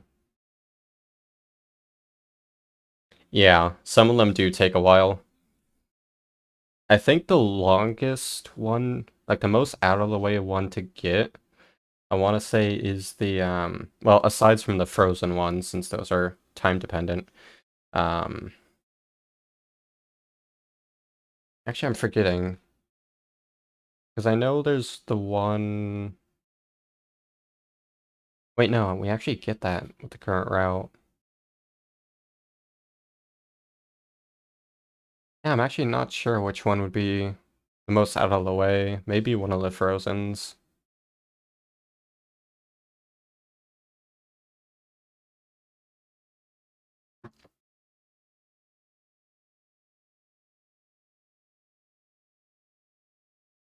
Okay, so to get the tier count, I do want to iterate over the tables. Yeah, so that would have to be made public.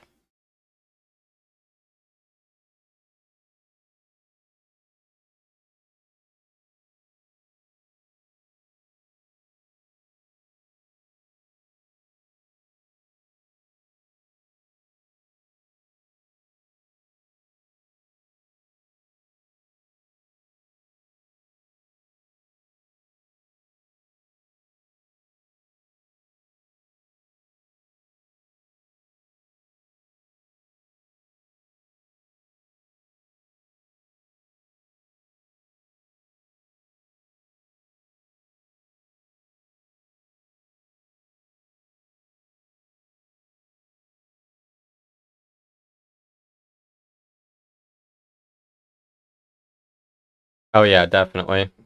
Yeah, because then time cycle will matter. Imagine actually caring about time of day in this game. Max percent is the only category that would. Well, technically, I've also had the idea for just an all caves run. Which may or may not even count dungeons. I haven't decided yet.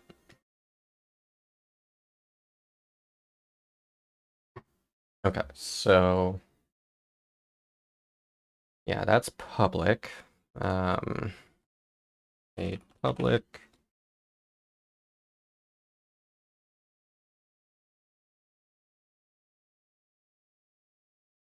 Then we have drop handler.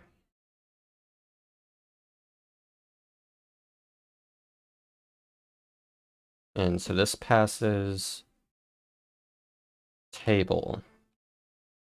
And the current item is item base.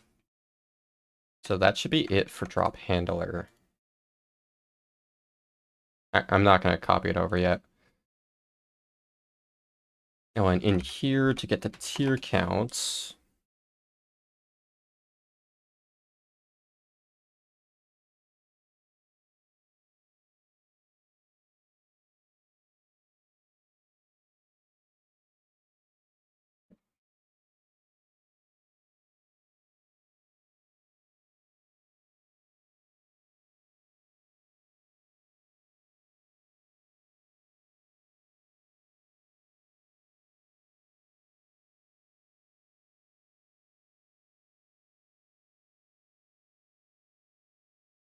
Oh god, I need the context too. Oh my god.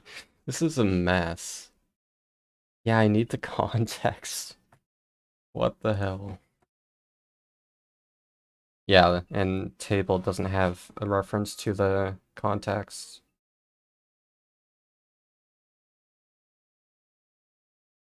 This is literally like impossible. I need so much data. Alright, let's add the context.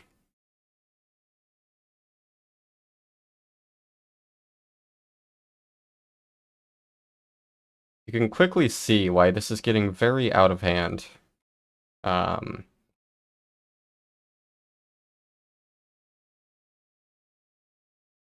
yeah, I had to comment out the code so I can actually compile it. Entity drop handler, then has to pass the context.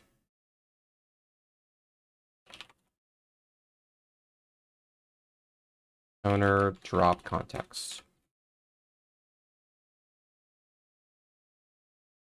And again, I don't want to copy it over just yet.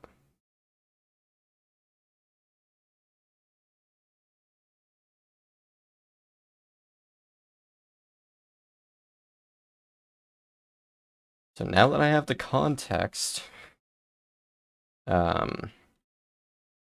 tables.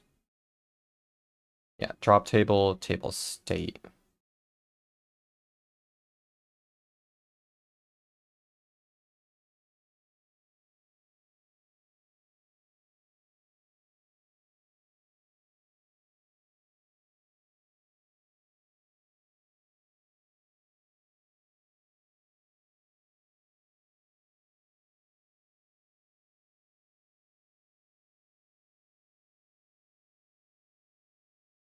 So for each table in tables, I'm actually going to rename this to tables, not travels.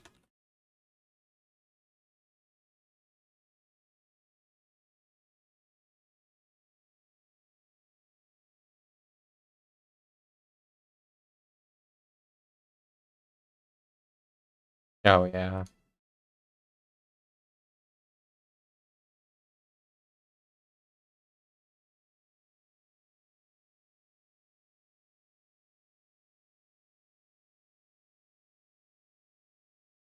It's funny, I was just thinking that worm.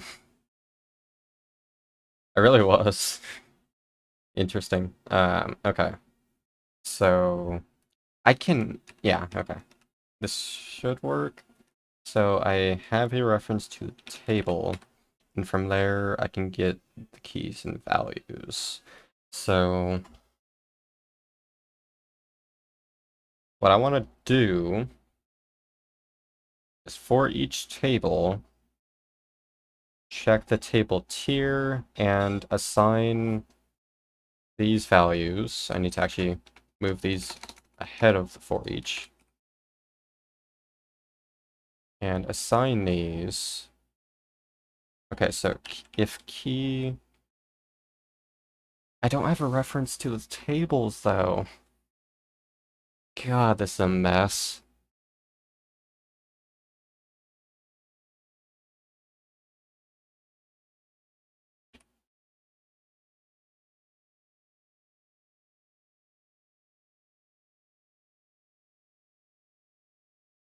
Actually, I could check name. What is a drop table name?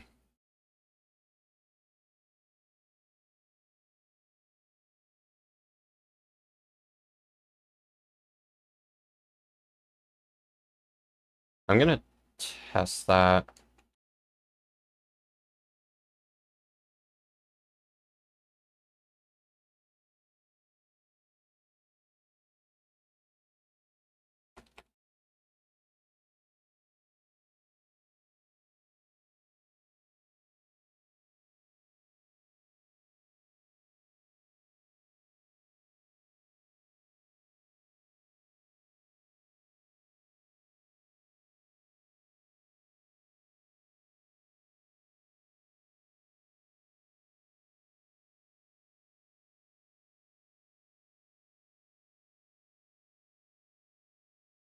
Okay, so let's see what the actual names are. I assume they would take the names from Unity, but I'm just gonna be thorough here. So when I kill an enemy, it should go through each table or not. Interesting. Why did that not run? Oh wait, I think I know why. Now it should run. Yeah. Yeah, okay, and it is just DT tier 1.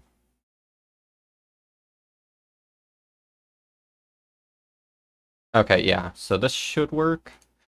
Um, so if table.key, yeah, if table.key.name,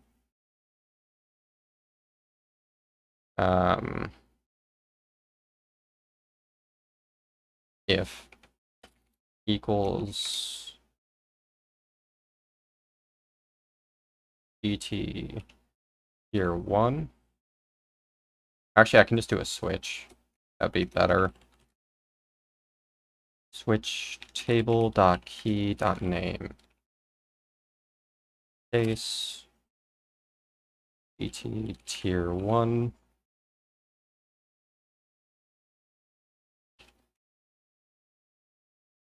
Actually, I've always been curious on this. If you have a switch in a for or a for each, so if you have a switch in a loop, I assume if you break from the switch, it will not break the loop. I hope not. It shouldn't do that, but I've never really used a switch in a loop before.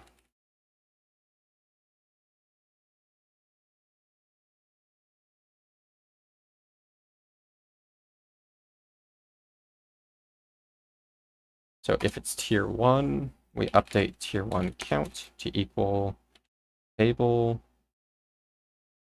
value position. Do the same thing, change to tier 2.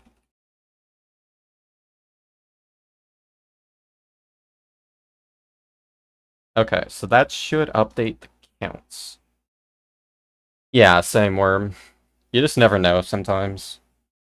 And yeah, these have to have defaults. Okay, so I mean, it's in a position where it can compile.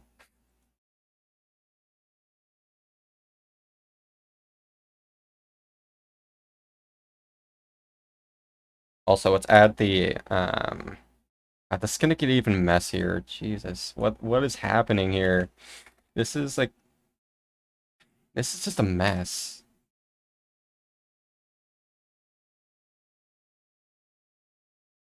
Okay. And then on the first line, we're gonna say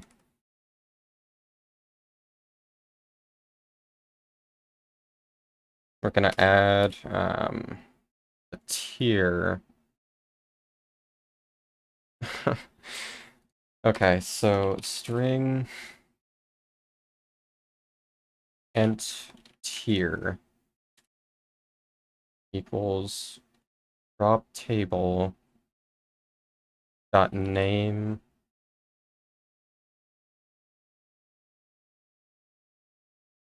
split, or no, substring. So we know it starts with dt underscore. We don't want that part. So start index would be 0, 1, 2.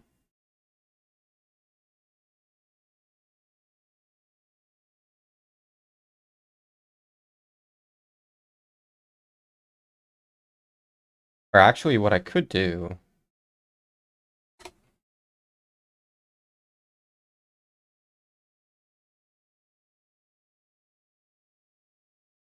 length minus 2.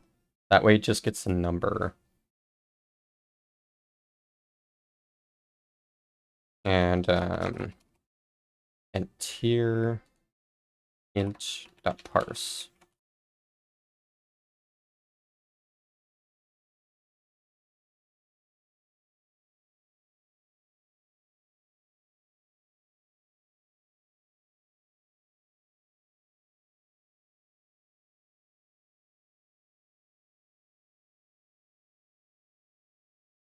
And I'm also gonna add this, shut up Steam, I don't care.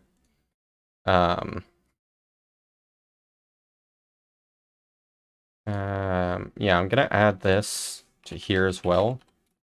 And tier. That way I can do different actions based on when a certain tier is killed. There's so much data. Okay, so it updates all of the tiers. It gets the entity tier, and hopefully I wrote that right, otherwise it'll error. Gets the item dropped, if any.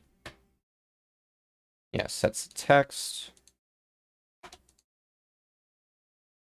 And then invokes the event. So I'm going to put this in. It will error, but that's expected. Because, yeah, I changed one of the parameters. Okay, surprisingly, it didn't error. Entity drop handler. Oh, yeah, that's because I didn't actually put this in. So that should work now. I hope. Alright, time to see the biggest mess of a debug you've ever seen.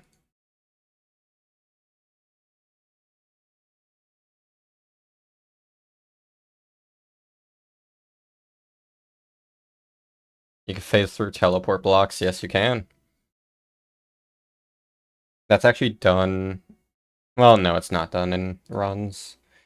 What am I doing? Okay.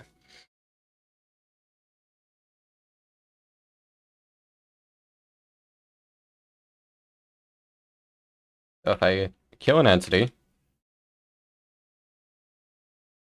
Okay, yeah, so it's erroring. Input string was not in the correct format. I figured I made a typo there. Why is that? Oh, wait. This needs to be -1. I think.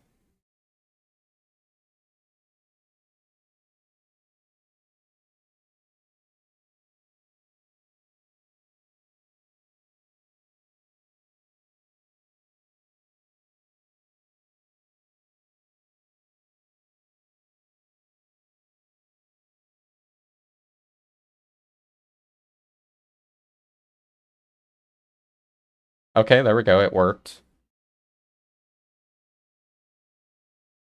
Oh, yeah, and I don't want to do a line break there. The tier 1 entity dropped nothing. Let's actually get a drop to happen. Okay, so that time it dropped a heart. It does say item heart. Total 13, current 13, no hit count 2, tier 1 count is 14, and the rest is 0. So it does get all of the info correct, as far as I could tell. I should test other tiers now, since I actually can at this point. Safeties are tier 1. Let's go kill this tier 3. Yep, okay, cool, thanks. He did it again. That's Map Man. That's a tier 3, which did update. Oh, okay. It reset tier 1. Why is that? Yeah, see, it shouldn't have reset tier 1. So it's not reading that data correctly there, which is a problem.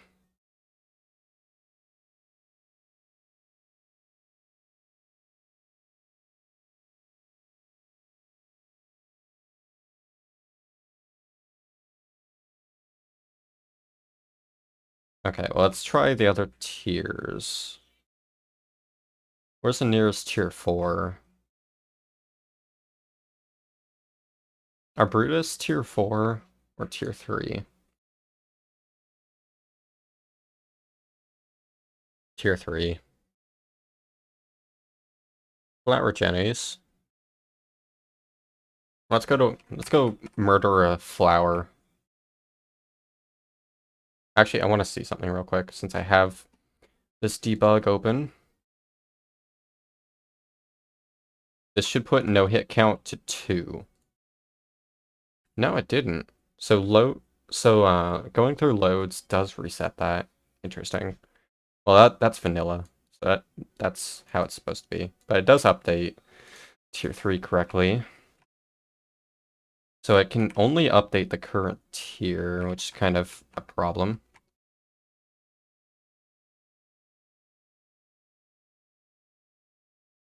What are you guys? You guys tier 3?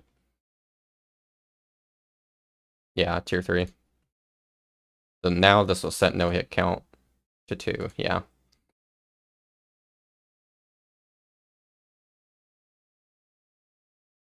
But if I go up here and murder a flower, that's our first tier 4, and it does update that correctly. Also, if I kill 2 more enemies, that puts us to 19 total, or current. Kill another, and that puts us to 20. If we kill 1 more now, that'll give us our first super, which will be a tier 4. So the way this works, so a tier 4 super, since I haven't gotten a super for tier 4 yet, it's going to give me a yellow heart. So if I kill this Jenny, okay, it was supposed to. I broke something. Yeah, because that was supposed to be yellow heart, right? Yeah, it's not resetting current. Wait, no, I'm misremembering of how it works. Yeah, it's kill 10 of the same tier. Oh, it's 30. It resets at 30, not 20.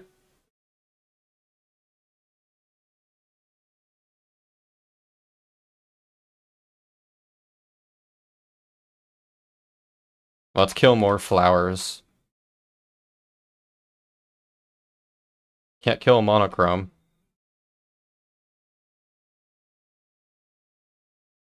Fun fact, you can't actually kill this one. Yeah.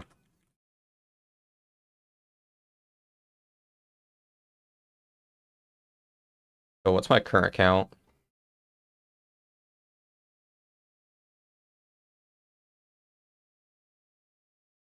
$23.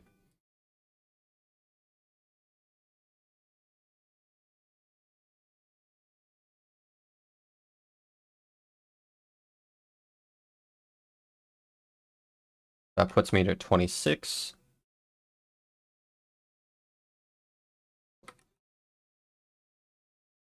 $29. So now I should be at 30 current.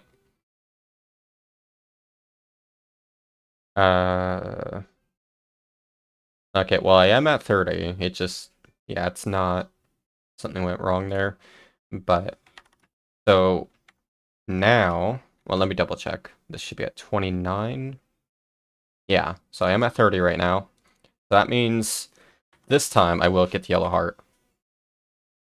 Or I just know nothing, apparently. Oh, it's because it was supposed to update here, and it broke. Which broke the Ludo code, yeah. So actually it was the prior one that was supposed to give me the yellow heart, but I broke it. Oh well.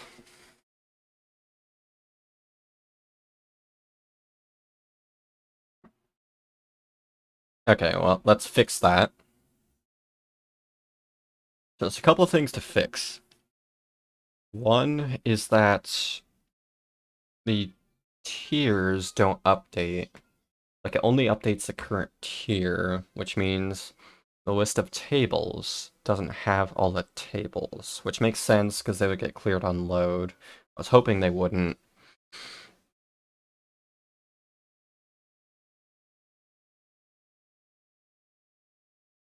Actually, I don't need to send all this info. Like, I don't need to send each tier. I just need to send the current tier count. Because I already know what the tier is. So, like, let's say end tier is 3, and current tier count is, like, 5. That way subscribers to this event know that you killed a tier 3 and the current count for tier 3 is 5. So yeah, I don't need to really send each tier info, which would be more performant and clean. So yeah, I guess I can just do that. Um,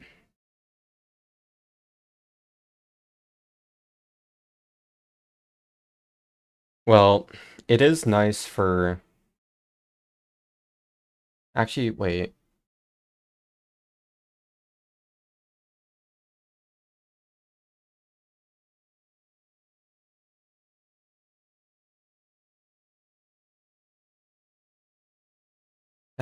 Yeah, I think this can work.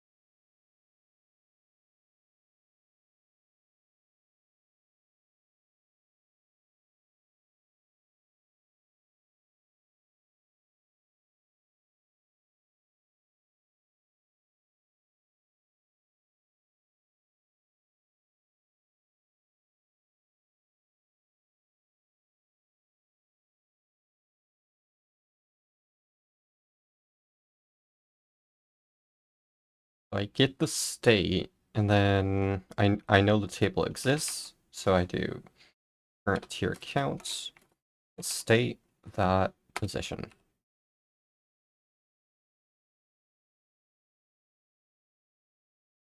And then this just changes to pass current tier count. And this has to update as well. I mean, this is much cleaner at least. Even if it has a little bit less info than I would like. Okay. At that time, so this time it should work. Also, I need to update this line. So drop table.name, that's substring.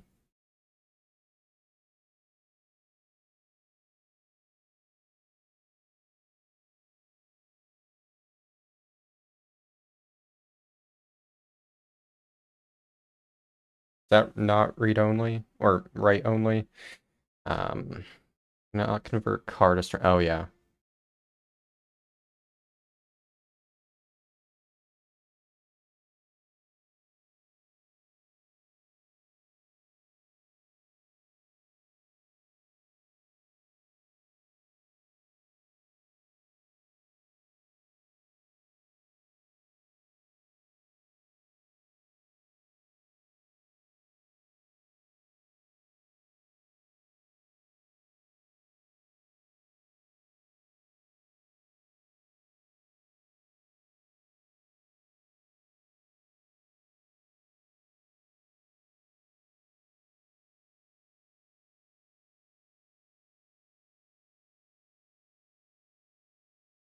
Now when I put this in, it will error. Because DNSpy is bad. Did it actually not error? Okay, I guess not. Maybe it fixed itself. Yeah, it seems fine. Alright, well, let's run that through.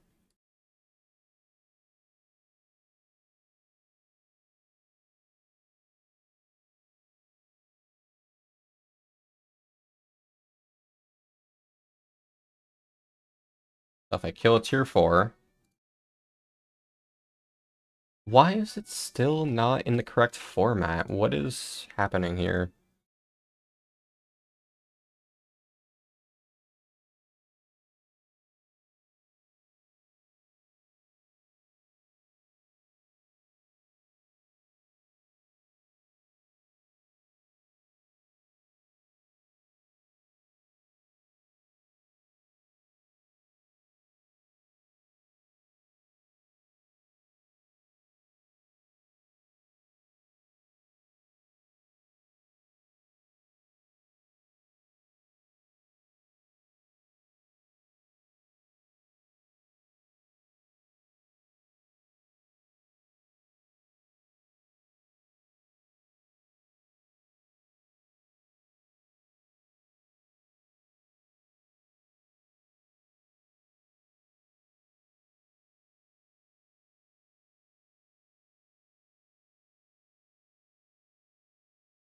Oh, okay. Wait, what? It shouldn't be doing that. How is it getting... Oh, I know why. Super. Yeah, I did not account for that. Okay, that's why.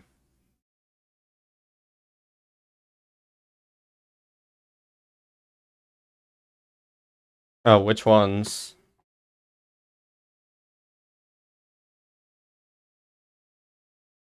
The only ones I know about are are in that one fluffy lockpick cave.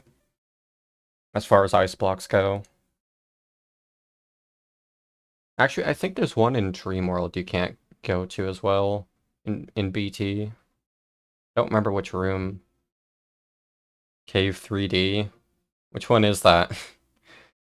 You act like I have all of these memorized. Um,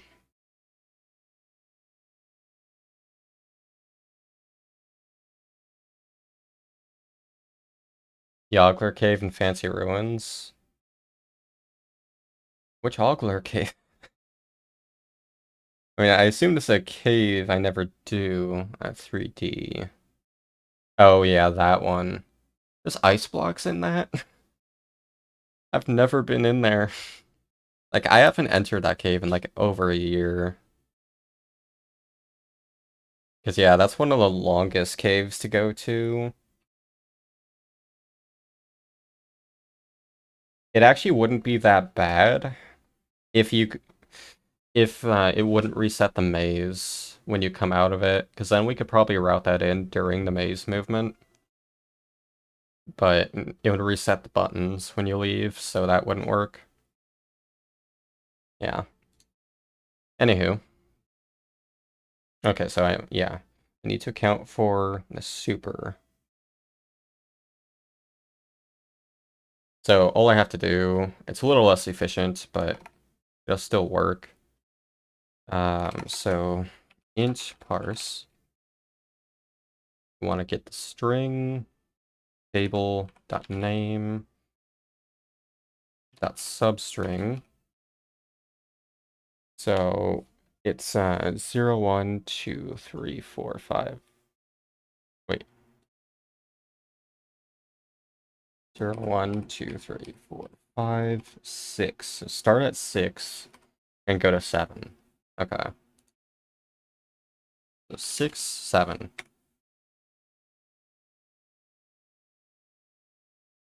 So that should be consistent.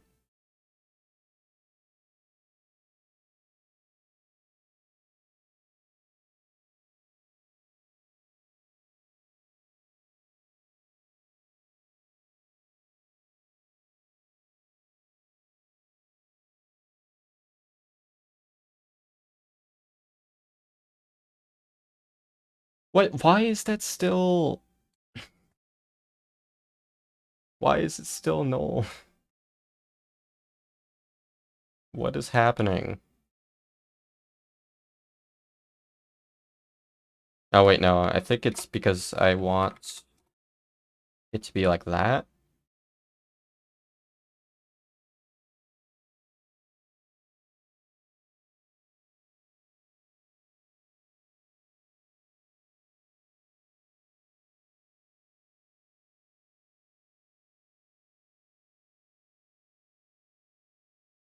Yay for testing things repeatedly.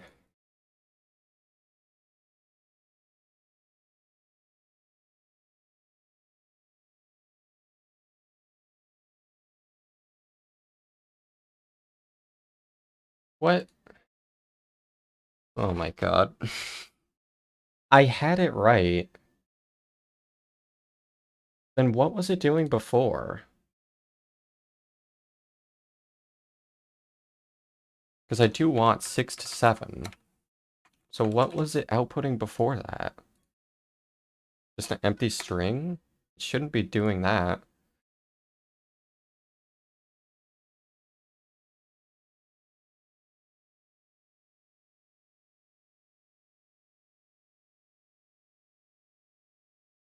It should not be included. Oh, wait. I forgot. Yeah, it's I'm doing the wrong syntax, that's why. Because if you look at this, it's start index, and I was doing 7, which is length, not end index. Length, I want to be 1. So it starts at index 6, and includes 1 character past that. Coding is hard when you're forgetful and too lazy to look into things. Okay, now we should be good.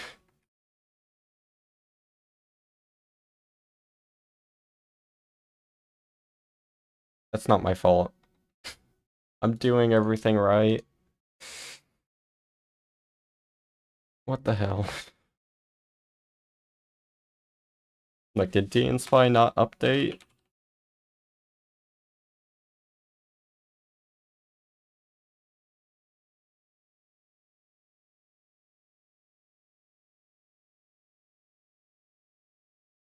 Like, I don't understand what value it's getting. I wish it would tell me. But no, C#, it doesn't tell you anything in errors.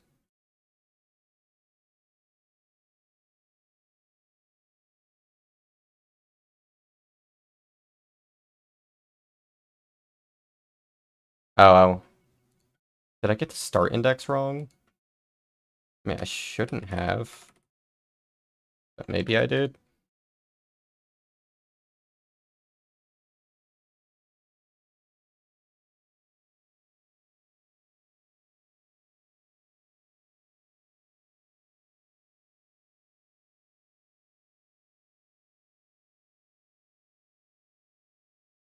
There we go.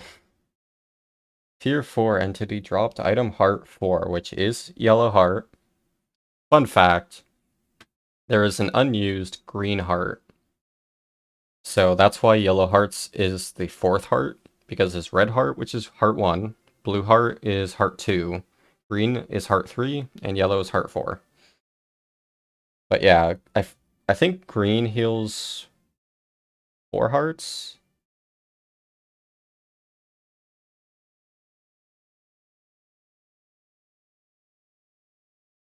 $12. So yeah, 3 hearts. Yeah. Open prefab view. Once it loads.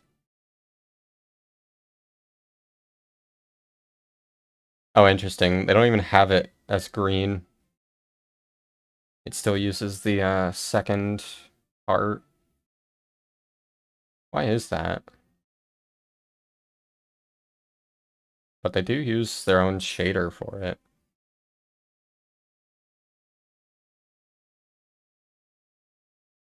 Wonder if we could make an actual green heart. But anywho, get back to business. So yeah, Tier 4 entity dropped item heart 4, total 30, current 0. Yeah, so what you notice is it did drop a yellow heart. Let's quit without saving and relaunch the game.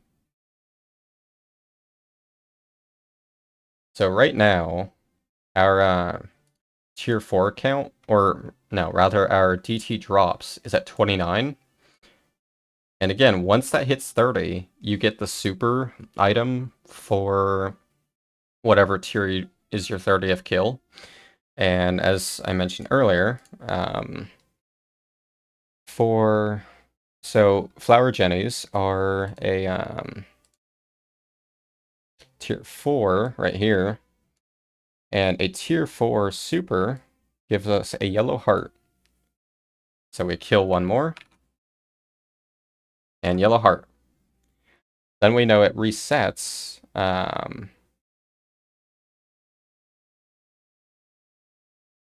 just gonna go more into detail with this once I actually get the overlay up so you can see it better. Because I'm pretty much done with this feature now.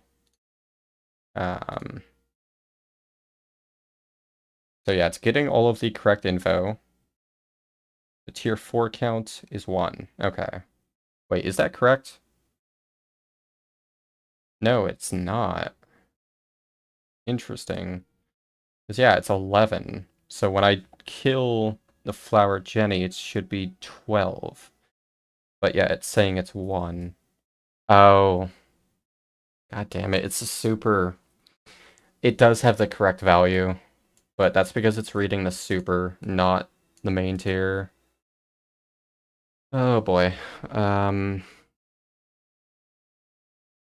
do I even account for that? Actually, I might not be able to. Because the problem is,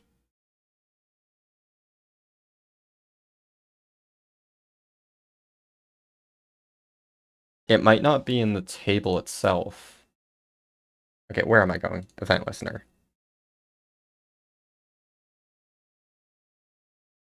Yeah, so in this case, the table would be a super.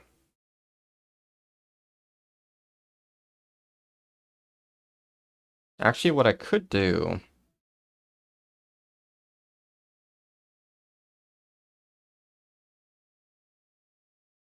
I don't like supers. I want them to be gone from the game. They just complicate this. Can I just delete a feature of the vanilla game and to make my life easier? Is that something I can do?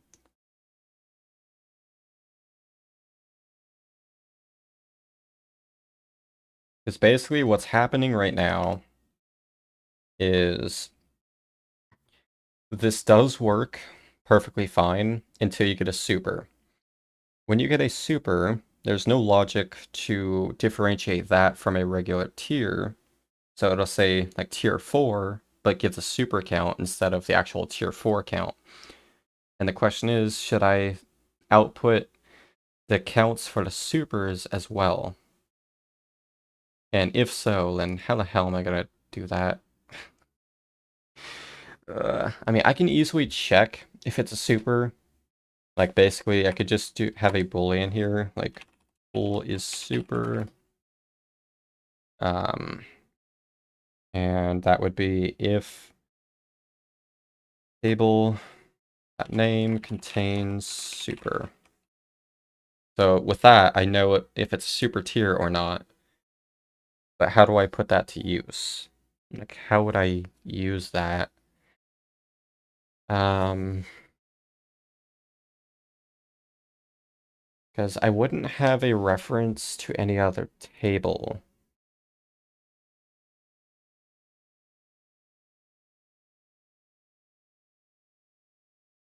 I do wonder if the tables thing would have it.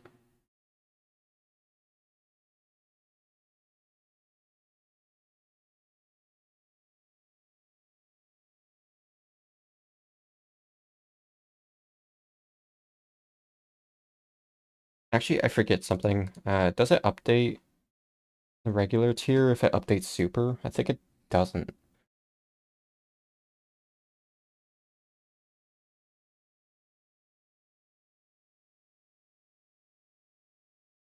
Okay, yeah, so um getting a super tier will not count the kill for that normal tier. So getting a super does not add to the normal tier. So I don't really have to account for that then.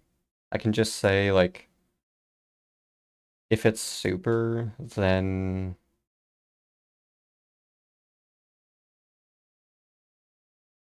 Oh no, was... I have a theory as to what you're saying. Yeah, the ghosts. Yep. Yeah, because they uncoal when they're unrendered. It does that for all pathing enemies.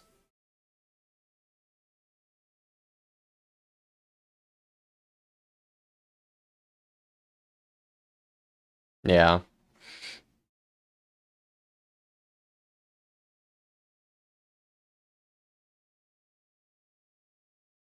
Actually, I'm pretty sure we can still open that cave without ultra wide. Like, I know it's possible because I did do that a while back.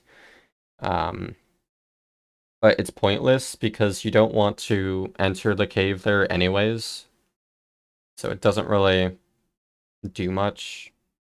I don't even know if that would really save time. It depends on when we want to do that cave.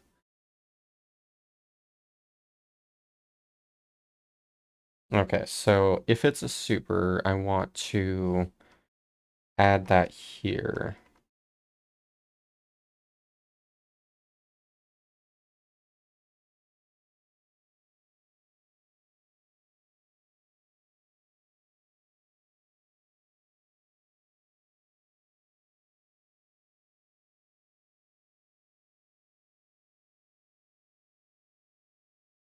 Actually, what I'm gonna need to do...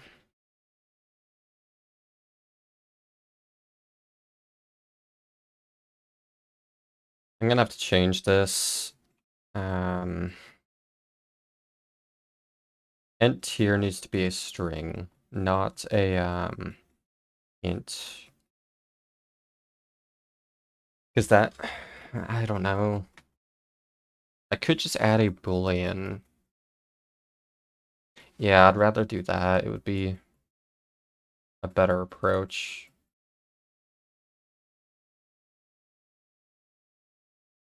Full is super.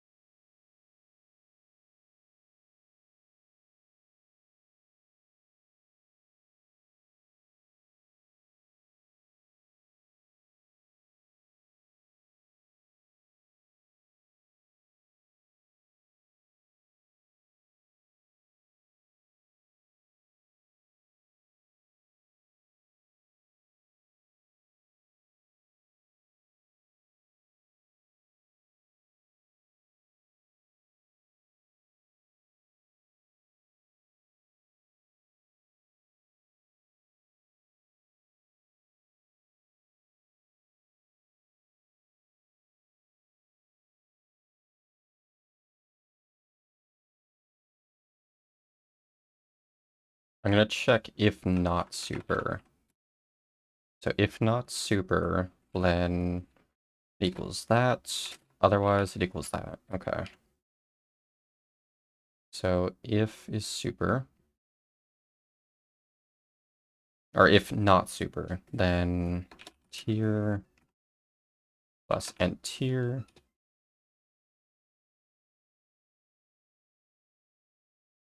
Otherwise,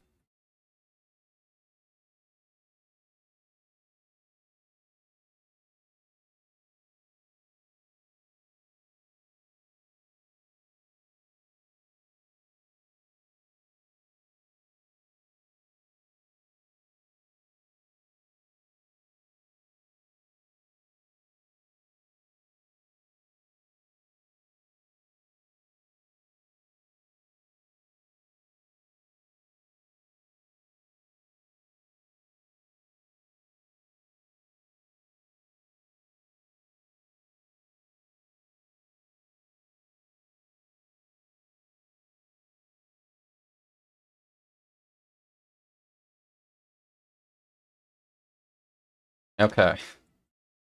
Is that going to work?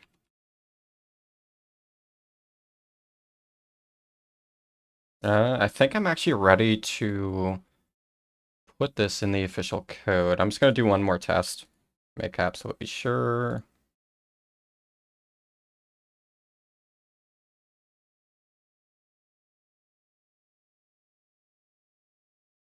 Yep, yellow heart.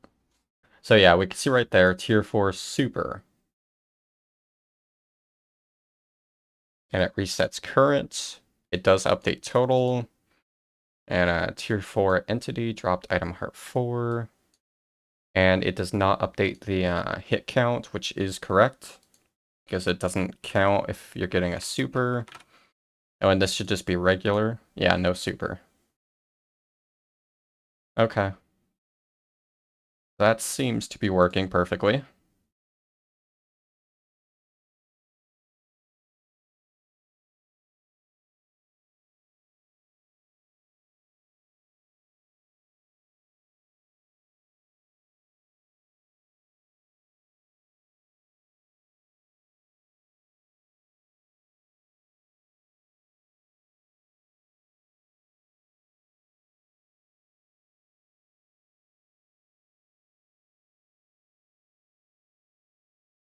Okay, so with this setup now, um, I can go and subscribe to the event on and drop, on and drop.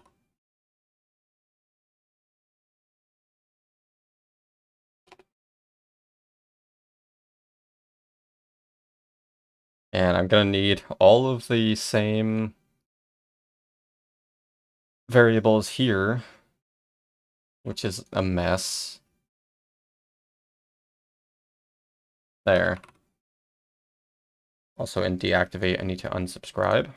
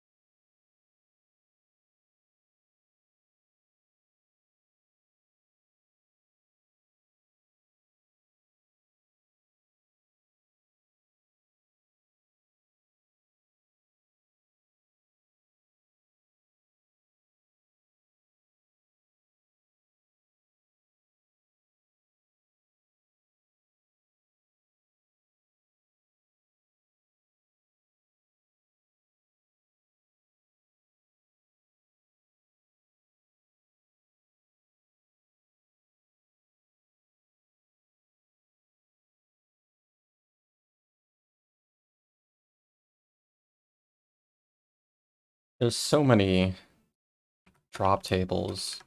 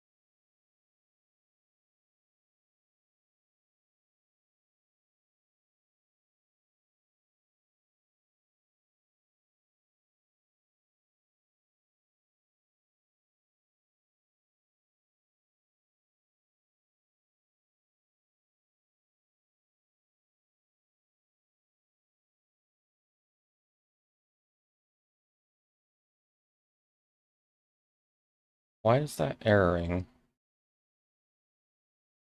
Worked with the first one.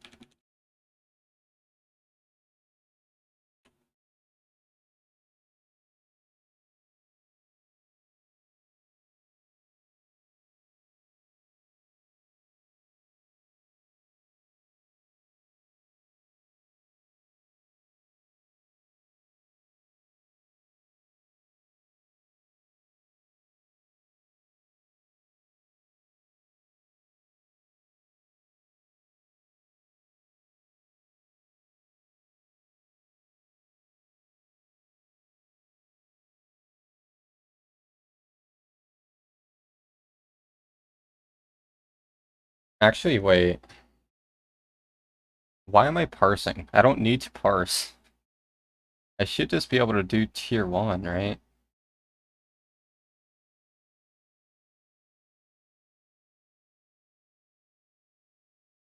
Like, this should work. I'm just gonna run that through. Make sure it works before I update the rest. Oops, wrong thing. So this is debug overlay.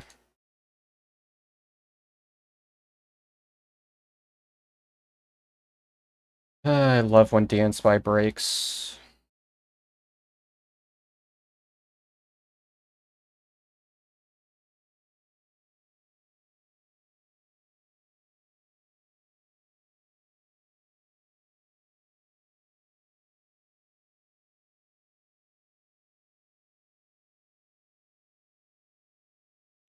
Alright, now let me compile. Thank you.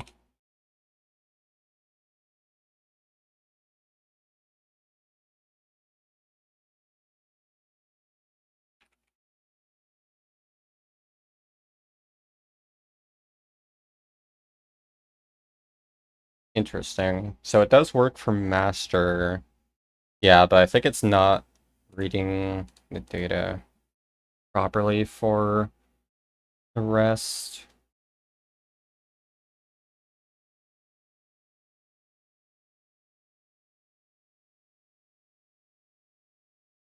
Okay, what's the data here? Like what's the key name?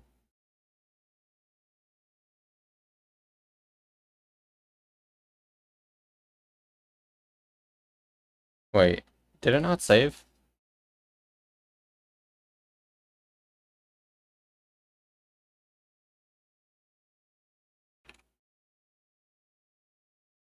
There we go. Now it saved.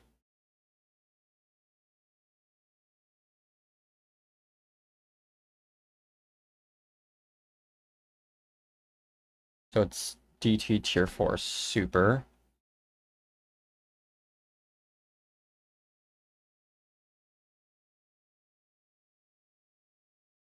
That should be working. Oh wait, I didn't even test if it was.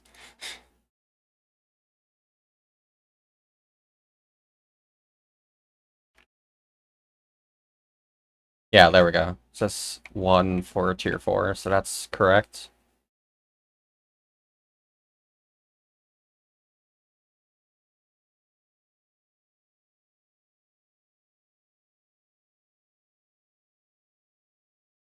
I like Devolver. Only because they do a lot of GDQs, or they show up at a lot of GDQs. They tend to be good at getting their games in there, which is cool. So I did get the right values. So I do still need to check something.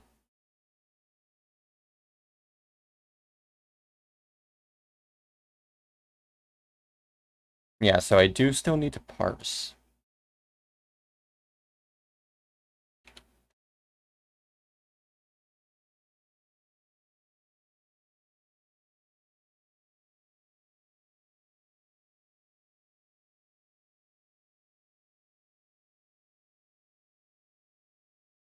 But I don't need to parse to int.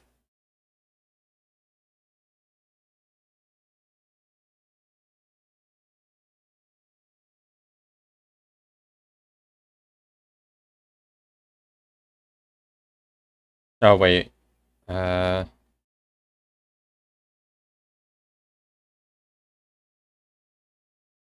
Is that why I had to do it?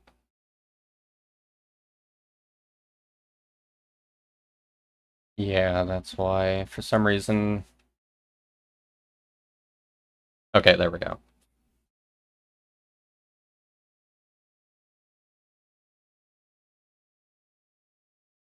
Yeah. Okay, is that the cleanest way to do it? If string is null or empty... Actually, I want it the other way around. Or no, that's correct, yeah. If it's null or empty, value is 0. Otherwise, the value is DT master. Okay. So yeah, that should work for the rest, too.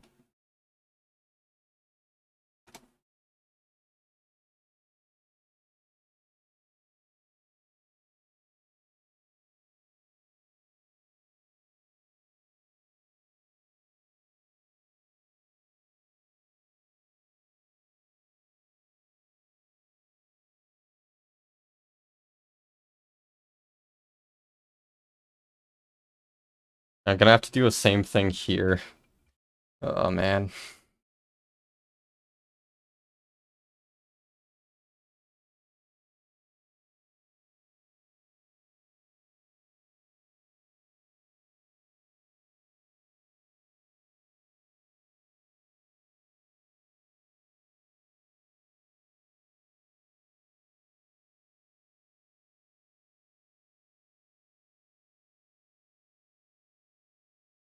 Is it getting to be pretty long lines? But it's fine.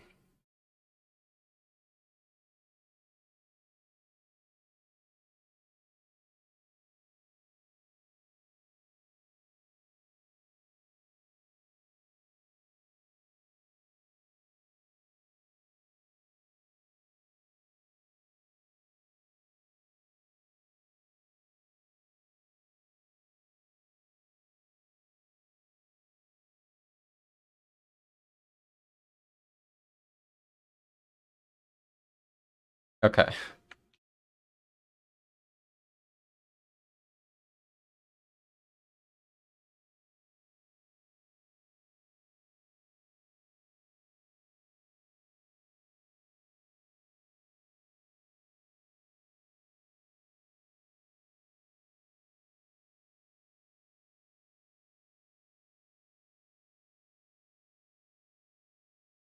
Oh yeah, I'm not even testing anything. Force of habit. Or wait, yes I am. Yeah, this is debug overlay. Okay. I know what I'm doing, don't worry. I'm a professional.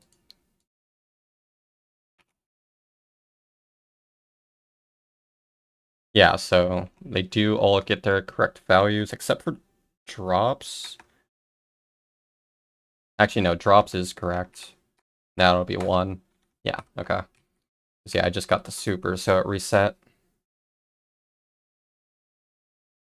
So now it's just a matter of making it update with the event. So basically I'm gonna have to copy all this code. God damn it. There's so much. Like all of this just for one message in this output. It's insane.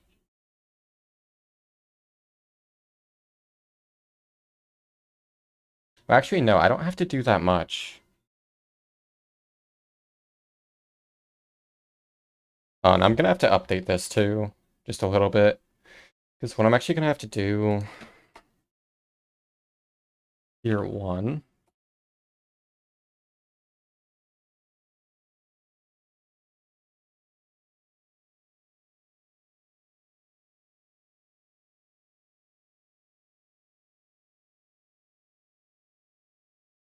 Actually, this might not work the way I want it to.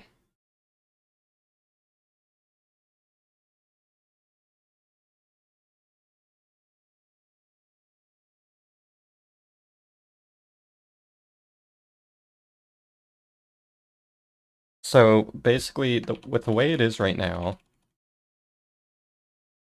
um, if I want to update it in real time, I'll have to replace all of the text in it, which is the problem. Um, because keep in mind, on end drop, it only knows the info for the current table, which is, or for the current tier. So it won't be able to update the rest of the, it won't be able to correctly update the rest of the text there. So basically I'd have to have a separate string for each tier, which normally wouldn't be a problem, except for the fact I want the supers on the same line as the regulars, just so the overlay takes up less vertical space. But I wouldn't really be able to do that if they're separate strings, at least not in a good way. I mean, I still could.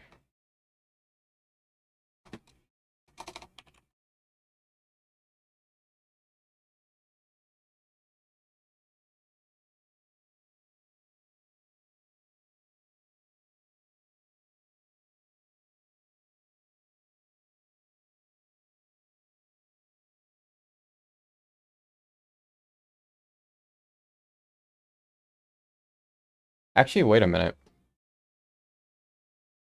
if I search through the string, I can replace. I'm gonna try that first. It's inefficient, but it would save a lot of ugly code.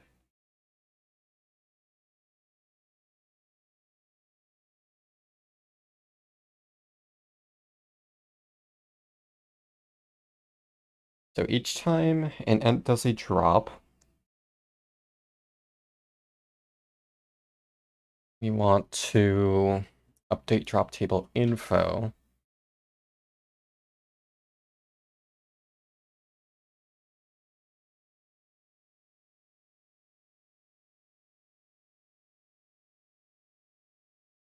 So this will equal text to output, drop table info,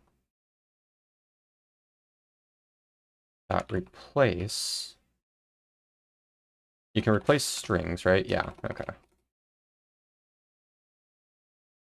So I want to replace the string,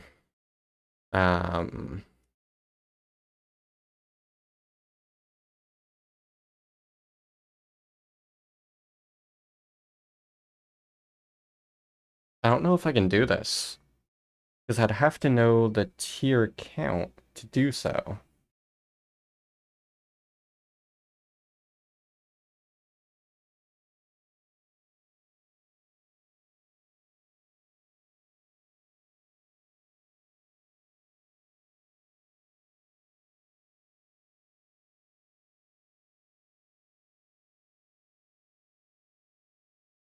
I'm gonna have to do it like this, so it'll look uglier in the overlay. But with this, I can easily find what I'm looking for.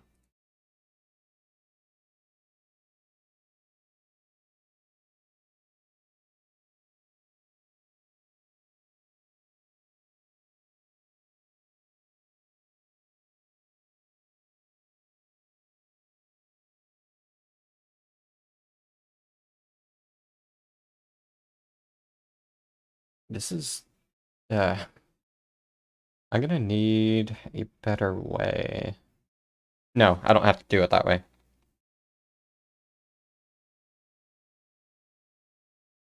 Yeah, because I could get the last index of the closing parenthesis. Okay, I think I have an idea. But basically what I'm trying to do is replace this number. So I look for this section of the string on the particular tier that I'm on and just replace the number. That way I don't have to replace the entire string each time a drop happens. So it's more efficient and much easier to code. So what I can do is get the index of the wait, how would I replace it though? Okay. Replace. Can I do index? No, okay, that's fine. Replace. This is gonna look so weird, but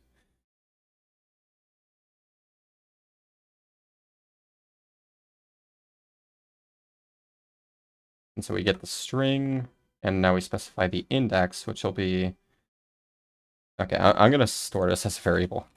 String x, or let's do drop table info.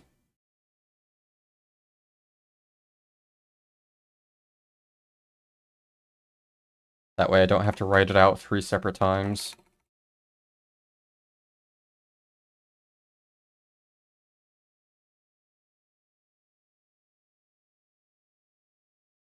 So now we do index of, or last index of.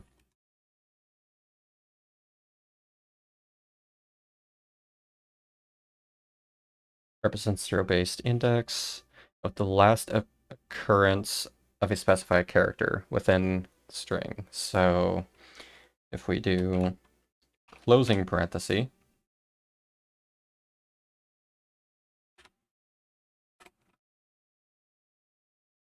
Um, it's a bit of a mess.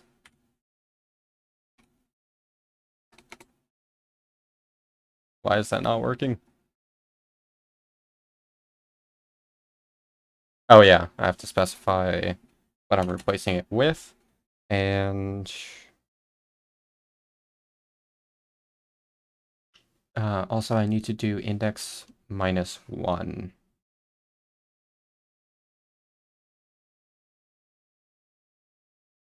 And then replace with current tier count.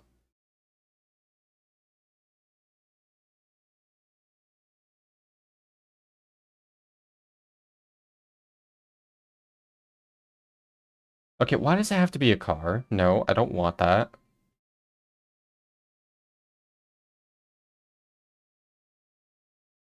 Can I convert to car? Maybe I can cast? Okay, that casting works. I never know if it's pronounced as car or char.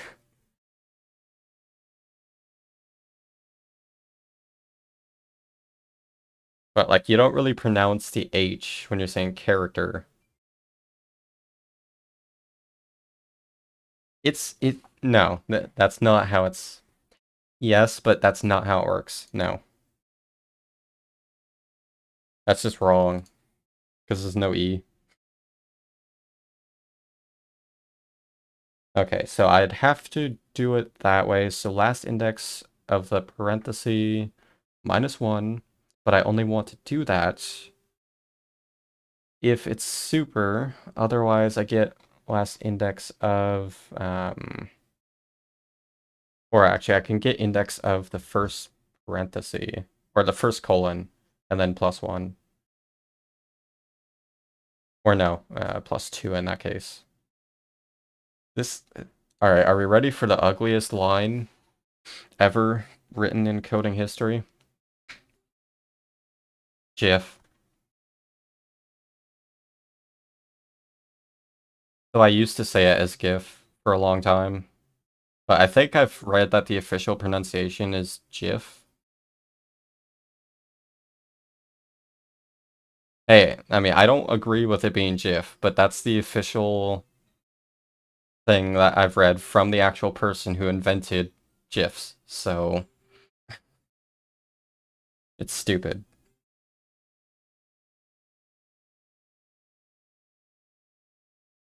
Because I can do a ternary operator here, basically say if is super, then we set the value to that. Otherwise, yeah. Okay, otherwise we do drop table info dot replace drop table info dot drop table info. This is so bad. Info dot index of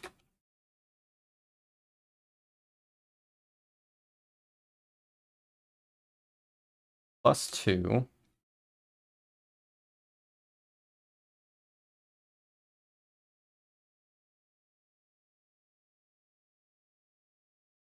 and then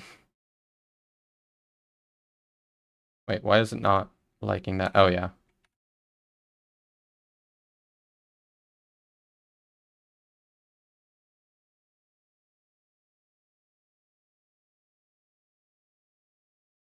There we go.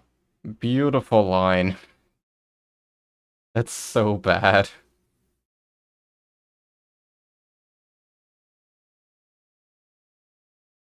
Yeah, I agree it's wrong, Worm.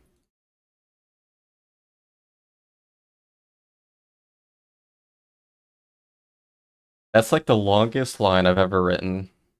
And unfortunately, well, I can clean it up.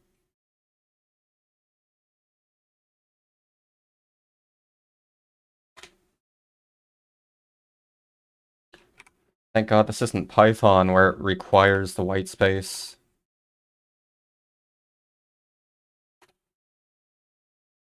There we go, that's much cleaner.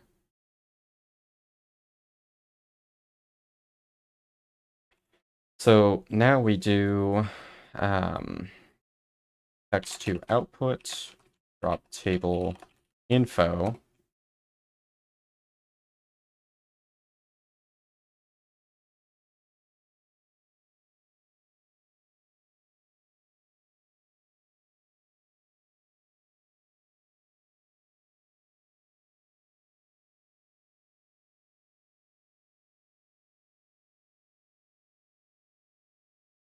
I honestly don't know if that'll work.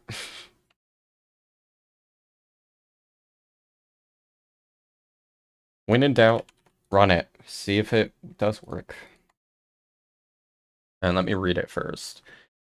So drop table info equals the full string of the drop table info. Then if is super, replace last index of the last parenthesis -1. So that should replace the last number. So that should replace like this number. If not super, then replace index, the first index of the colon +2. So it'll go past the space. And so that should replace this number. And then I set the drop table info output text to equal the updated text. As far as I'm aware, this should work. Yeah, I don't know. I have no comment. That's very ugly code. So we enable debug. So I'm going to be killing a tier 4, which should set... it's not going to be super, so it should update the regular tier 4 from 12 to 13. Or it just does nothing. It updated the wrong tier. Oh. I know why. I have to make it even uglier. I forgot to check the tier count, or the actual tier number, because I have to replace a particular line within this mess. So basically, in this case, I need to replace this line, not either of the others.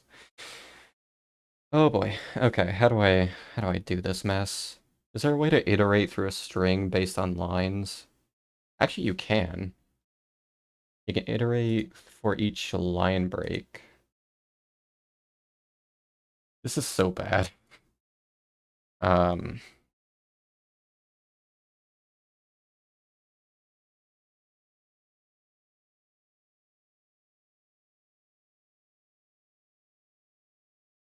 Looping through lines of multi-line string.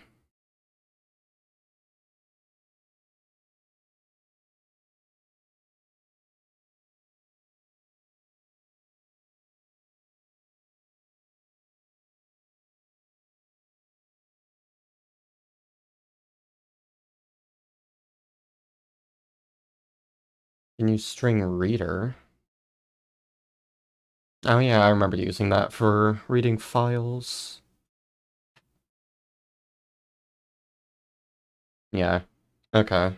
So I can just use that.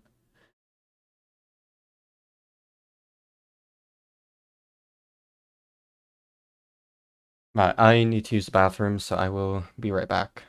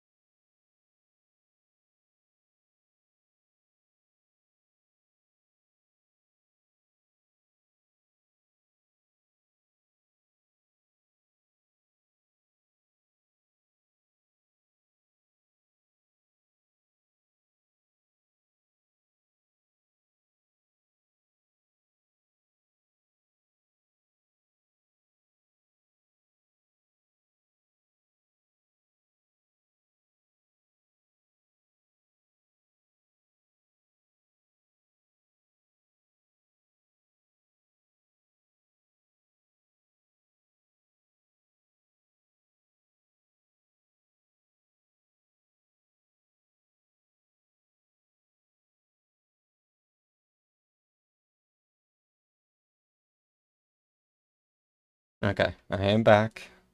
So using string reader, I opened the wrong thing.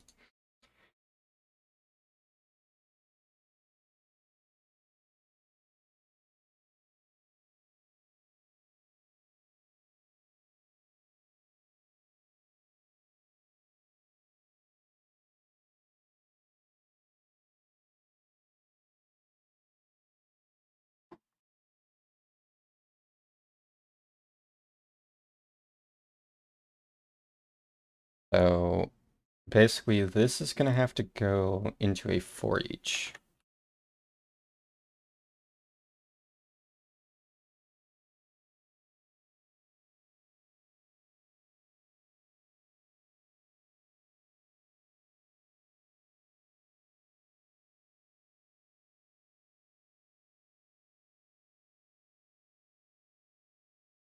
Nice typo. Or actually, no.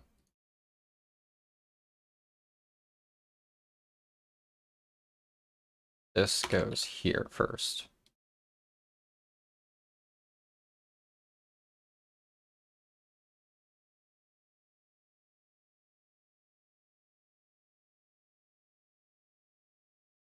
Yeah, is that system?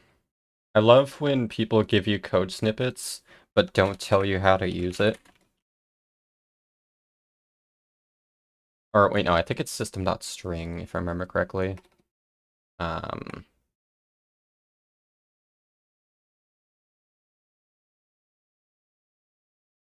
Is that not it? Making me look it up.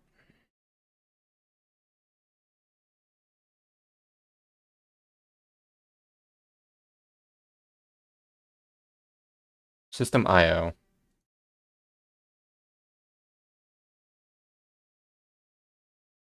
What? Is that not it? The hell is line reader?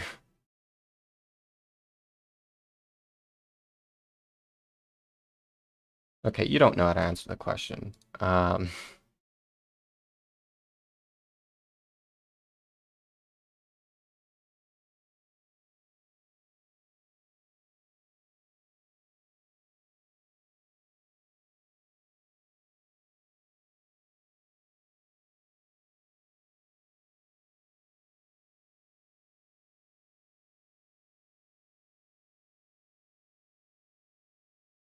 For each, or no, it's using. It's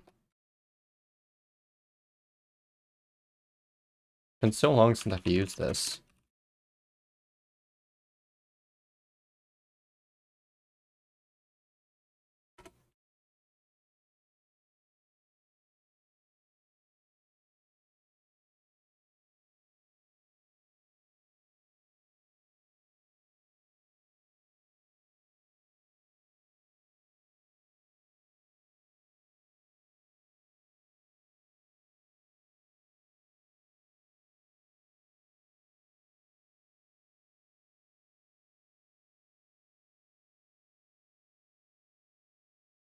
I don't like the way they wrote it. So while line does not equal null, then we do this. If line that starts with, or no, for now, what I'm gonna do is debug.log a line.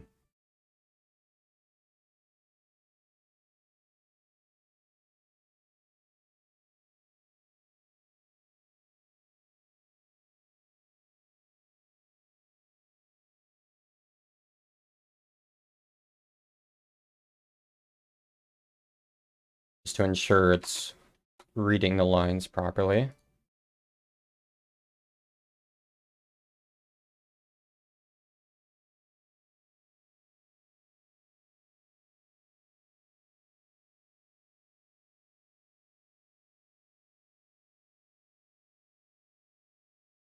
Uh, oh no. That's not, yeah, that's, okay. Let's, whoopsie. Let's not do that. That is called an infinite loop. Oh yeah, because I don't break. Um, yeah. Actually, no, that should work.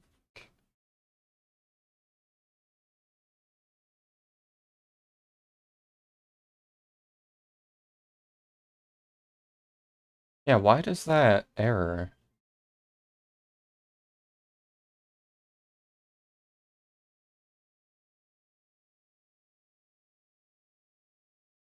Yeah, it's not really my route. Like, Gigopler made the basic hundo route, and I just made the slight changes once we no longer got all lockpicks. He's the routing master.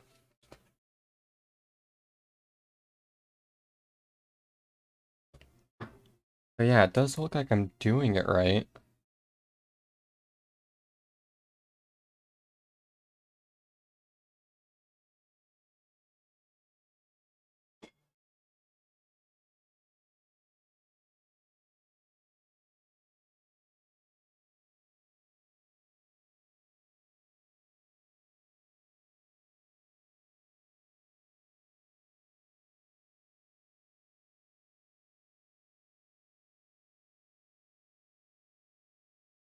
But why did that infinite loop?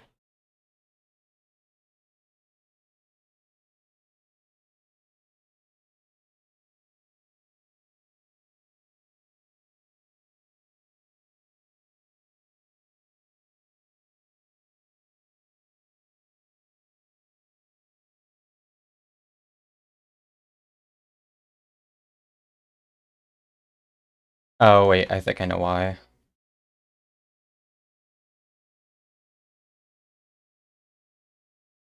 Oh no, that shouldn't matter. I'm gonna try a do while. I've never actually used before.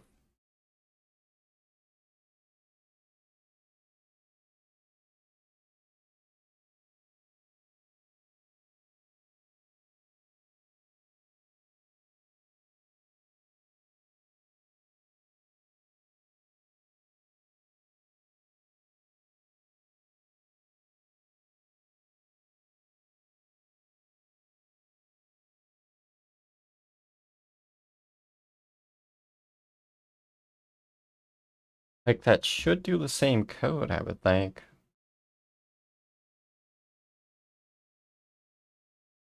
But maybe there is some difference with it.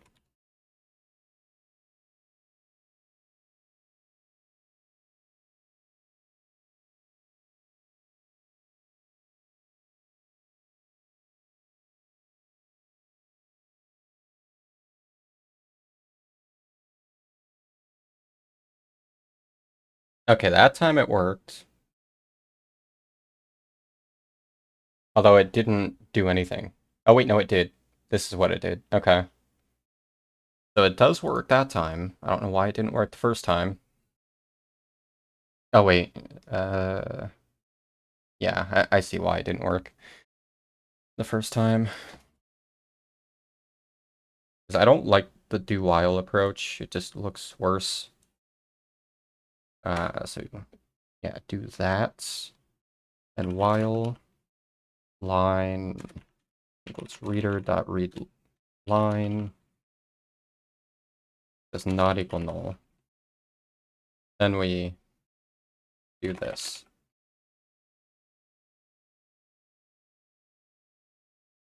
And again, I'm just gonna run this through, make sure it doesn't do the infinite loop again.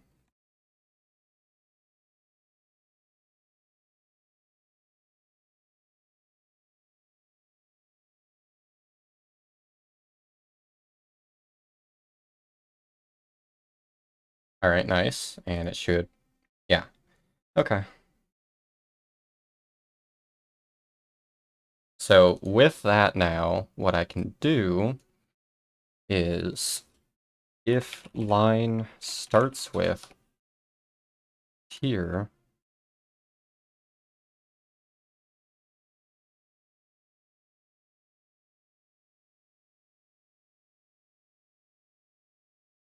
and tier.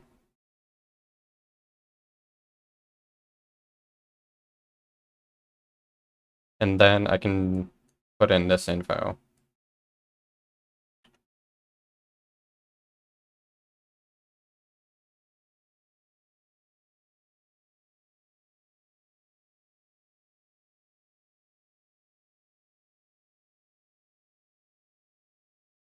So that way, what I'm doing is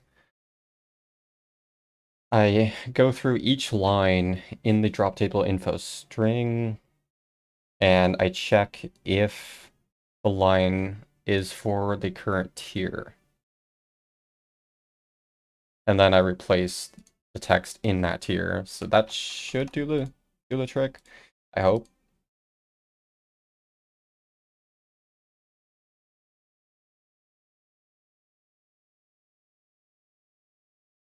So assuming there's no errors, this should update the overlay as I kill an enemy. So if I kill this Flower Jenny, tier 4 should go from 12 to 13. Why did it not do that? Wait, did it update tier 1?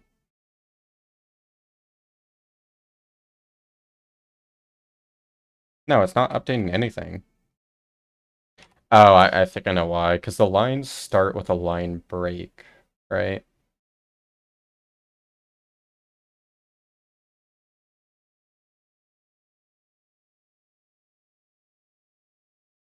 I may have to change that, which wouldn't be a big deal, but do they actually start with a line break? How does this work?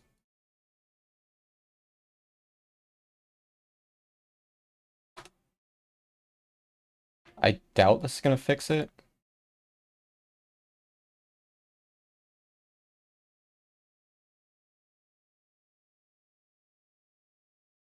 Yeah.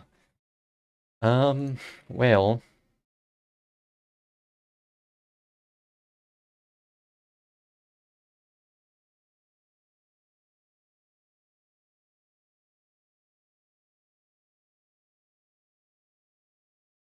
Not sure why it doesn't work.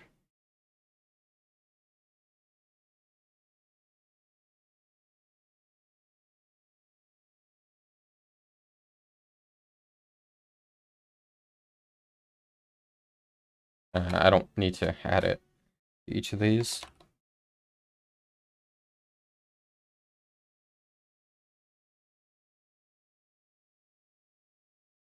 I did not do that input.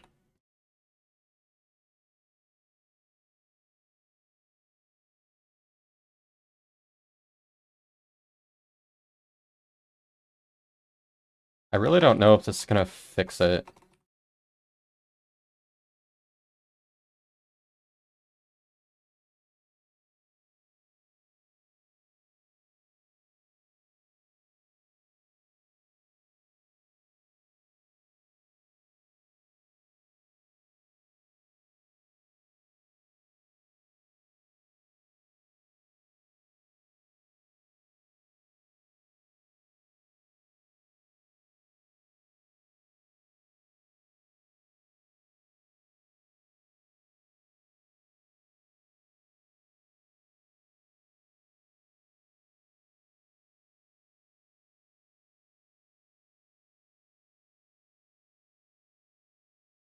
Why is it still not updating? What?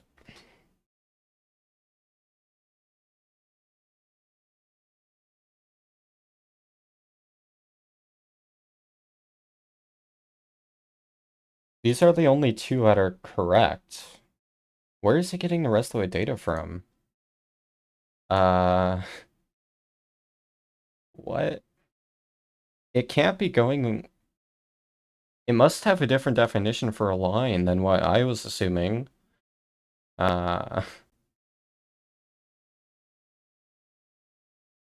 it seems like it's more going character by character. What? How is that possible? I mean, how can a line start with, like, the colon? I mean, that's not possible. Like, keep in mind, these are the lines. I mean, yeah, like, master, so M and D, and when you have 3 T's, you should have a 4th T. I don't know why you don't. That's just weird. What? I'm gonna output the lines again, just to see what it's actually doing.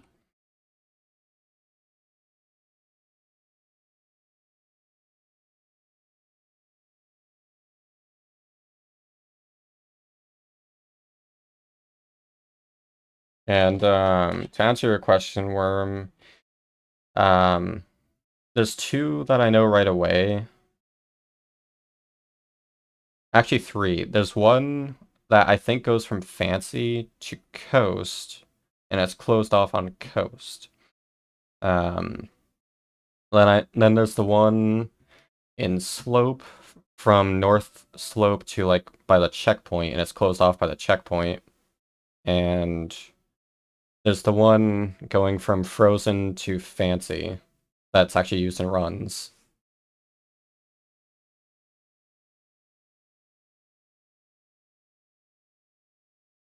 Those are the only 3 I can think of right now.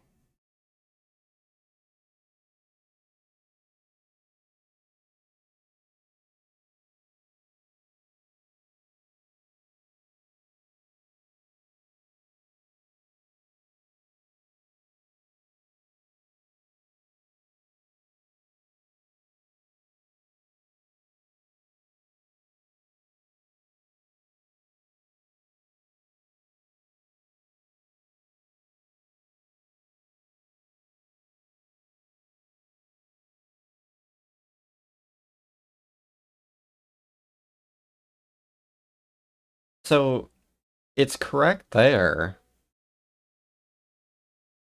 What the hell? This makes no sense. I mean, because it's getting all the right data.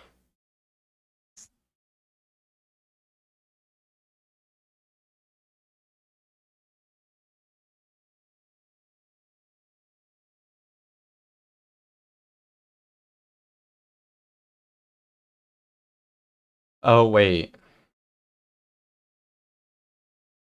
It didn't run the else on the last one, which is what it's supposed to do. So it is running this code.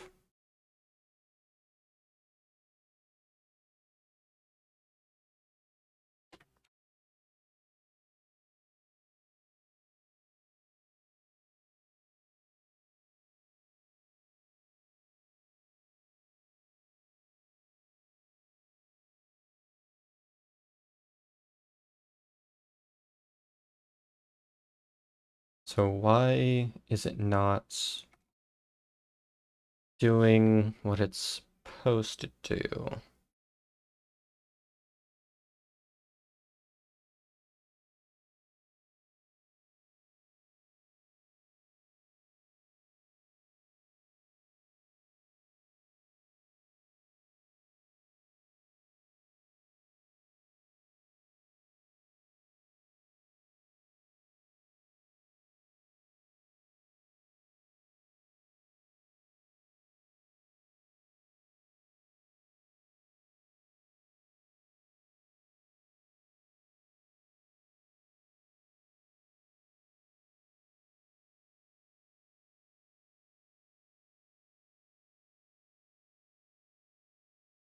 With the main item, you mean? For the most part, you can. So it does say updated text, but yeah, it's not updating it. So it's like the replace is not working, which is interesting.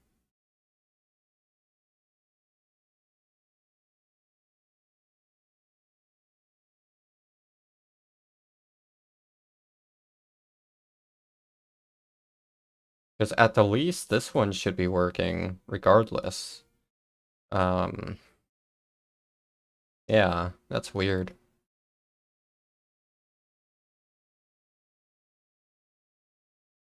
But I know the code is running, it's just not doing the right thing.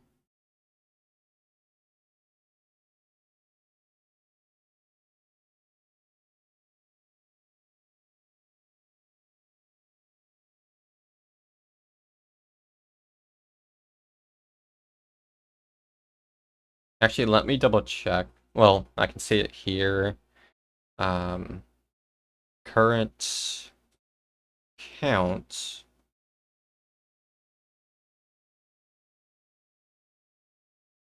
Or no, current tier count. As we see, it's 15 here, so it does update. I'm gonna make sure I'm passing the right value.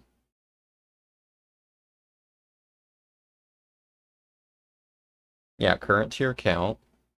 And current tier count. It equals 0 here, but when it does this, which gets the correct position,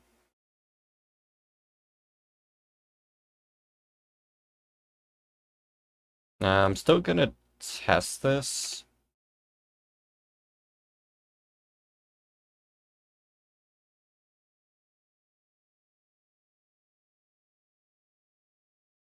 Gotta be thorough to figure out what exactly is happening.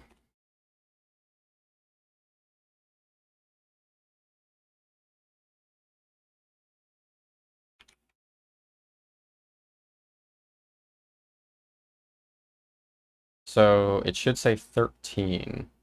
Tier updated to 13. And we see it does have the correct count, but yet it's not updating the UI. Why is that?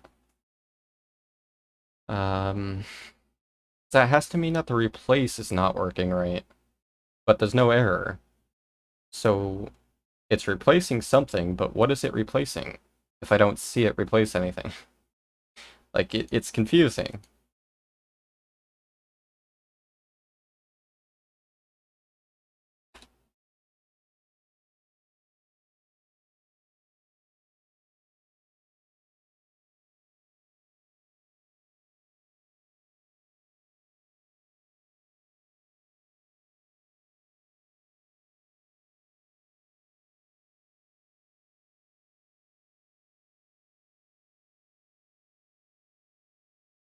Unless it's not able to convert into car, or care, however you want to say it.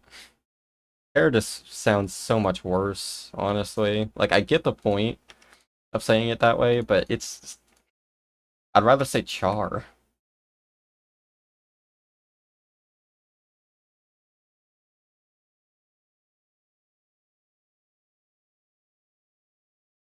Wait, it didn't do the debug. Hold on. It did not do the debug.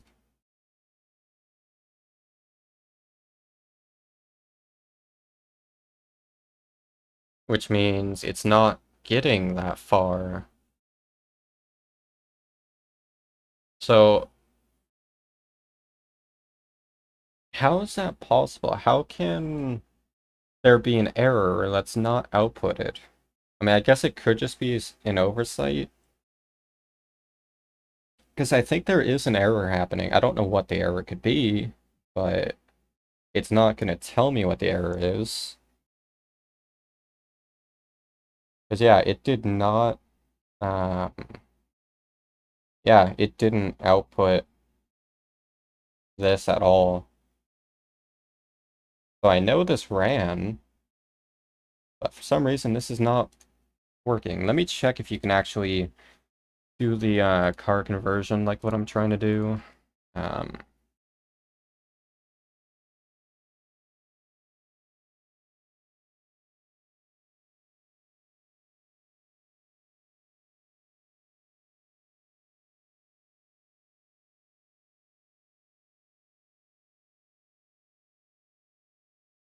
yeah, so I am doing it right.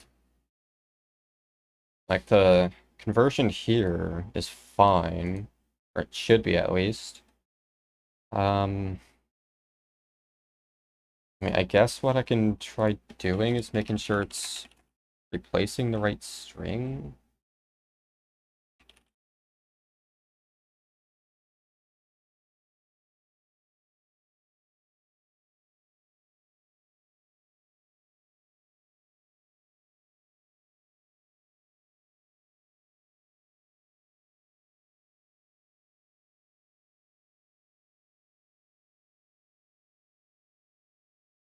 I'm gonna add another debug here.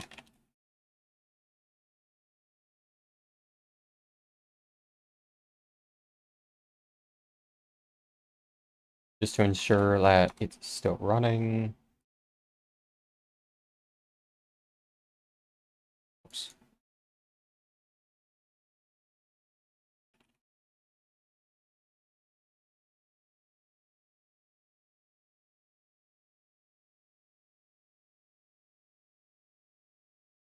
It didn't run at all. What the hell?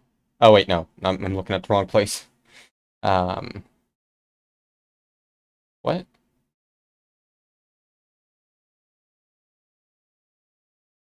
Okay. Well, that would explain why it's not working right. How is it? It's gotta be like defining a line in a weird way.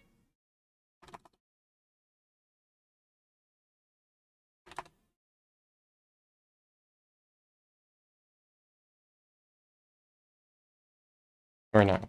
It does get the line correct here. But what the hell is it doing before before that? It's like all messed up here. Also, it shouldn't even be running the debug.line. I'm convinced that this is just C# being lame. Because the string is not set up that way. There's line breaks at the end. Not just in the middle.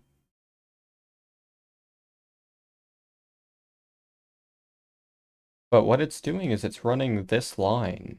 Even though it shouldn't be. Unless dnspy messed something up. No, it is correct.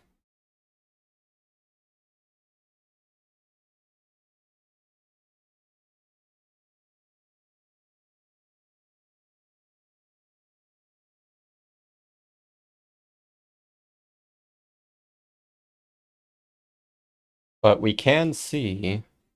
Oh. Okay, I figured it out. Well, part of the problem. Yeah, I forgot to account for the fact that the tiers can have double digits. Because currently I'm replacing a character, which can only be one digit.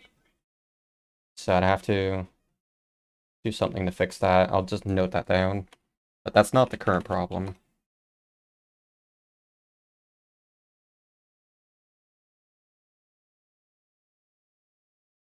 Um, I still don't have no idea what's causing all that. Like, I mean, tiers 1 and 2 are correct. Drops is correct. For some reason, it puts the number of master on a different line. And tier 5, or what? It doesn't even have the 3 in tier 3. Wait, why is it trying to replace 3 if I'm killing a tier 4? What the hell is happening?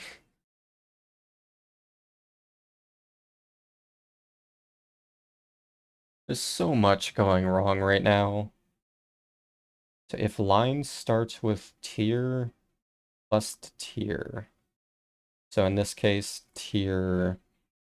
um tier 4, because Flower Jenny is a tier 4.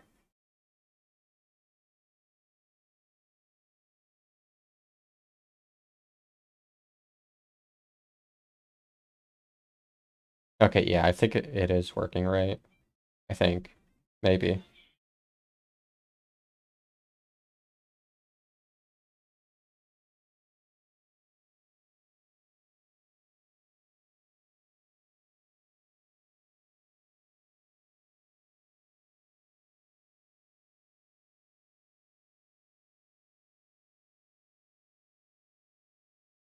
You know what's weirder though? The fact that all of this is one line. Because I just output the line. Oh wait, no, I output drop table info too. I forgot about that. That makes more sense then.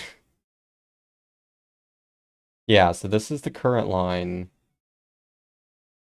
and it's tempting to replace 3. I don't know where it's getting the 3 from.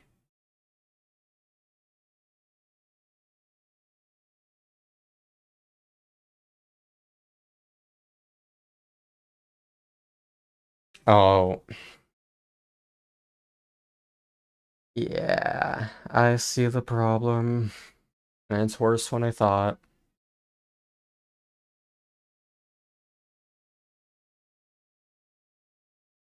Wait, no, it's not. I have the line. Well, the problem is this part. So, well, specifically, in this case, specifically this part. So, what that does is I'm setting, or I'm replacing a string within, or in this case, a character within drop table info. But the problem is the character I'm searching is a colon, right? But I'm searching the entire string, not just the line. So it does, again, it doesn't know which colon it's replacing, so it just replaces, or it goes to like a random colon, or whatever the first one it comes across is. So what I need to do is change the line and change this to line. And do the same thing up here. So that way it updates the current line.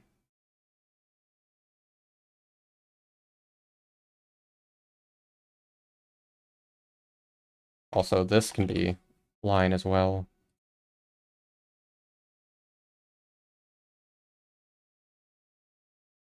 I'm gonna keep the debugs for now. Never know when I'll need them. Okay.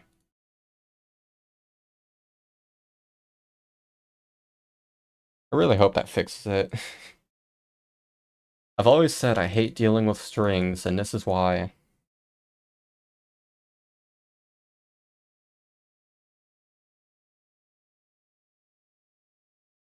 Okay. Well, I mean, it sort of did what I wanted it to do. Uh, why is life so complicated? Okay, no. I know why. I don't want these to be line. Because, yeah, that would be removing the rest of the drop table info. Strings are a nightmare. Also, I should test this on a tier 1 instead of a double digit. Yeah, I'm gonna do that.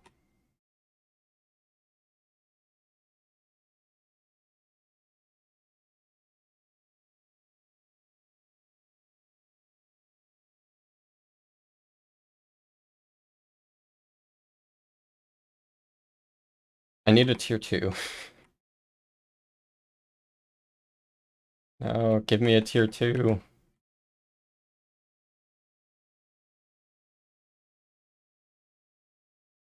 There we go. This guy will work. He'll be our testing dummy.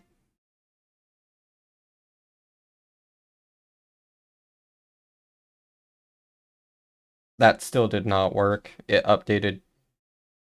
Well, it didn't replace the number. Okay, let's take a look. What went wrong?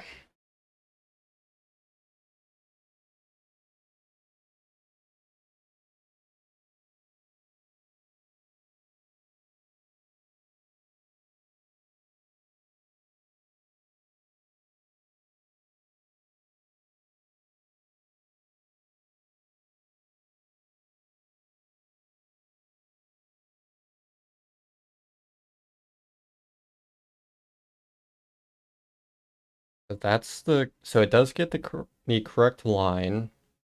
Okay, it's tempting to replace the tier number, I assume. I don't know why. Oh, and it replaces it with an invalid character. So maybe you can't convert into car? That doesn't make sense. But we can see there the output is correct. It's just has the wrong value. Oh yeah, this number is wrong. That's why. But so it is doing what it's supposed to, just with the wrong info. Nice random crash.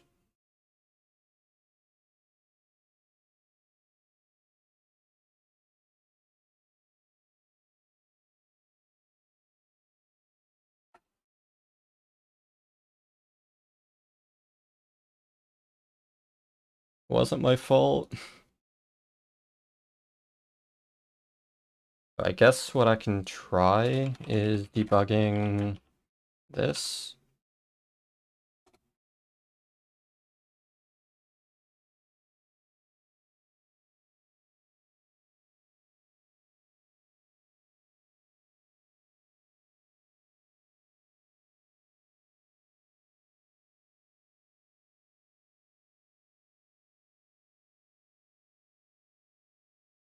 Or yeah, it needs to be int. Okay. So what will that do? I assume that will output a corrupted character.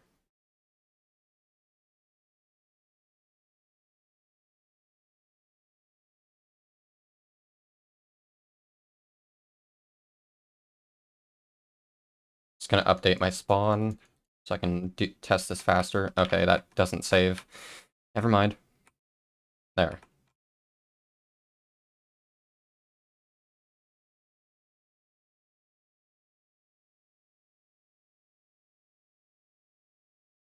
Somehow it removed all the spaces.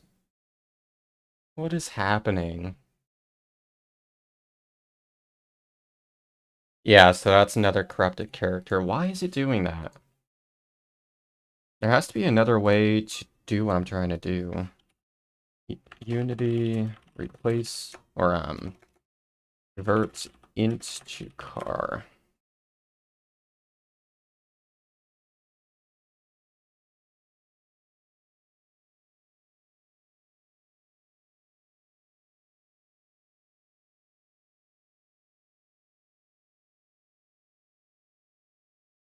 I mean, I could try system.convert.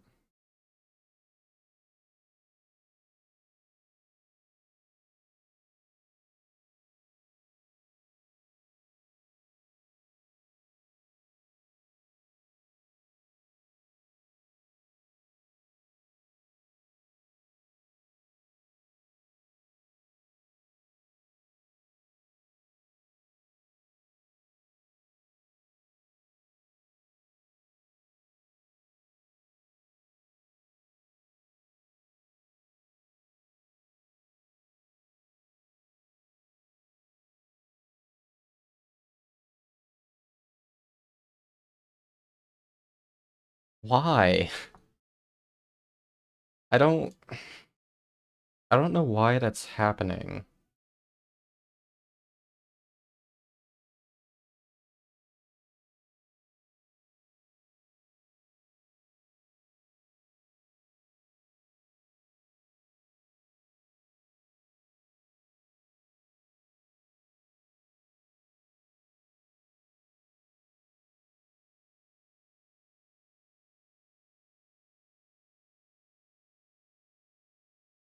What if I can this is stupid, but what if I convert it to a string?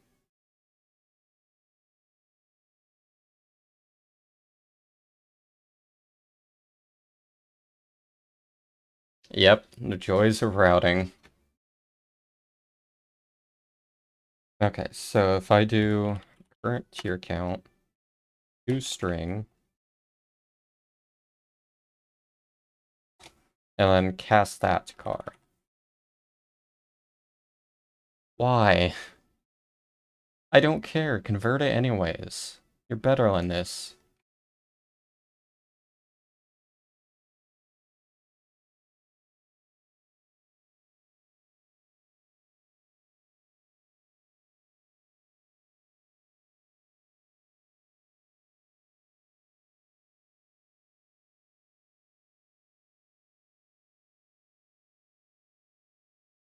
I don't know if that'll make a difference. Like, it shouldn't be getting an invalid character. That's why this is so confusing.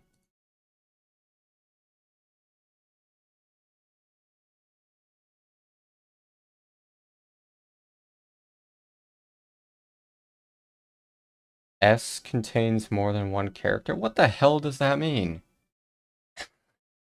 What is S? It literally just says S. That's not like a variable name or anything. That's part of the error message. What? Okay, thank you for your assistance, C Sharp. Yeah, good to know. I like when S is is more than one character. Oh, I think I know what might be happening. If the number is double digits, it can't convert to character. Ah, this is stupid. Okay, wait. I don't have to convert it to character. I can just keep it as a string. And then convert the other character to string.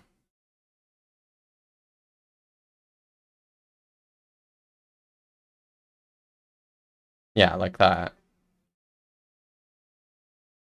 There we go. Whoops. Please work. I'm gonna keep the debug.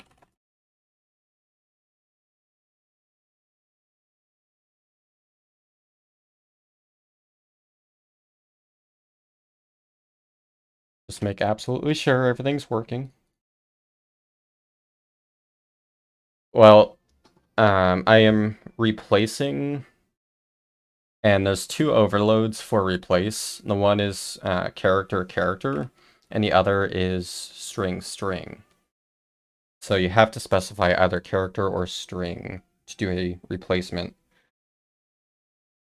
Okay, so I did compile it.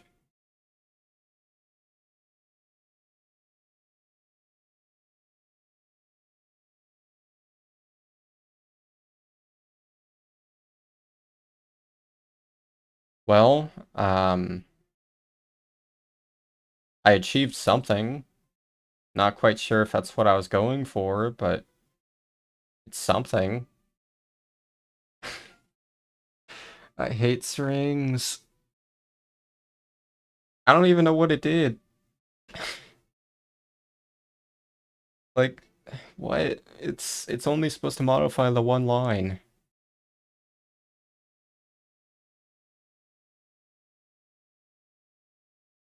Well, I mean, it got the correct count. That's the important part, I guess. Now, what the hell happened? It's probably just a, yeah, something. Oh boy, okay. It's gotta be something within these two lines. Like, probably I'm replacing the wrong thing or something.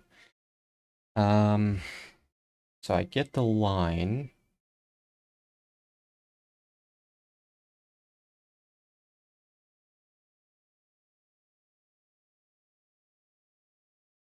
Now, I know this is only running the one time.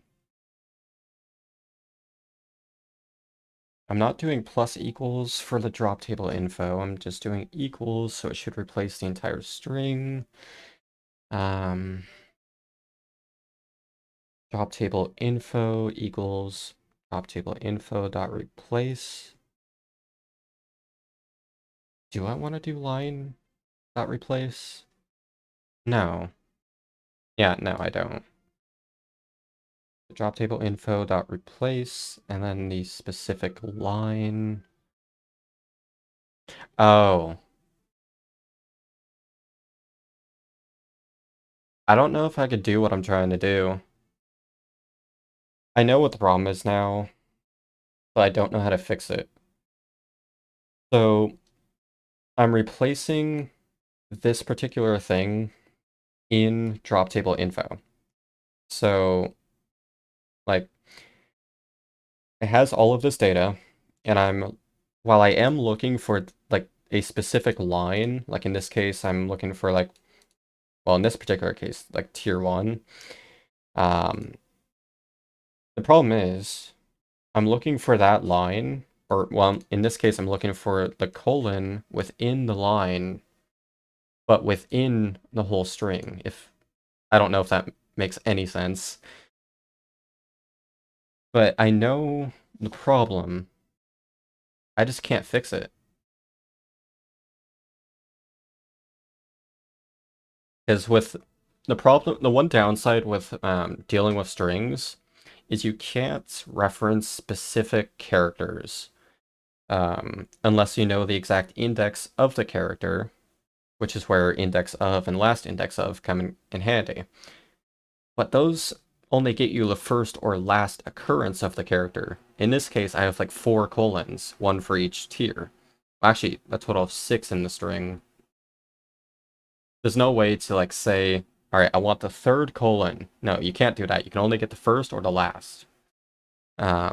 Which is really stupid. At least as far as I'm aware, there might be a way to do it.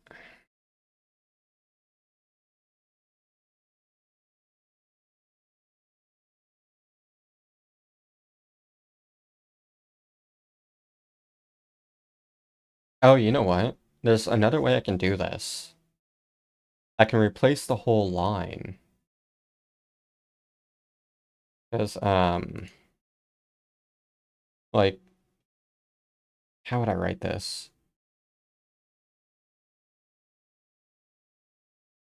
I could set the current line to equal modified line. So, like, for example,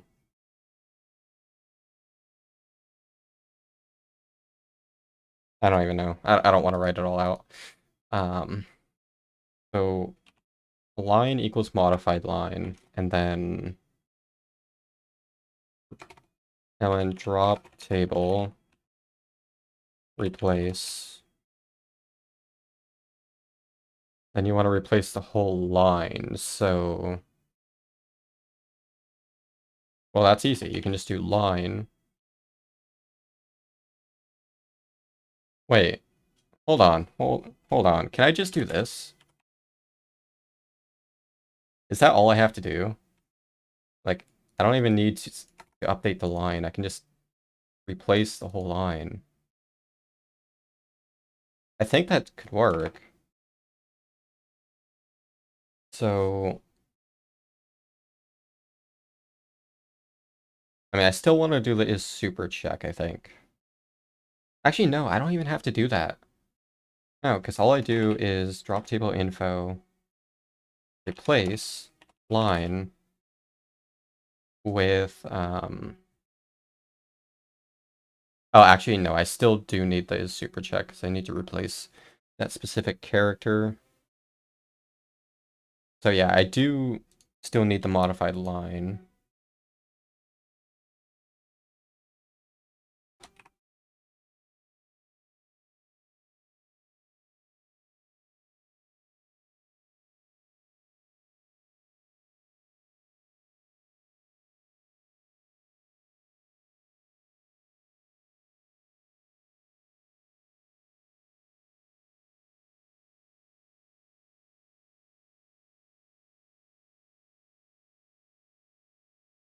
Does time pass indoors? Yes, it does, but it does pass at a different rate. So let's go to like fluffy fields first. Because there's 2 different rates in which time passes. One for outdoors, one for indoors. But I don't think caves, I think caves do overworld. I'll have to double check, but where is it?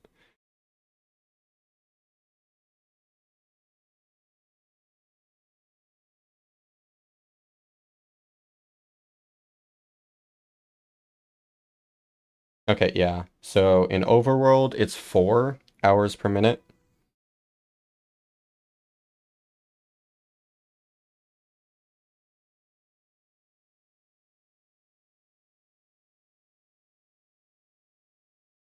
Okay, no, it's the same in dungeons. There was one case where it did change the rate, but I don't remember that now. But for the most part, yes, it's always the same, as far as I'm aware. Okay, let's stop getting distracted. So modified line um, equals this.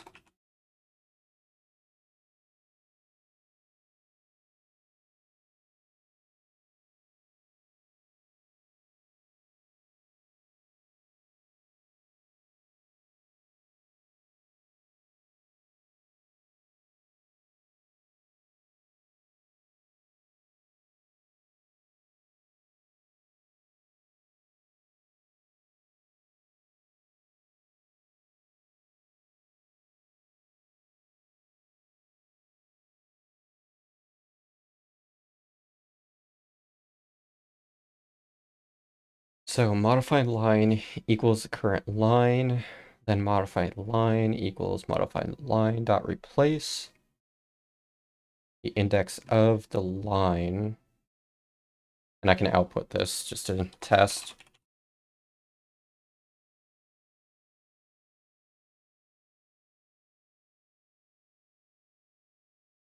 And then drop table info equals drop table info dot replace the line with the modified line. That's a mess, but this should get me closer to what I want. I really hope.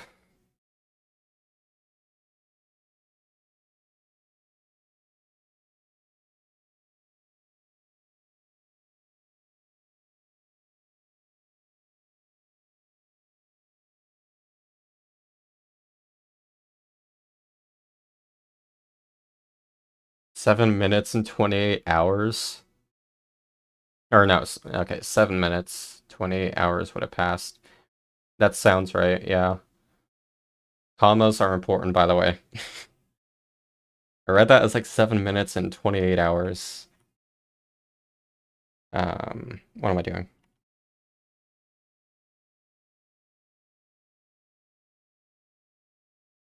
Okay, it's still not updating properly, but at least it did update the particular line, so that's something. God damn it, why is this so difficult? Okay, what is it attempting to replace again?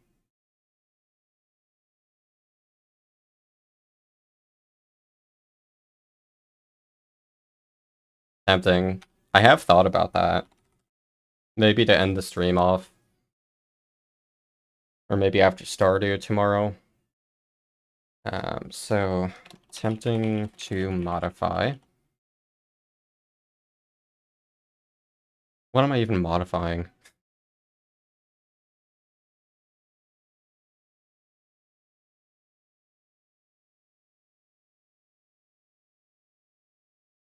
Oh yeah, and again, I need to be testing this with a tier 3, not a tier 1, because I don't have double digits supported yet.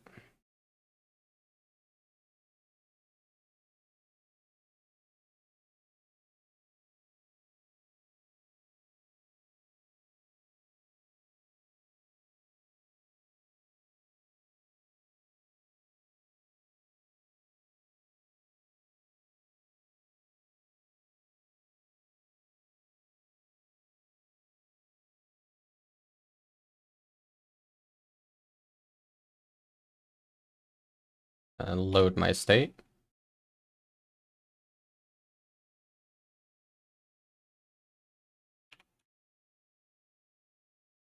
Did it update? I didn't even pay attention. I can find out. No, something broke. I don't care. Why? Why is something broken? Apparently, debug overlay does not cooperate with save states. I need to look into that.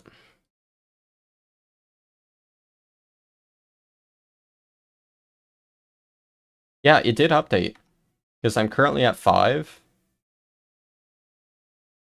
and it updates to 6. That's so good. I love that. It works. We have some sort of success. It's almost time for hype song. Just gotta support double digits now. Then it will fully work.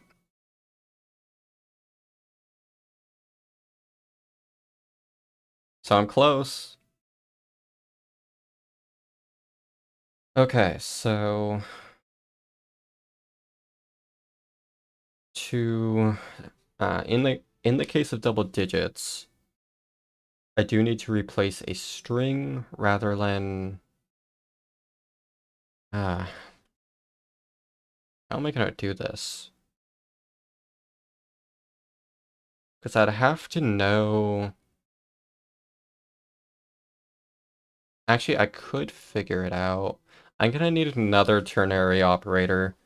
Can you have like ternaries within ternaries? This is a mess, dude. Okay, so is this a thing that can happen? Um, how do I even write this? Um, this is very hard to wrap my head around. Nested ternaries.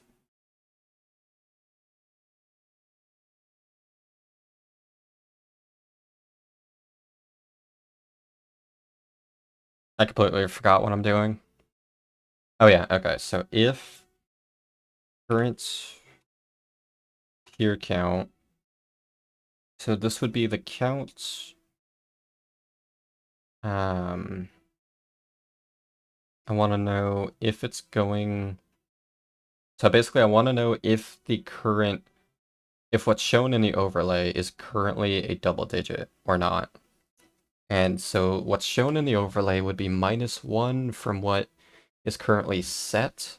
So I'd want to check if current tier count is less than 11. Then we know the overlay doesn't have double digits for it yet. Oh my god, I think you can have nested ternaries. That's disgusting. Alright, let's do it. So if it's not double digits, we can just do that. However, if it is, um,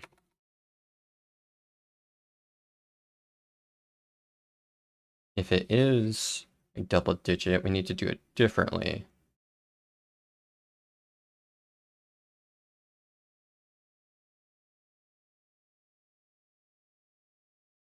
I want to get a substring, line.substring.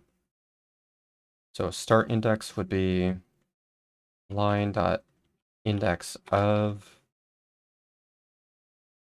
+2.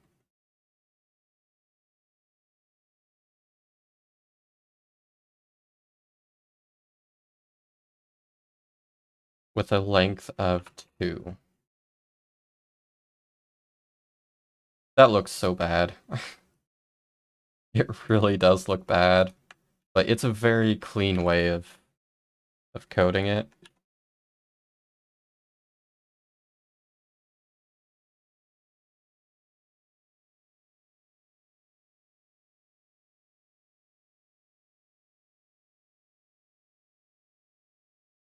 Okay, so this guy should still work. If I can actually kill him, that would be nice. Yeah, so it still works for singles. For single digits. Now, tier 1 should go from 14 to 15. Yeah, almost? I mean, is that close enough? 15, 154, same number, right? Okay, so why is that not working now?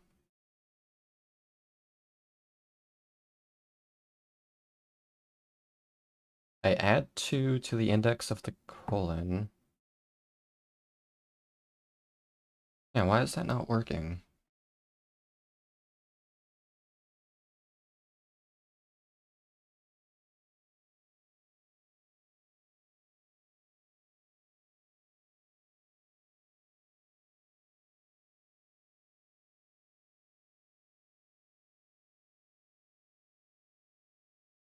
If current count is less than 11,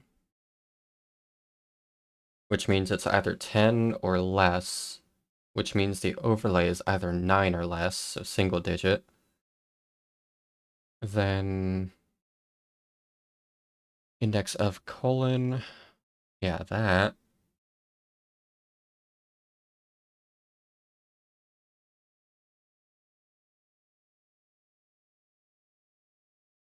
Oh wait, no, I think I want this to be 1. So I would start the substring at the space. No. Maybe? I don't know. I hate strings.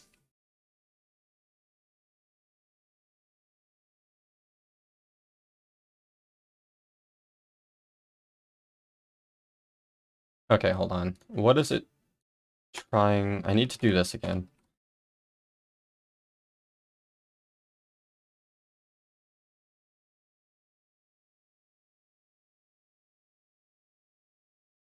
Line.substring. Line.index of plus 2. 2. Because I'm not sure if I'm pointing to the right thing.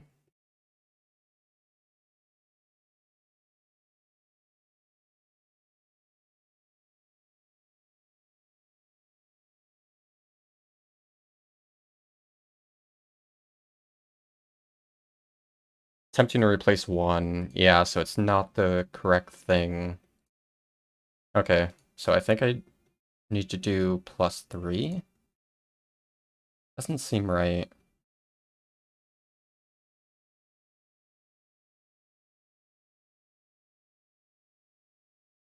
Oops.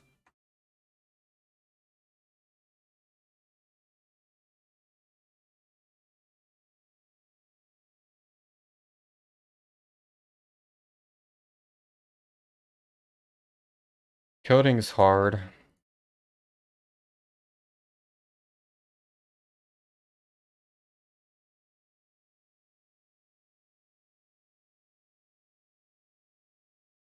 It updated. Okay, well, something broke there. We're just gonna pretend we didn't see that. So what the hell happened there?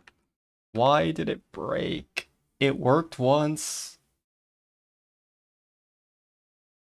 I don't even know where it's getting the zeros from. That's not a number. That's not a number it has.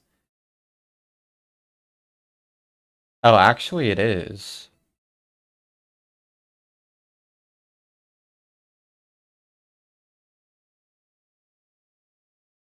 Interesting.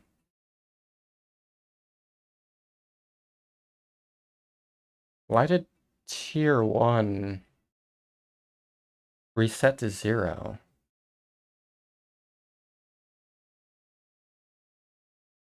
Okay, I'm gonna practice on the spike button. That's 7. That does update properly. 8 still updates. Good. 9. What happens when I go to double? It does update correctly. Okay. So, oh. Alright, I know why. I do need to do the same thing here.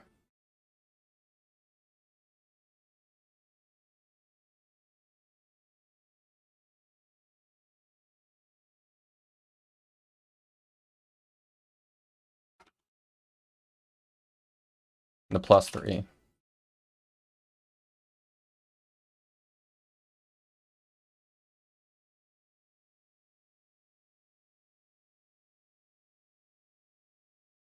Okay.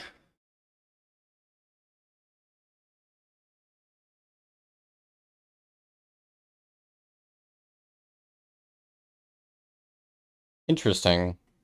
Killing an enemy with a fireball doesn't seem to count. Well, God damn it. It added a space. Why? Stop breaking. I'm convinced tier 1s are just bad luck, so I'm not gonna touch them anymore. Why? I fixed that. This game is hard.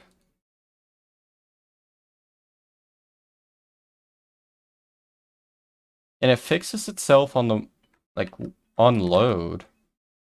So this is specifically an issue with updating. What was it attempting to replace?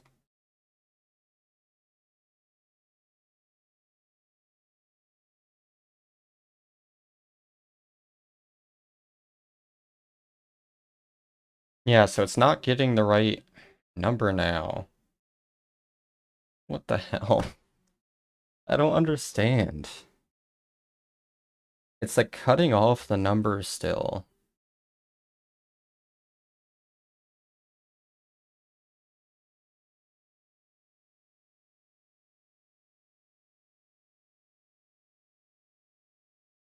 I mean, do I need the length to be 3 for some reason?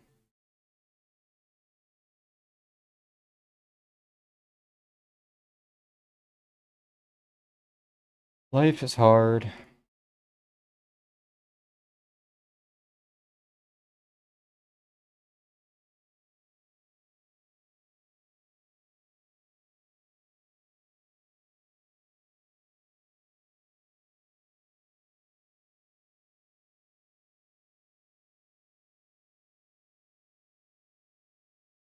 Nice. I do need... I wish Steam was a better program. Because basically there is a way I can fix that. Let me do that.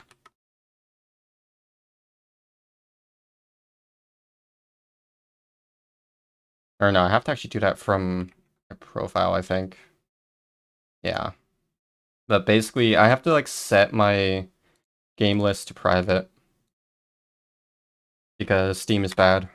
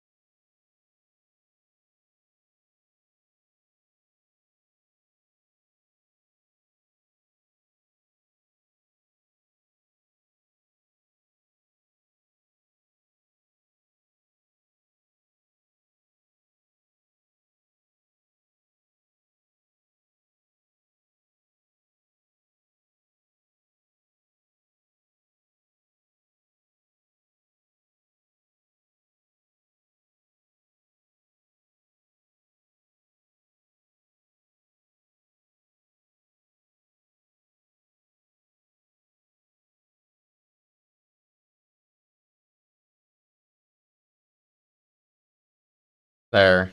Alright. Gligar should not get spammed with Chris is awesome is playing It'll Do Too.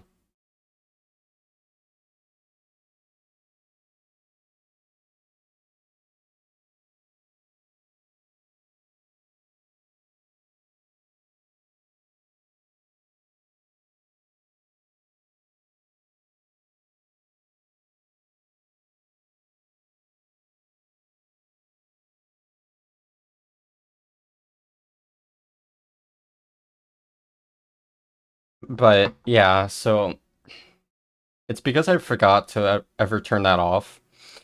Or other way around. Yeah. I forgot to turn my game details to private. So when you're playing with friends on Steam, you have to have it public for anyone to be able to invite you or to join your own game. It's really stupid. So basically, I'm constantly having to change that.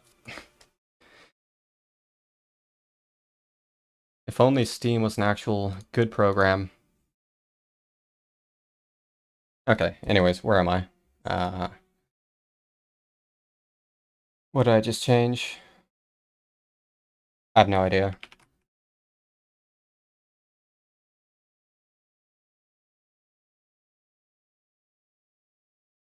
Why is that still... Like, it's adding white space. But it is updating correctly. Do you update? Why? What the hell?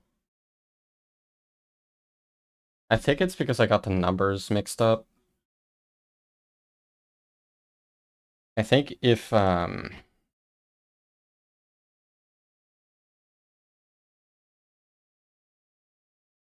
needs to be 2.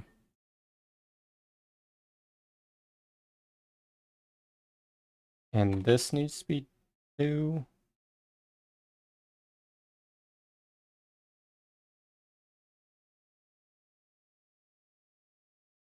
It's like, what did it replace? Yeah, see, it tried to replace the parenthesis too.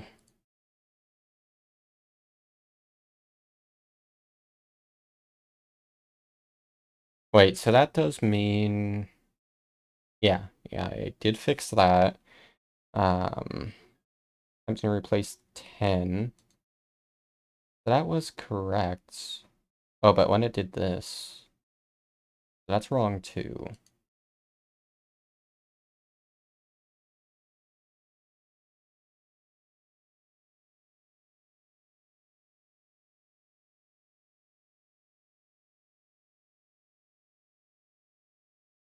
Wait, isn't this exactly what I had that didn't work right?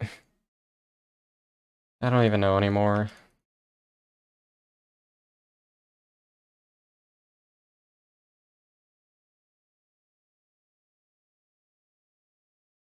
Eleven to 12. Yeah, that did not work right. I hate this. So going to 3 fixes that, right? Gonna take this one step at a time.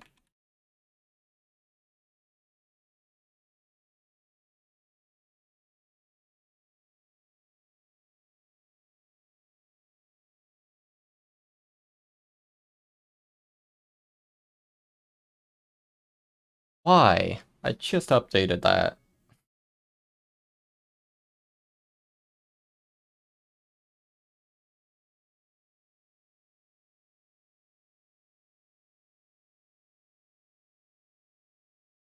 Oh wait, no, I updated the wrong thing. I'm stupid.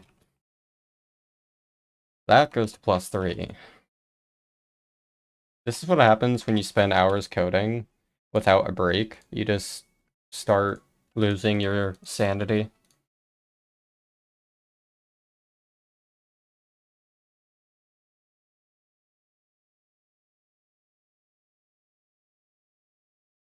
Hey, there we go. Okay, why is it still adding this stupid space?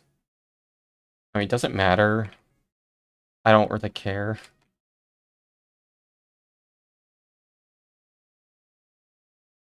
What happens there? It's not supposed to be that.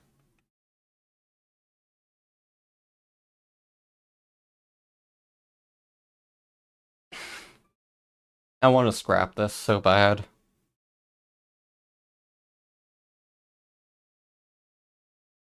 Like, why does it just randomly not work right? Why is it 113? It's like, it's getting the wrong index, but yeah, it's correct. Because that's not going to be right.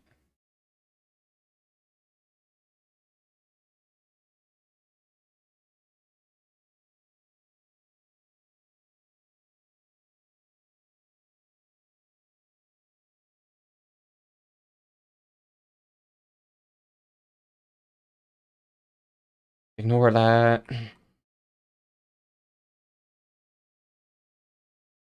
That's a tier 31, imagine that. Okay, yeah, that is correct, because that was super... Why? This is pathetic. It's like my code changes are just not doing anything.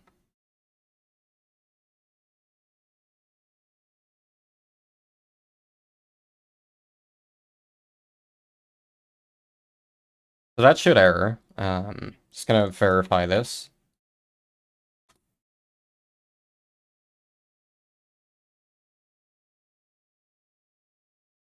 Okay, both of those should error. Because those indices do not exist. Because at this point, I am wondering if any of my code is running. Doesn't seem like it.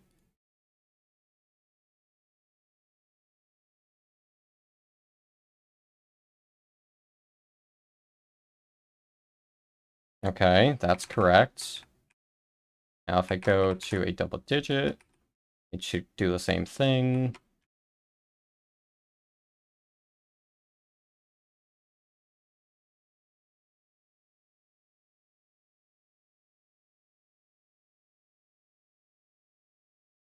What? Why am I getting two different error messages when it's the same error? Oh, yeah, because that's... This one replaces a character, while this replaces a string. Yeah, that's why.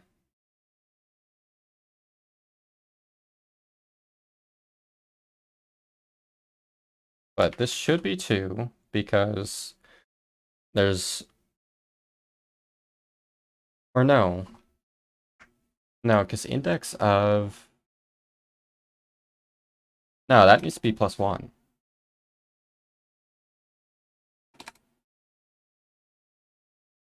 Because, yeah, like in this case, index would be 0, 1, 2, 3, 4, 5, 6.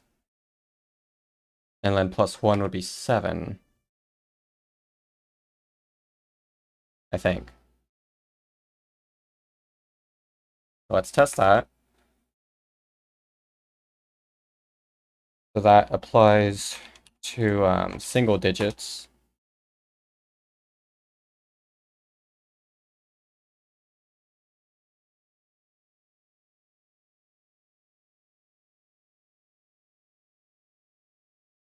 Yeah, that should work.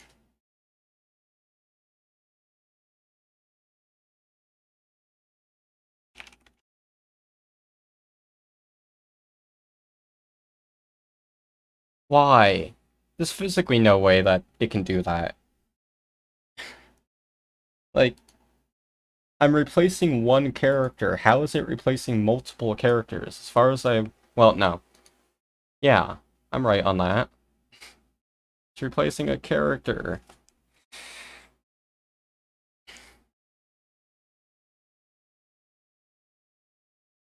This has to be because of the nested operators. It must not be a feature of C#, even though it compiles. Because something is going wrong, and it's not because of what I'm seeing. So...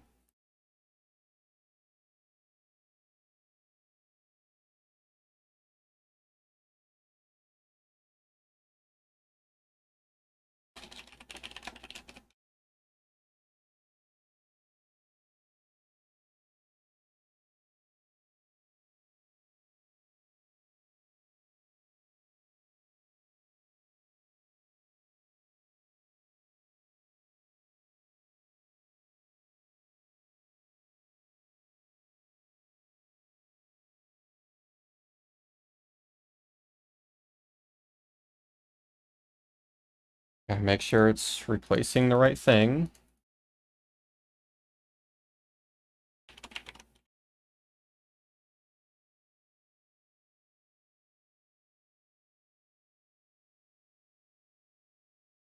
What? Where is it getting 0 from? I hate everything.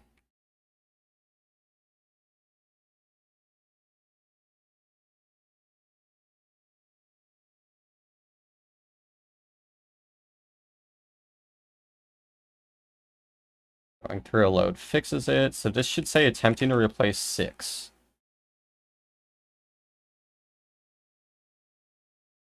What? Why? Man, okay. Where the hell is it getting a 0 from?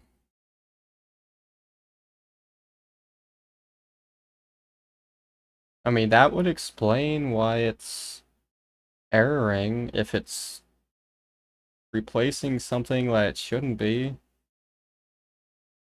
Nav mesh, that's a vanilla error. I don't even know what it means.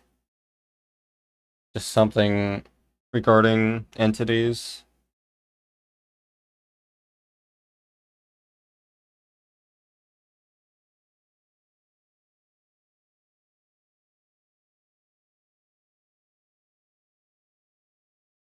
Yeah, for pathing.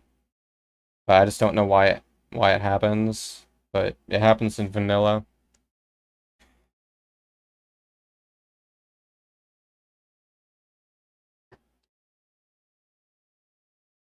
So where the hell is it getting a 0 from when it's supposed to be replacing a 6?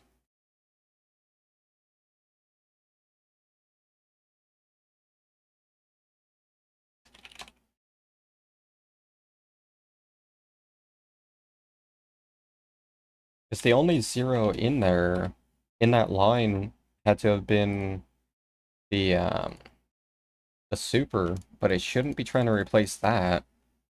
And even if it was, it should still work fine. So, yeah, it's weird. Okay, it should say attempting to replace 6, but it doesn't. It does get the correct thing.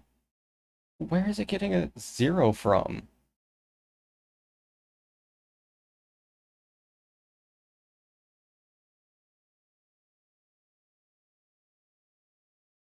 Oh, wait.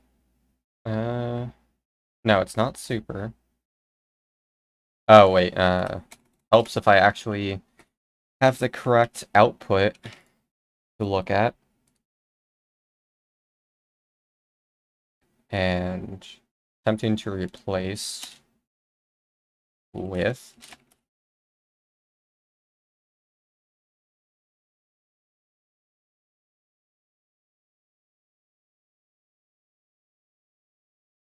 Okay.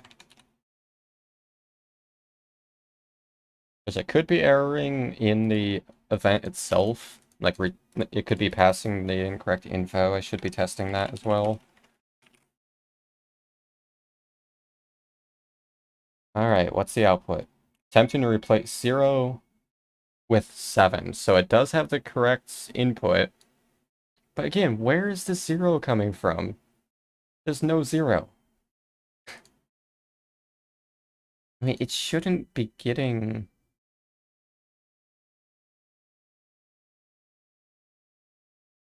Oh. Dude. Again, I copied the wrong thing. I hate everything.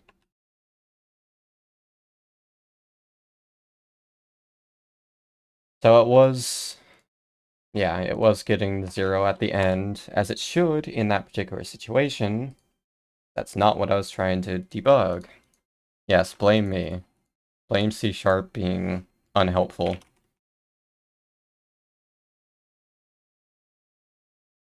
Okay. So I have this space selected. Okay. I want to fix that. So if I do +2, will that fix it? It should.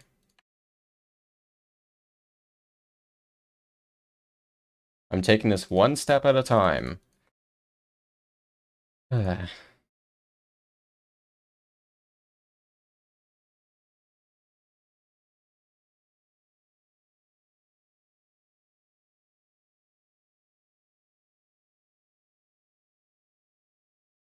Okay. Apparently there's multiple spaces in here for some reason. Oh, there are. Okay. That. So, here's the deal. My keyboard has a rare case where it can like double press, specifically a spacebar. And that is what has been throwing me off. I had an extra space in this one line which happened to be the one tier I was testing the most, and that is why I kept throwing it off. So thank you, keyboard, for that. Corsair is a bad program, or a bad company. Don't use them. And what sucks is I made that typo like hours ago at this point. And it just now dawned on me that that was the thing. Okay, so. It's only with the spacebar, though. We're closer to hype song. So it should work perfectly for all single digits now. So it should go from 6 to 7, 7 to 8, 8 to 9. Okay, and it does go to 10 correctly. Yeah, but when it breaks, but that's something else to fix. Okay. Now we're on to this part. Make sure I copy the right thing.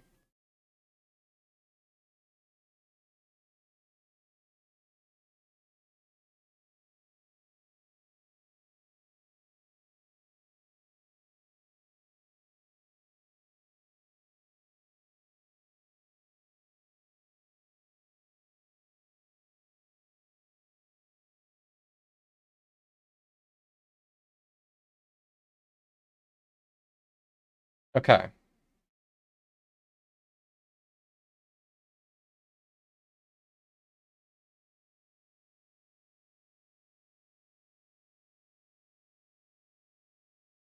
I'm mad.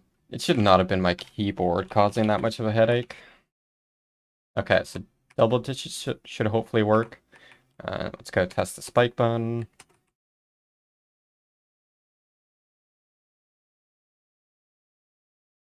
Yeah, that's all that matters, because just entering the cave, like, you don't even have to take the other exit. Just entering it is enough to mark it as complete on the map. But in the few cases where there's like a closed off exit, you do have to open that side as well. So in that situation, you have to exit.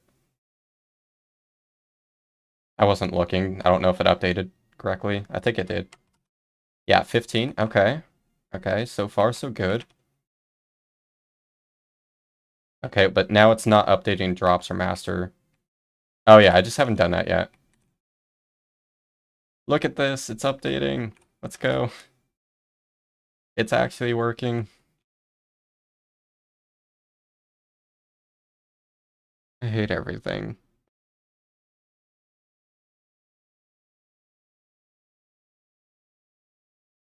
Okay, so what we've learned today is that 15 plus 1 equals 5. I can't complain with that. I mean, that's sound logic to me. In fact, it equals 0, 5. You gotta get the 0 in there. It's very important. Can someone explain why that happened? I mean, it attempted to replace 15. Why with 0? Oh, it's the super, that's why. Yeah, so it did update the super. Um, Although it didn't put it. Yeah, it did work correctly, but it updated this when it shouldn't have. So it's like partially working, but this is a different error. So that's progress. Um,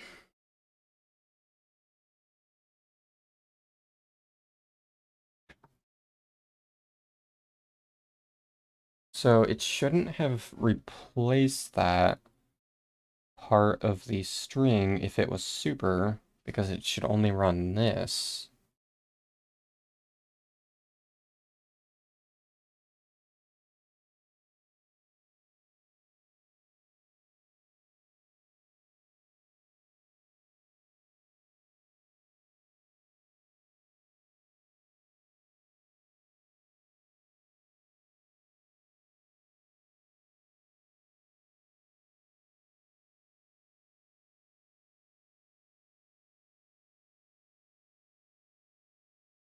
Oh yeah, okay, ignore the 15 there. That's an inaccurate debug now, since we're dealing with the super, so it's running this line, which means it's replacing this character. And it did correctly replace it, because it did go from 1 to 0, as it should. Just how did it replace the first number? Because it shouldn't have ran this. That's only in the else, where it's not super.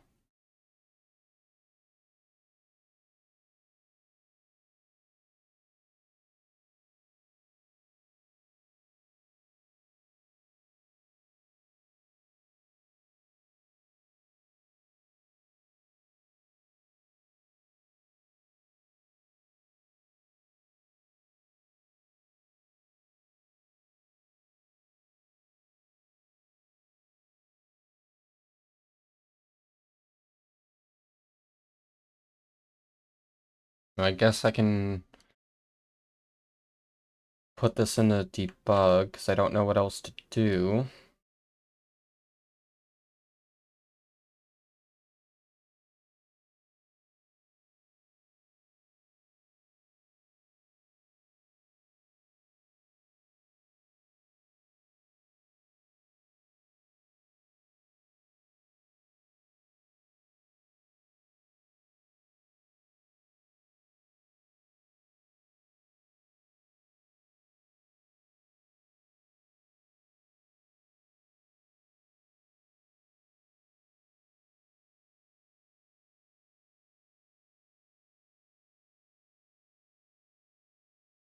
Okay, so now I should be at 19 drops.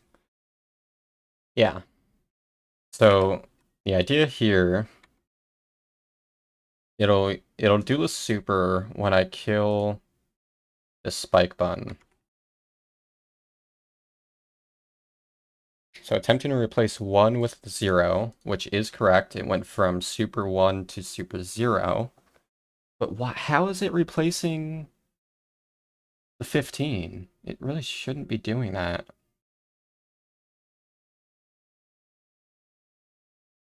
Yeah, so max percent would require setting all flags pretty much. That's like the one major rule.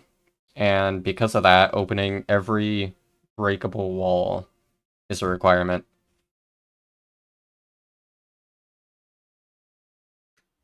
And I want to say most breakable walls are shown on the map. So it would also affect the map state.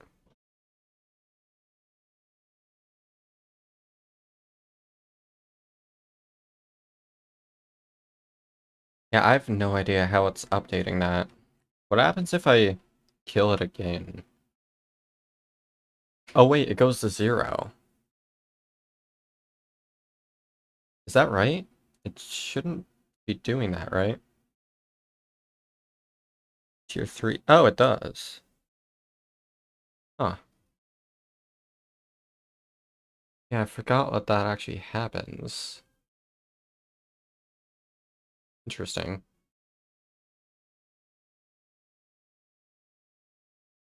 So it was a leftover from what the mod did, I assume.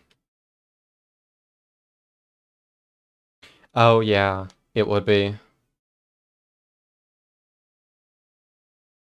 Uh, 'Cause yeah, like it updates.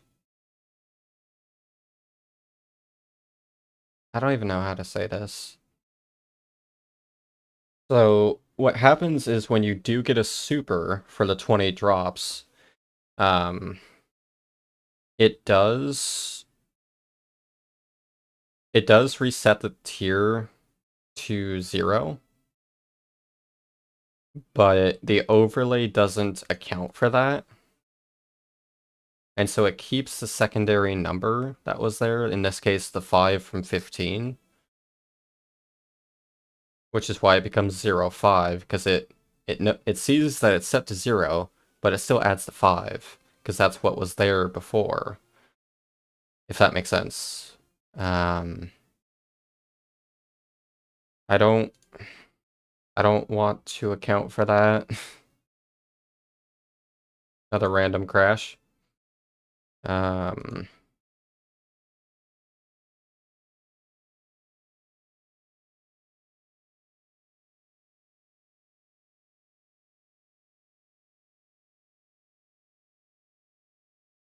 yeah, that's gonna be interesting to fix.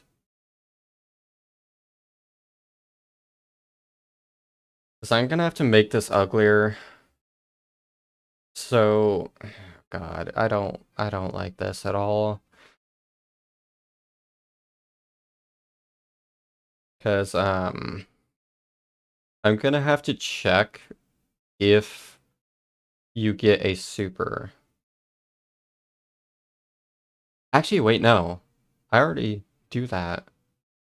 But I have to replace the whole line. Like, I have to replace both numbers, the tier and the super, knowing that super gets set to 0.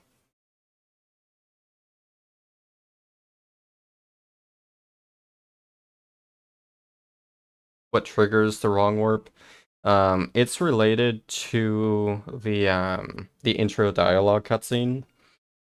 If the flag for having seen that cutscene is set, the wrong warp will trigger.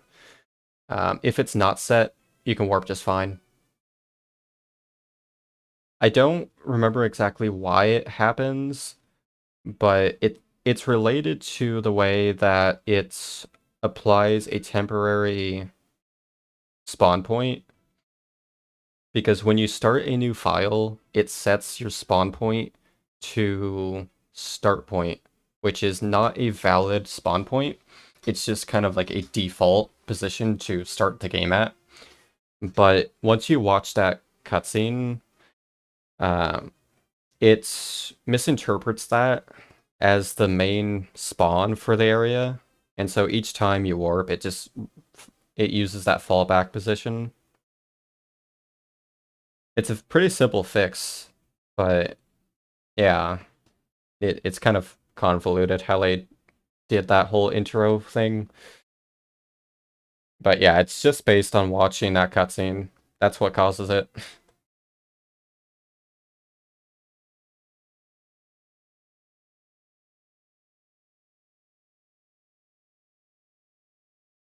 Because I think what's supposed to happen is the temp spawn point is supposed to like go unused after the cutscene's watched, but instead it remains, and so that way it always gets used.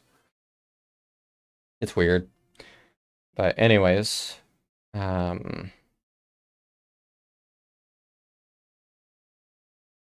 so I would need to replace something else in the case of it being a super. So I'm actually going to change this a bit. If is super.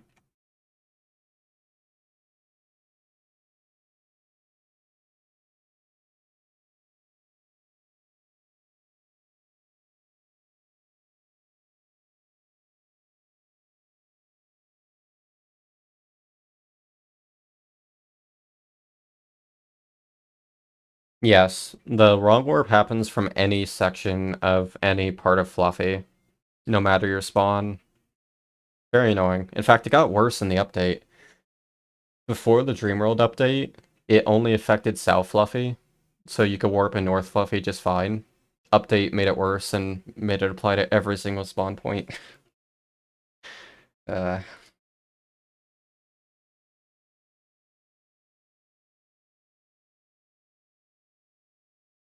yeah, so warping from a cave will correctly spawn you to where you were, but if you warp outside in Fluffy, that's what does the wrong warp. Because the thing that breaks is tied to the Fluffy stage itself, not like a cave scene or something. Yeah, all interiors are caves.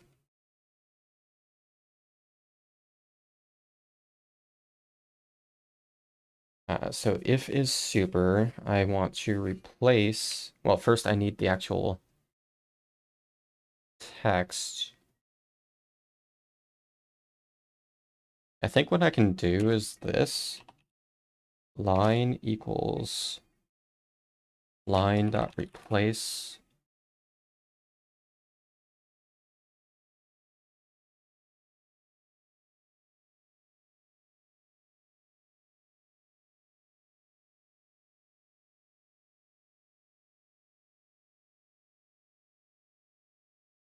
I'm gonna have to do this again. Ludo, why is your game so weird? Alright, whatever.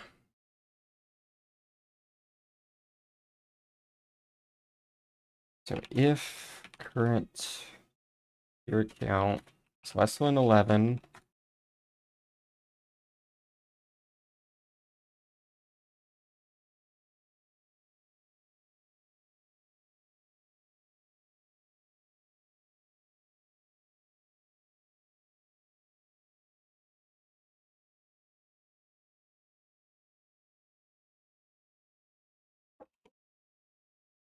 I will be right back.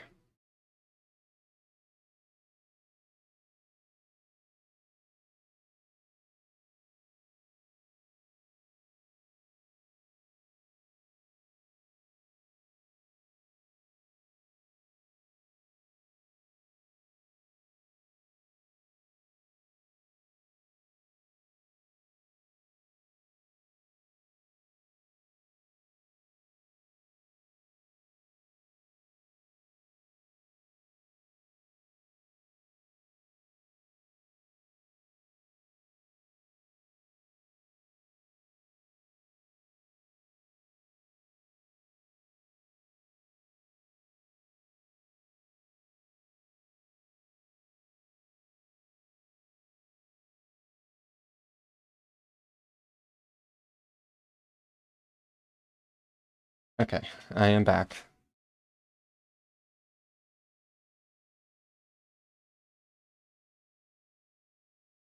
Yeah, just like infinite health. Okay, so modified line equals modified line dot replace, and that's and replace with 0.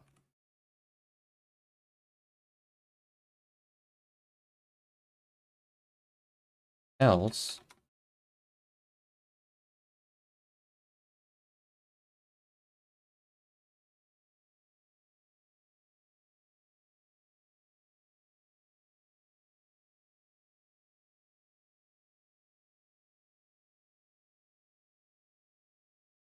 is stupid. I just wonder if this will actually fix it.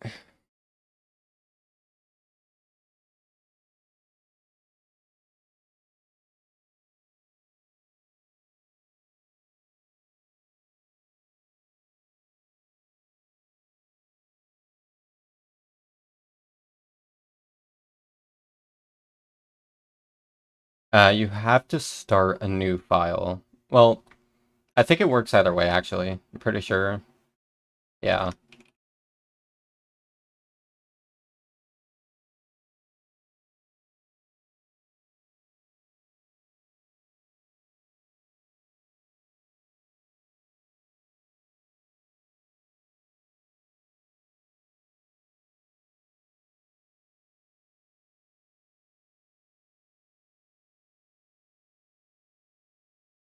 Okay, I think that worked.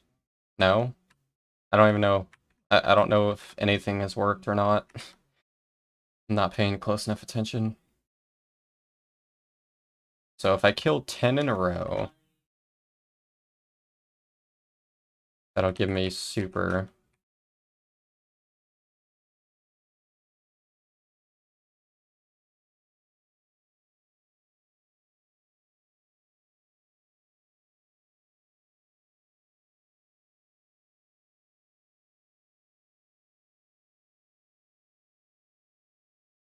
So this guy should give me super, which should set tier 1 to 0, I believe.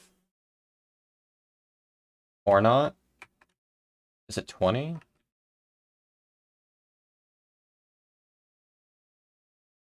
Life is very difficult.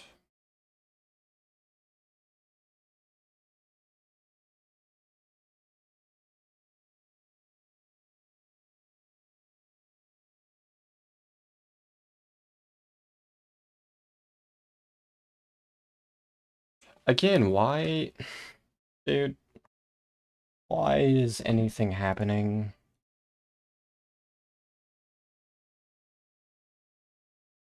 I really don't like super tiers. They are very broken.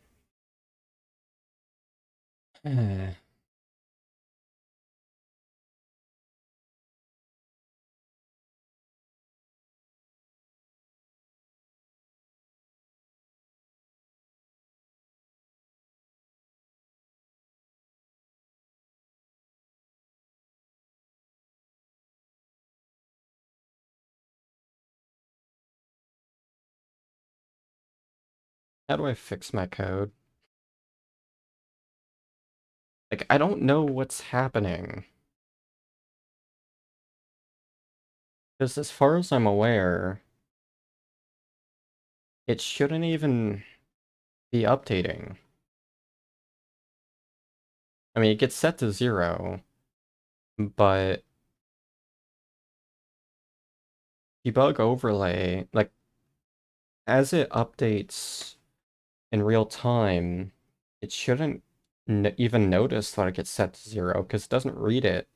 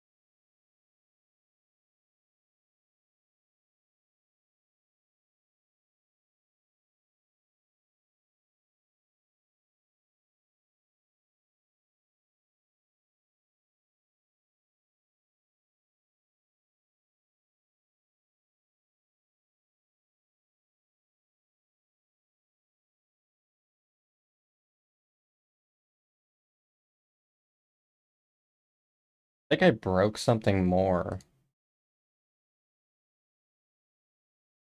Because it's not supposed to get set to 0 when you get the super.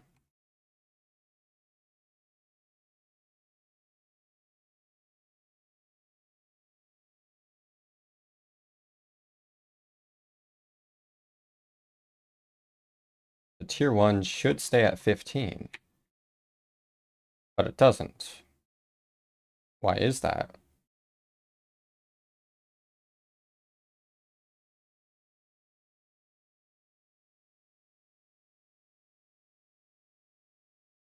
It's like nothing is working right.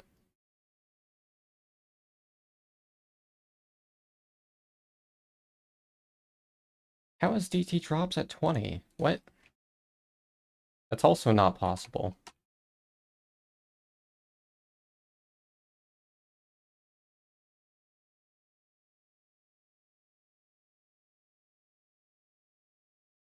Oh, wait. I am very stupid. I know what's going on. Okay. I completely forgot that so the drop tables, they go up here, let me show it.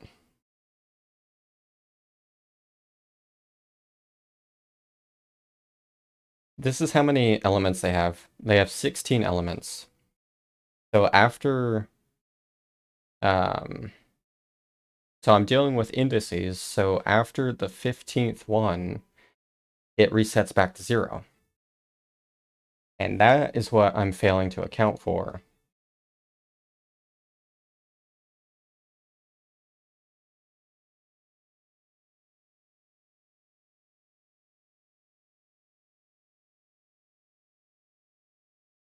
So instead of checking for if super, what I need to check is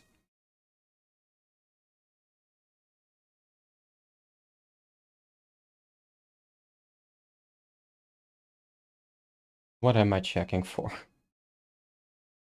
If current tier count is 0. Okay, if it's 0, then replace the line.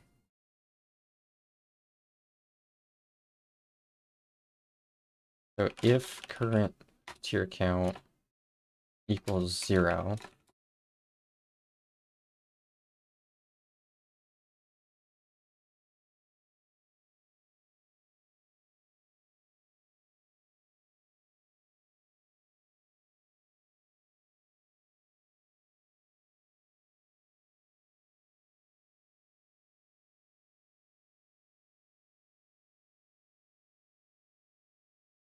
I can't easily replace what I need to replace.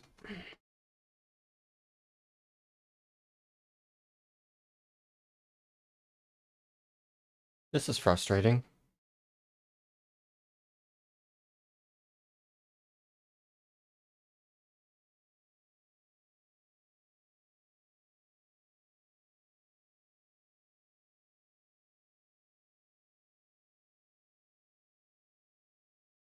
Actually, wait. No, it's not. Because what I have to do is just this. If current tier count is less than 11,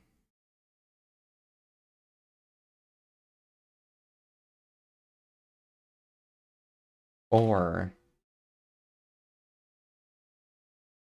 if current tier count equals 0, I think.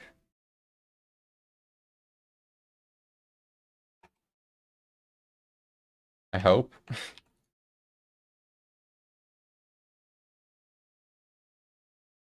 So if it's double digit, or if it's single digit, run this, which replaces one digit. So only replace one digit if it's single digit or if it's equal to 0.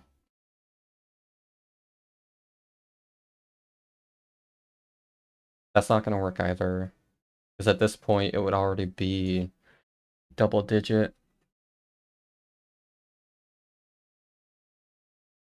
I can check if it's less than 11 and greater than 1, I think.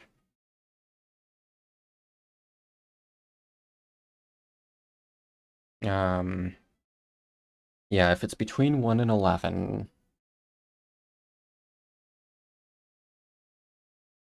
or between 1 and 10, replace single digit.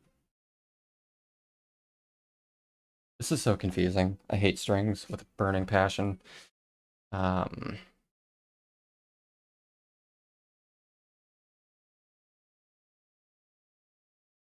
Actually, I want greater than 0. Okay. Really hope this works.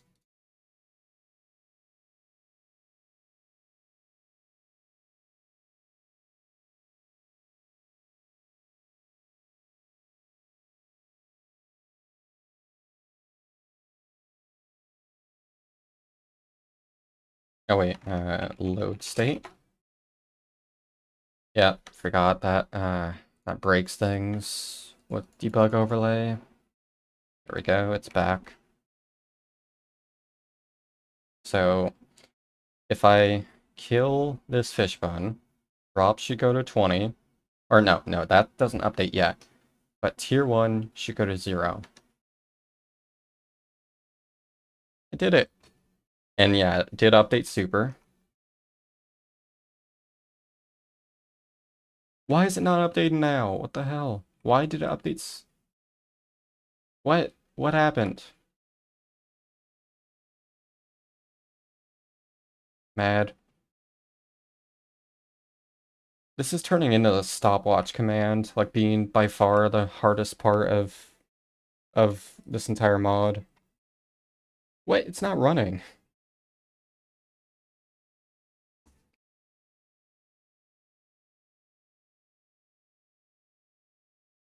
Alright, what's the problem now?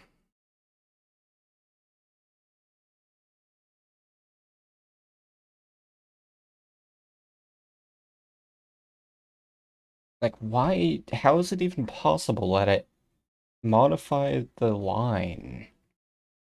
Like, the start of the line.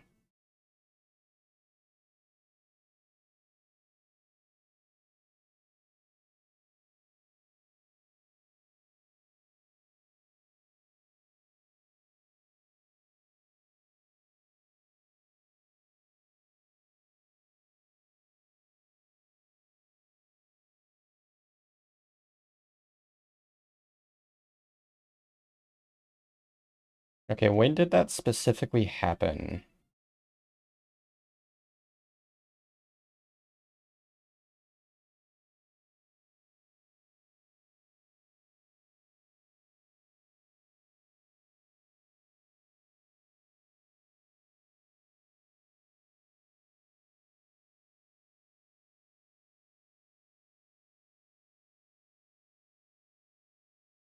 So it breaks it on the second one. Why?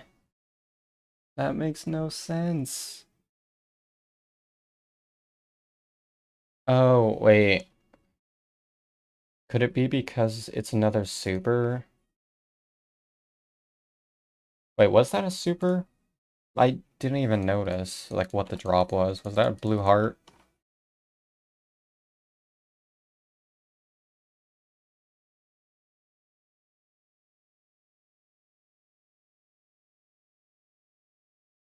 That's a super. I can't see what it dropped.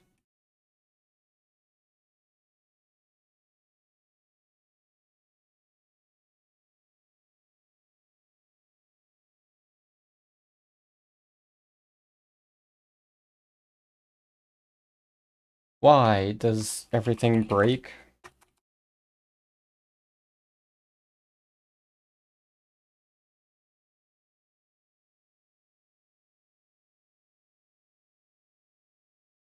I restart? Because Unity is a shitty engine.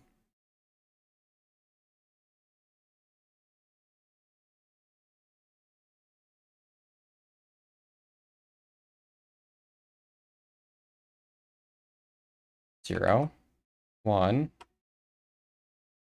two. So it's not even a super. What the hell? Why is it updating every number?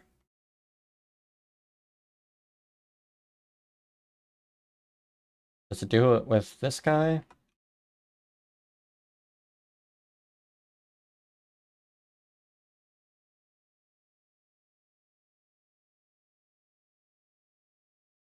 It does. Because it sets super to 2 there. Not the only one who saw that, right?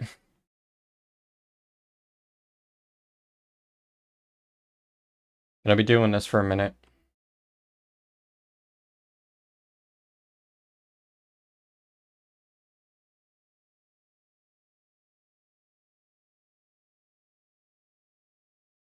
Okay, so that was super, and it did not update the regular tier as it should, but it did update super, so that's correct.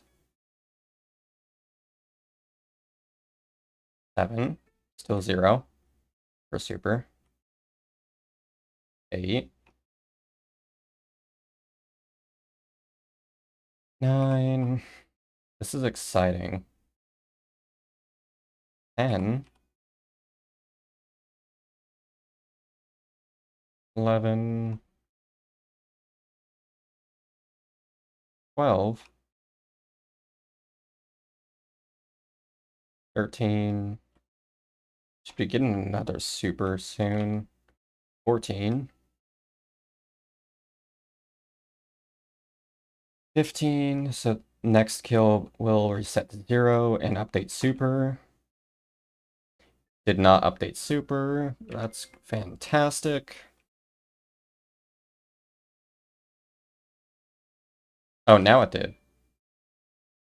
Interesting. I want to unset it. What is happening, dude? That I don't understand why this is so different. Like each test, I'm getting different results.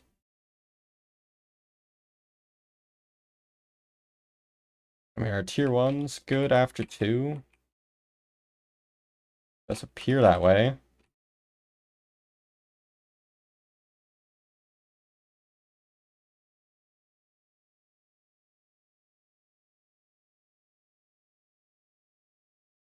Yeah.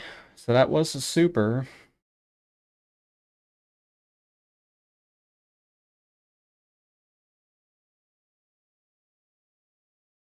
I get better than that in RTA. Um, I don't want to fix this anymore. This is just ridiculous. Like, there's nothing wrong with this code. I don't even know what number it's supposed to be at.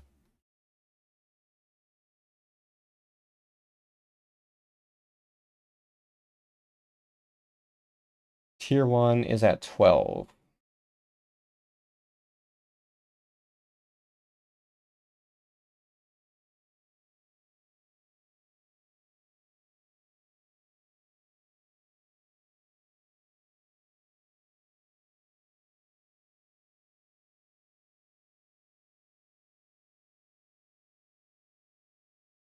And it did do a super for that. But something with a super.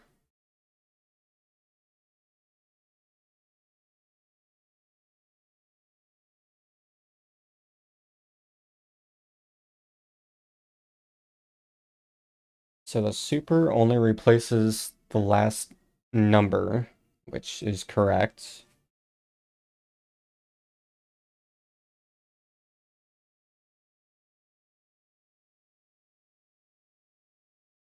Um, and it shouldn't do anything with the rest of the string. I don't understand why it's modifying more of the string.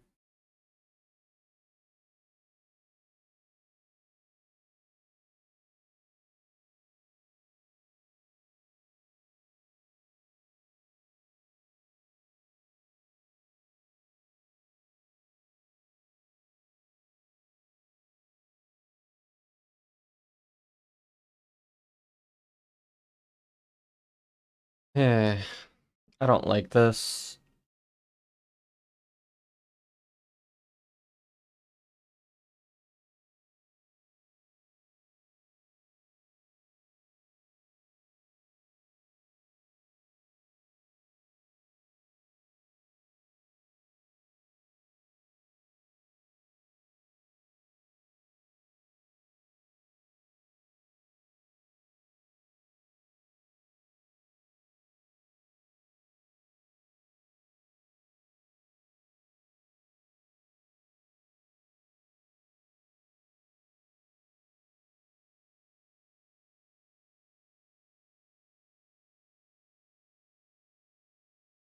I think the only way to do what I'm trying to do is to replace the entire string each time, which is very annoying because I should not be forced to have to do that.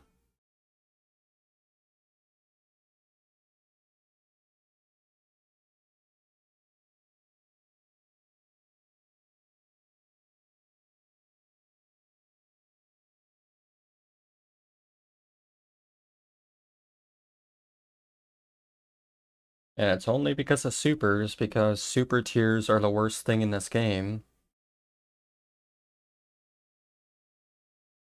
So because of that, I'm gonna have to read from the save file. Like, I'm basically gonna have to do all of this, like this whole bit, every single time that a drop happens, just to update one number correctly. Because this game uses bad code. Oh yeah, and I'll also have to commit a save as well, which, yeah.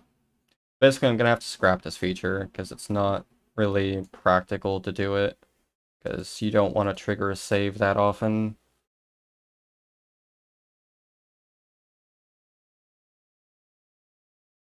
Well, I mean, worst case scenario, it just has one, like a couple instances where, well, no, because it breaks the entire string. If it breaks once, it has a chance to break the entire string. But there's no way to fix this, unfortunately, without, like, recreating the whole string, which is not what I'm going to do.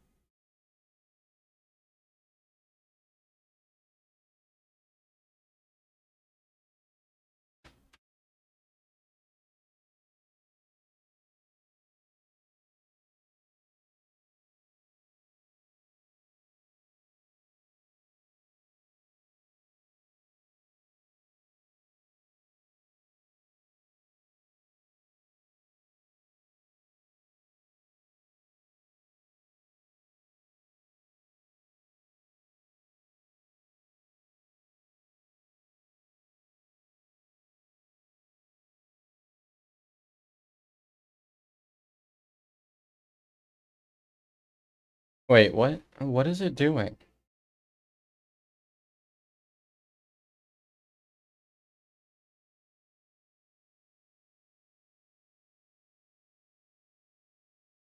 Okay, yeah, so this is where the super happens.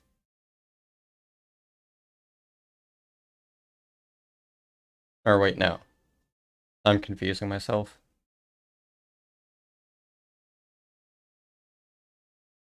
Yeah, this is where the super happens.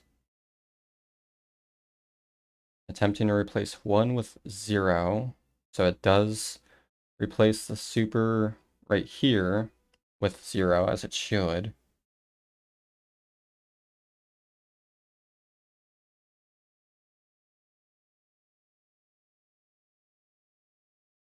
So I know it's not running the code more than once. So what the hell is happening? It's not supposed to be modifying that. Like, as far as I can tell, what's happening is not possible. Which is why this is frustrating.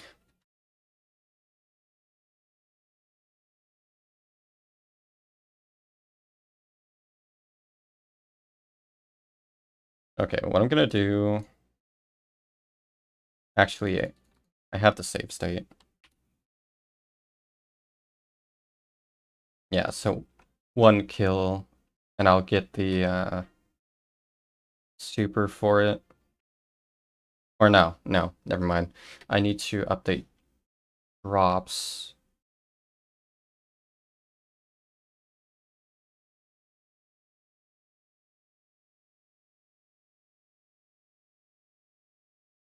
Should be at 26, 27, okay.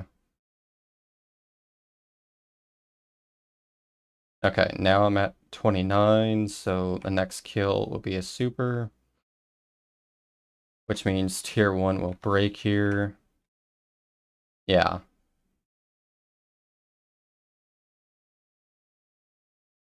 Okay, why did it break, is my question.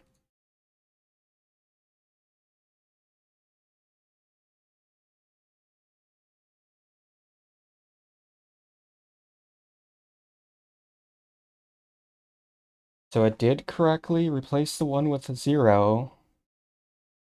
But how did it... I don't understand how it's doing that.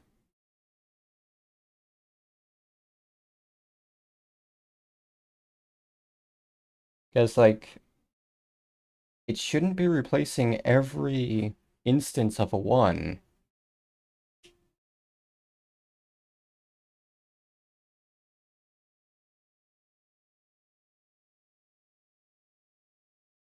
Actually, wait a minute. It is. Okay. That's... I've figured out the problem. Again, it's because strings are garbage and should not exist in code.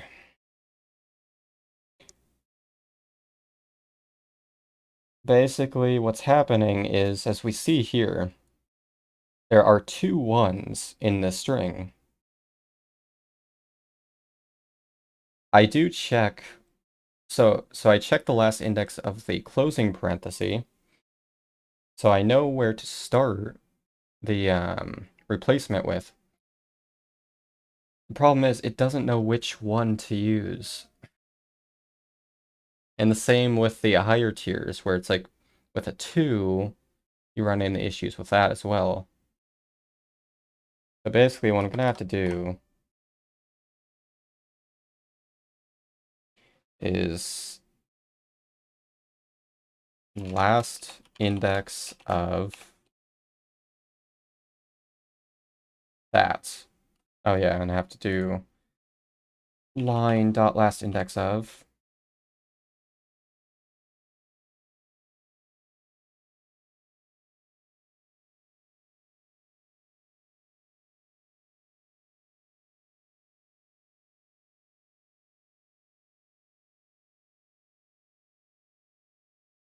This is disgusting. Like, what the hell? Lovely line. Okay, I don't even know where to put this thing. I don't care, just compile. Like, what? You have a method name. Oh, wait. Needs to be, like,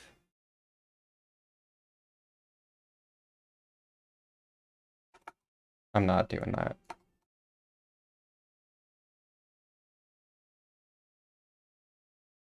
I just need to, like, not replace anything if it's a super.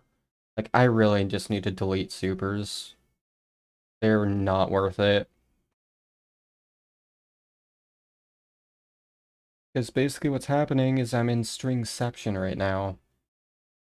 I need to get an index of an index of an index of something like that. Yeah. Replace line dot last index of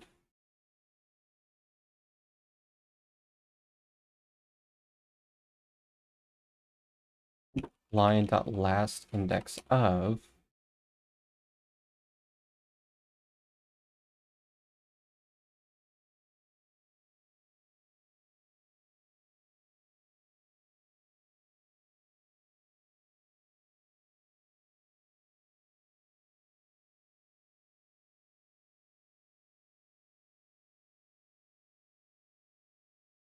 where does this even end? What the hell?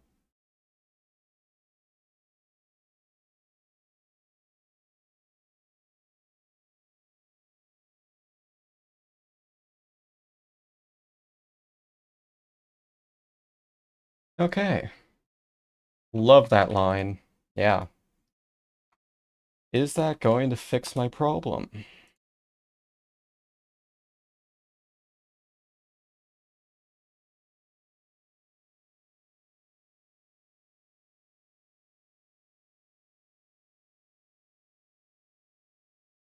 Need to do the load state first.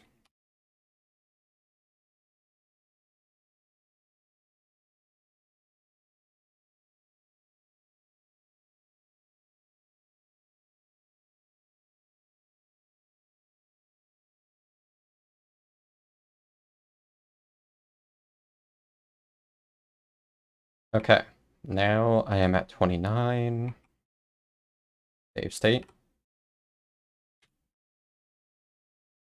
Dude, I forgot to do -1. But it actually worked.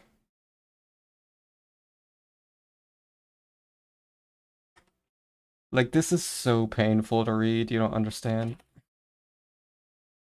I mean, I need to send that to Matra. He can vomit with me. Because that is very ugly code, but it kind of has to be that way. I mean, I can make it a little bit more readable, but I don't see a better way to write that.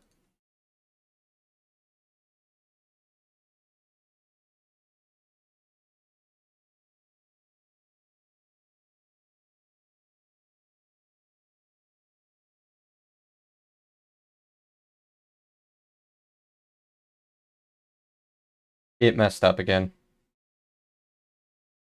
Why? No.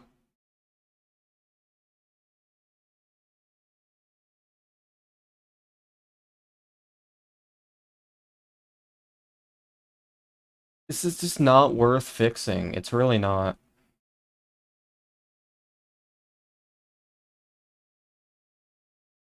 I mean, I feel like this bug is just RNG, so it's not that big of a deal.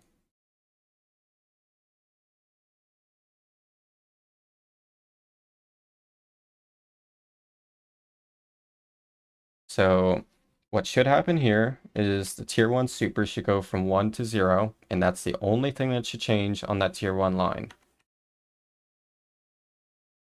But instead it changes the tiered count. Why? It should not do that.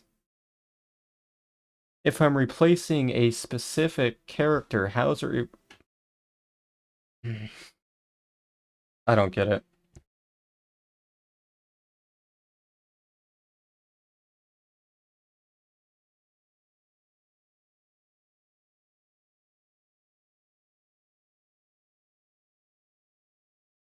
I don't know how you replace a character within a string when there are multiple characters or multiples of that character in that string. In fact, it's not just a character, but it's a string, because it can be double digit. So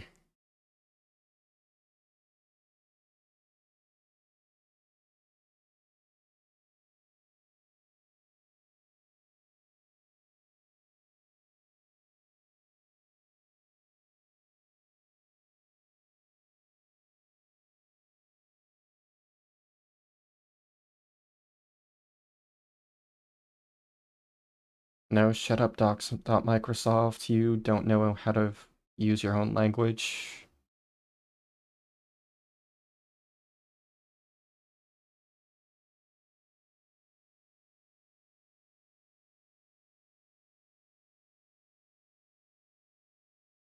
I might have to change it to string builder since C# string methods are stupid.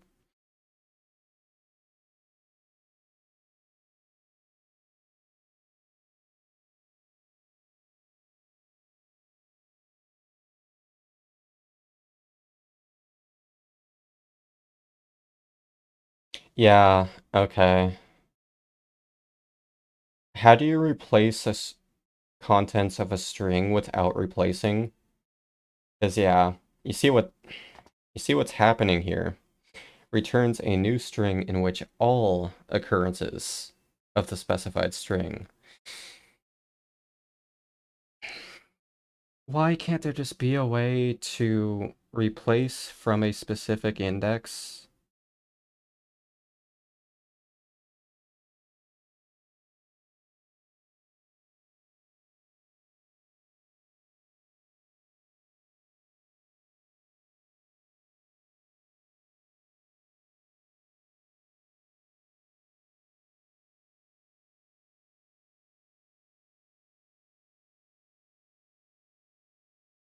Actually, there is a different way I can do this.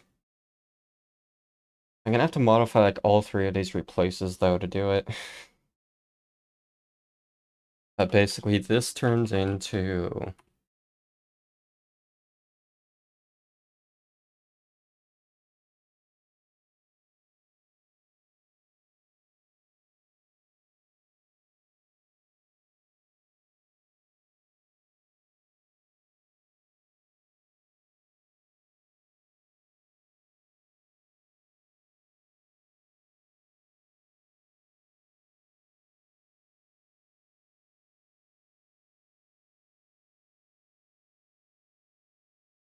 modified line last index of -1 equals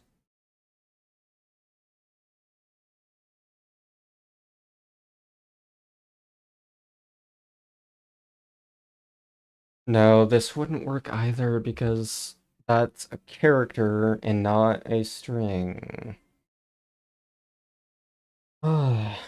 Um, yeah.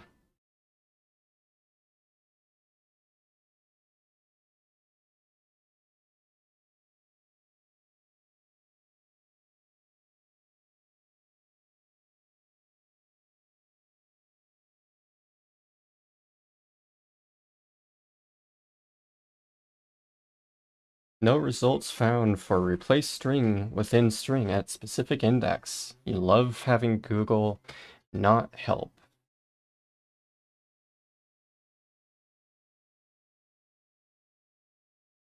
I mean, it's easy to do it with a character, but in this situation, I need to do it with a string for double digits.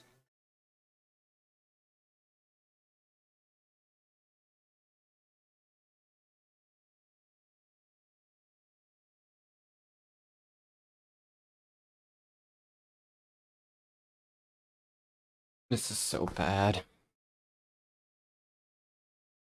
Actually, wait a minute.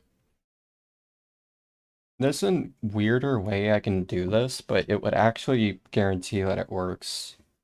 So I do the same thing that I originally did, pretty much. So we get the so actually what we want to do is get the substring. So the start index is the line dot last index of in the open parenthesis.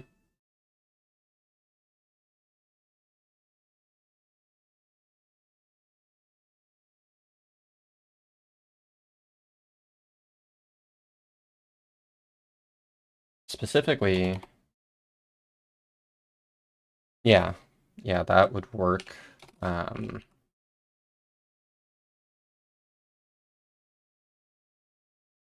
And we specify the length of, oh god damn it, we wouldn't know the length.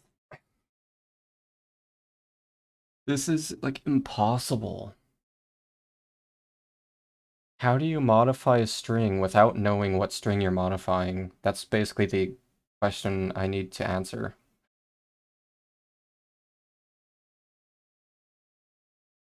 I mean, can I get away with line.length minus 1? Or no, I can't.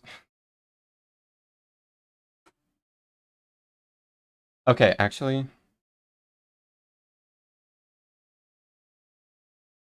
I need to figure out math here. I need to get, for the length, I need,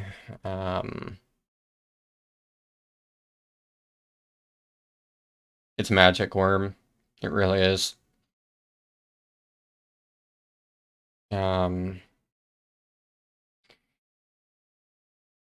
God. How do I get a length from an index?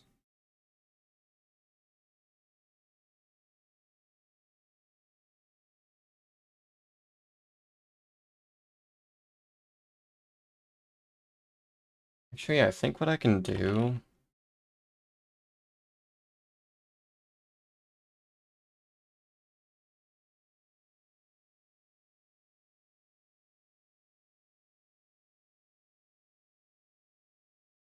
That's so bad.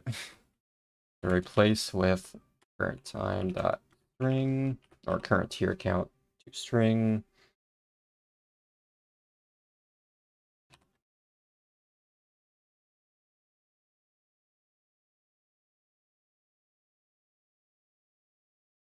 Like, would this equal 3? I mean, line dot length, let's say that's equal to 10. Last index of the closing parenthesis would be at the end of the string, or at the end of the line, and subtract the length. No, that wouldn't work. Oh, I'm stupid. This is so bad. I have to do this again. That's disgusting. So I'm getting a substring between the parentheses, but I'm referencing the opening parenthesis twice because C# is a bad language. Okay. Well, this should work. I need to find a better way to like code.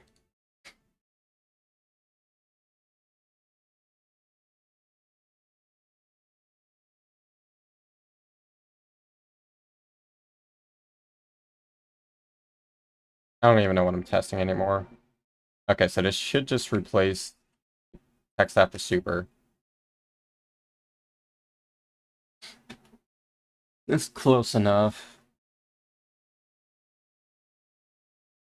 Yeah, I don't even know what I'm doing.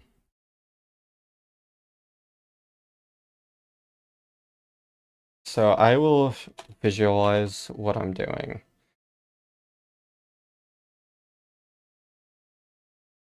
So let's say we have the line tier 1, 15, whatever, and super equals 1, okay? So in this line, oh wait, that's why that happened. Need to actually reference this colon specifically. Hold on. Change plans.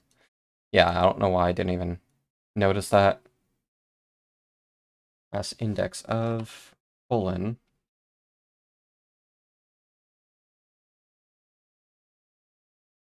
with a length of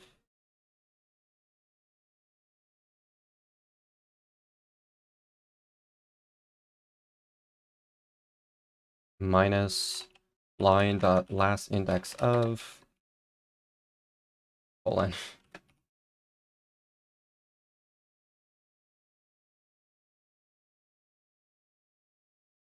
Okay, so my plan here. Oh yeah, and I gotta do +1 too.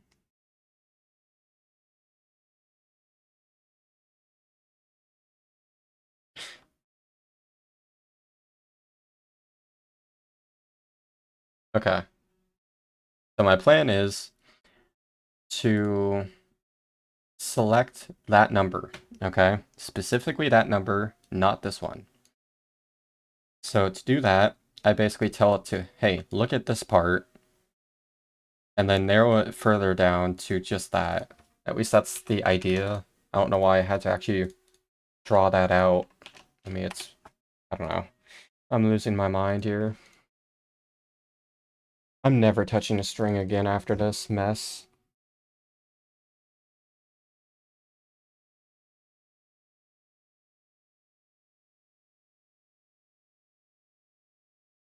I go through all of that, and it still doesn't do what it's supposed to do. Alright, cool.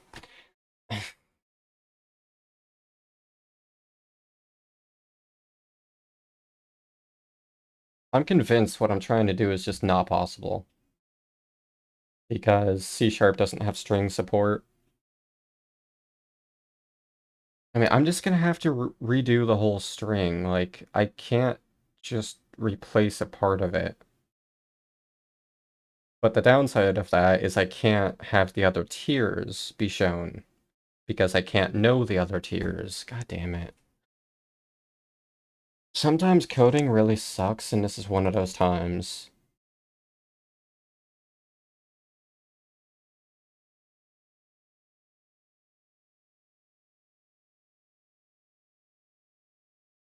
Because yeah, there's absolutely no way that I can reference this one. It'll always reference this one, or it'll always replace both ones. Because that's a severe limitation of C#.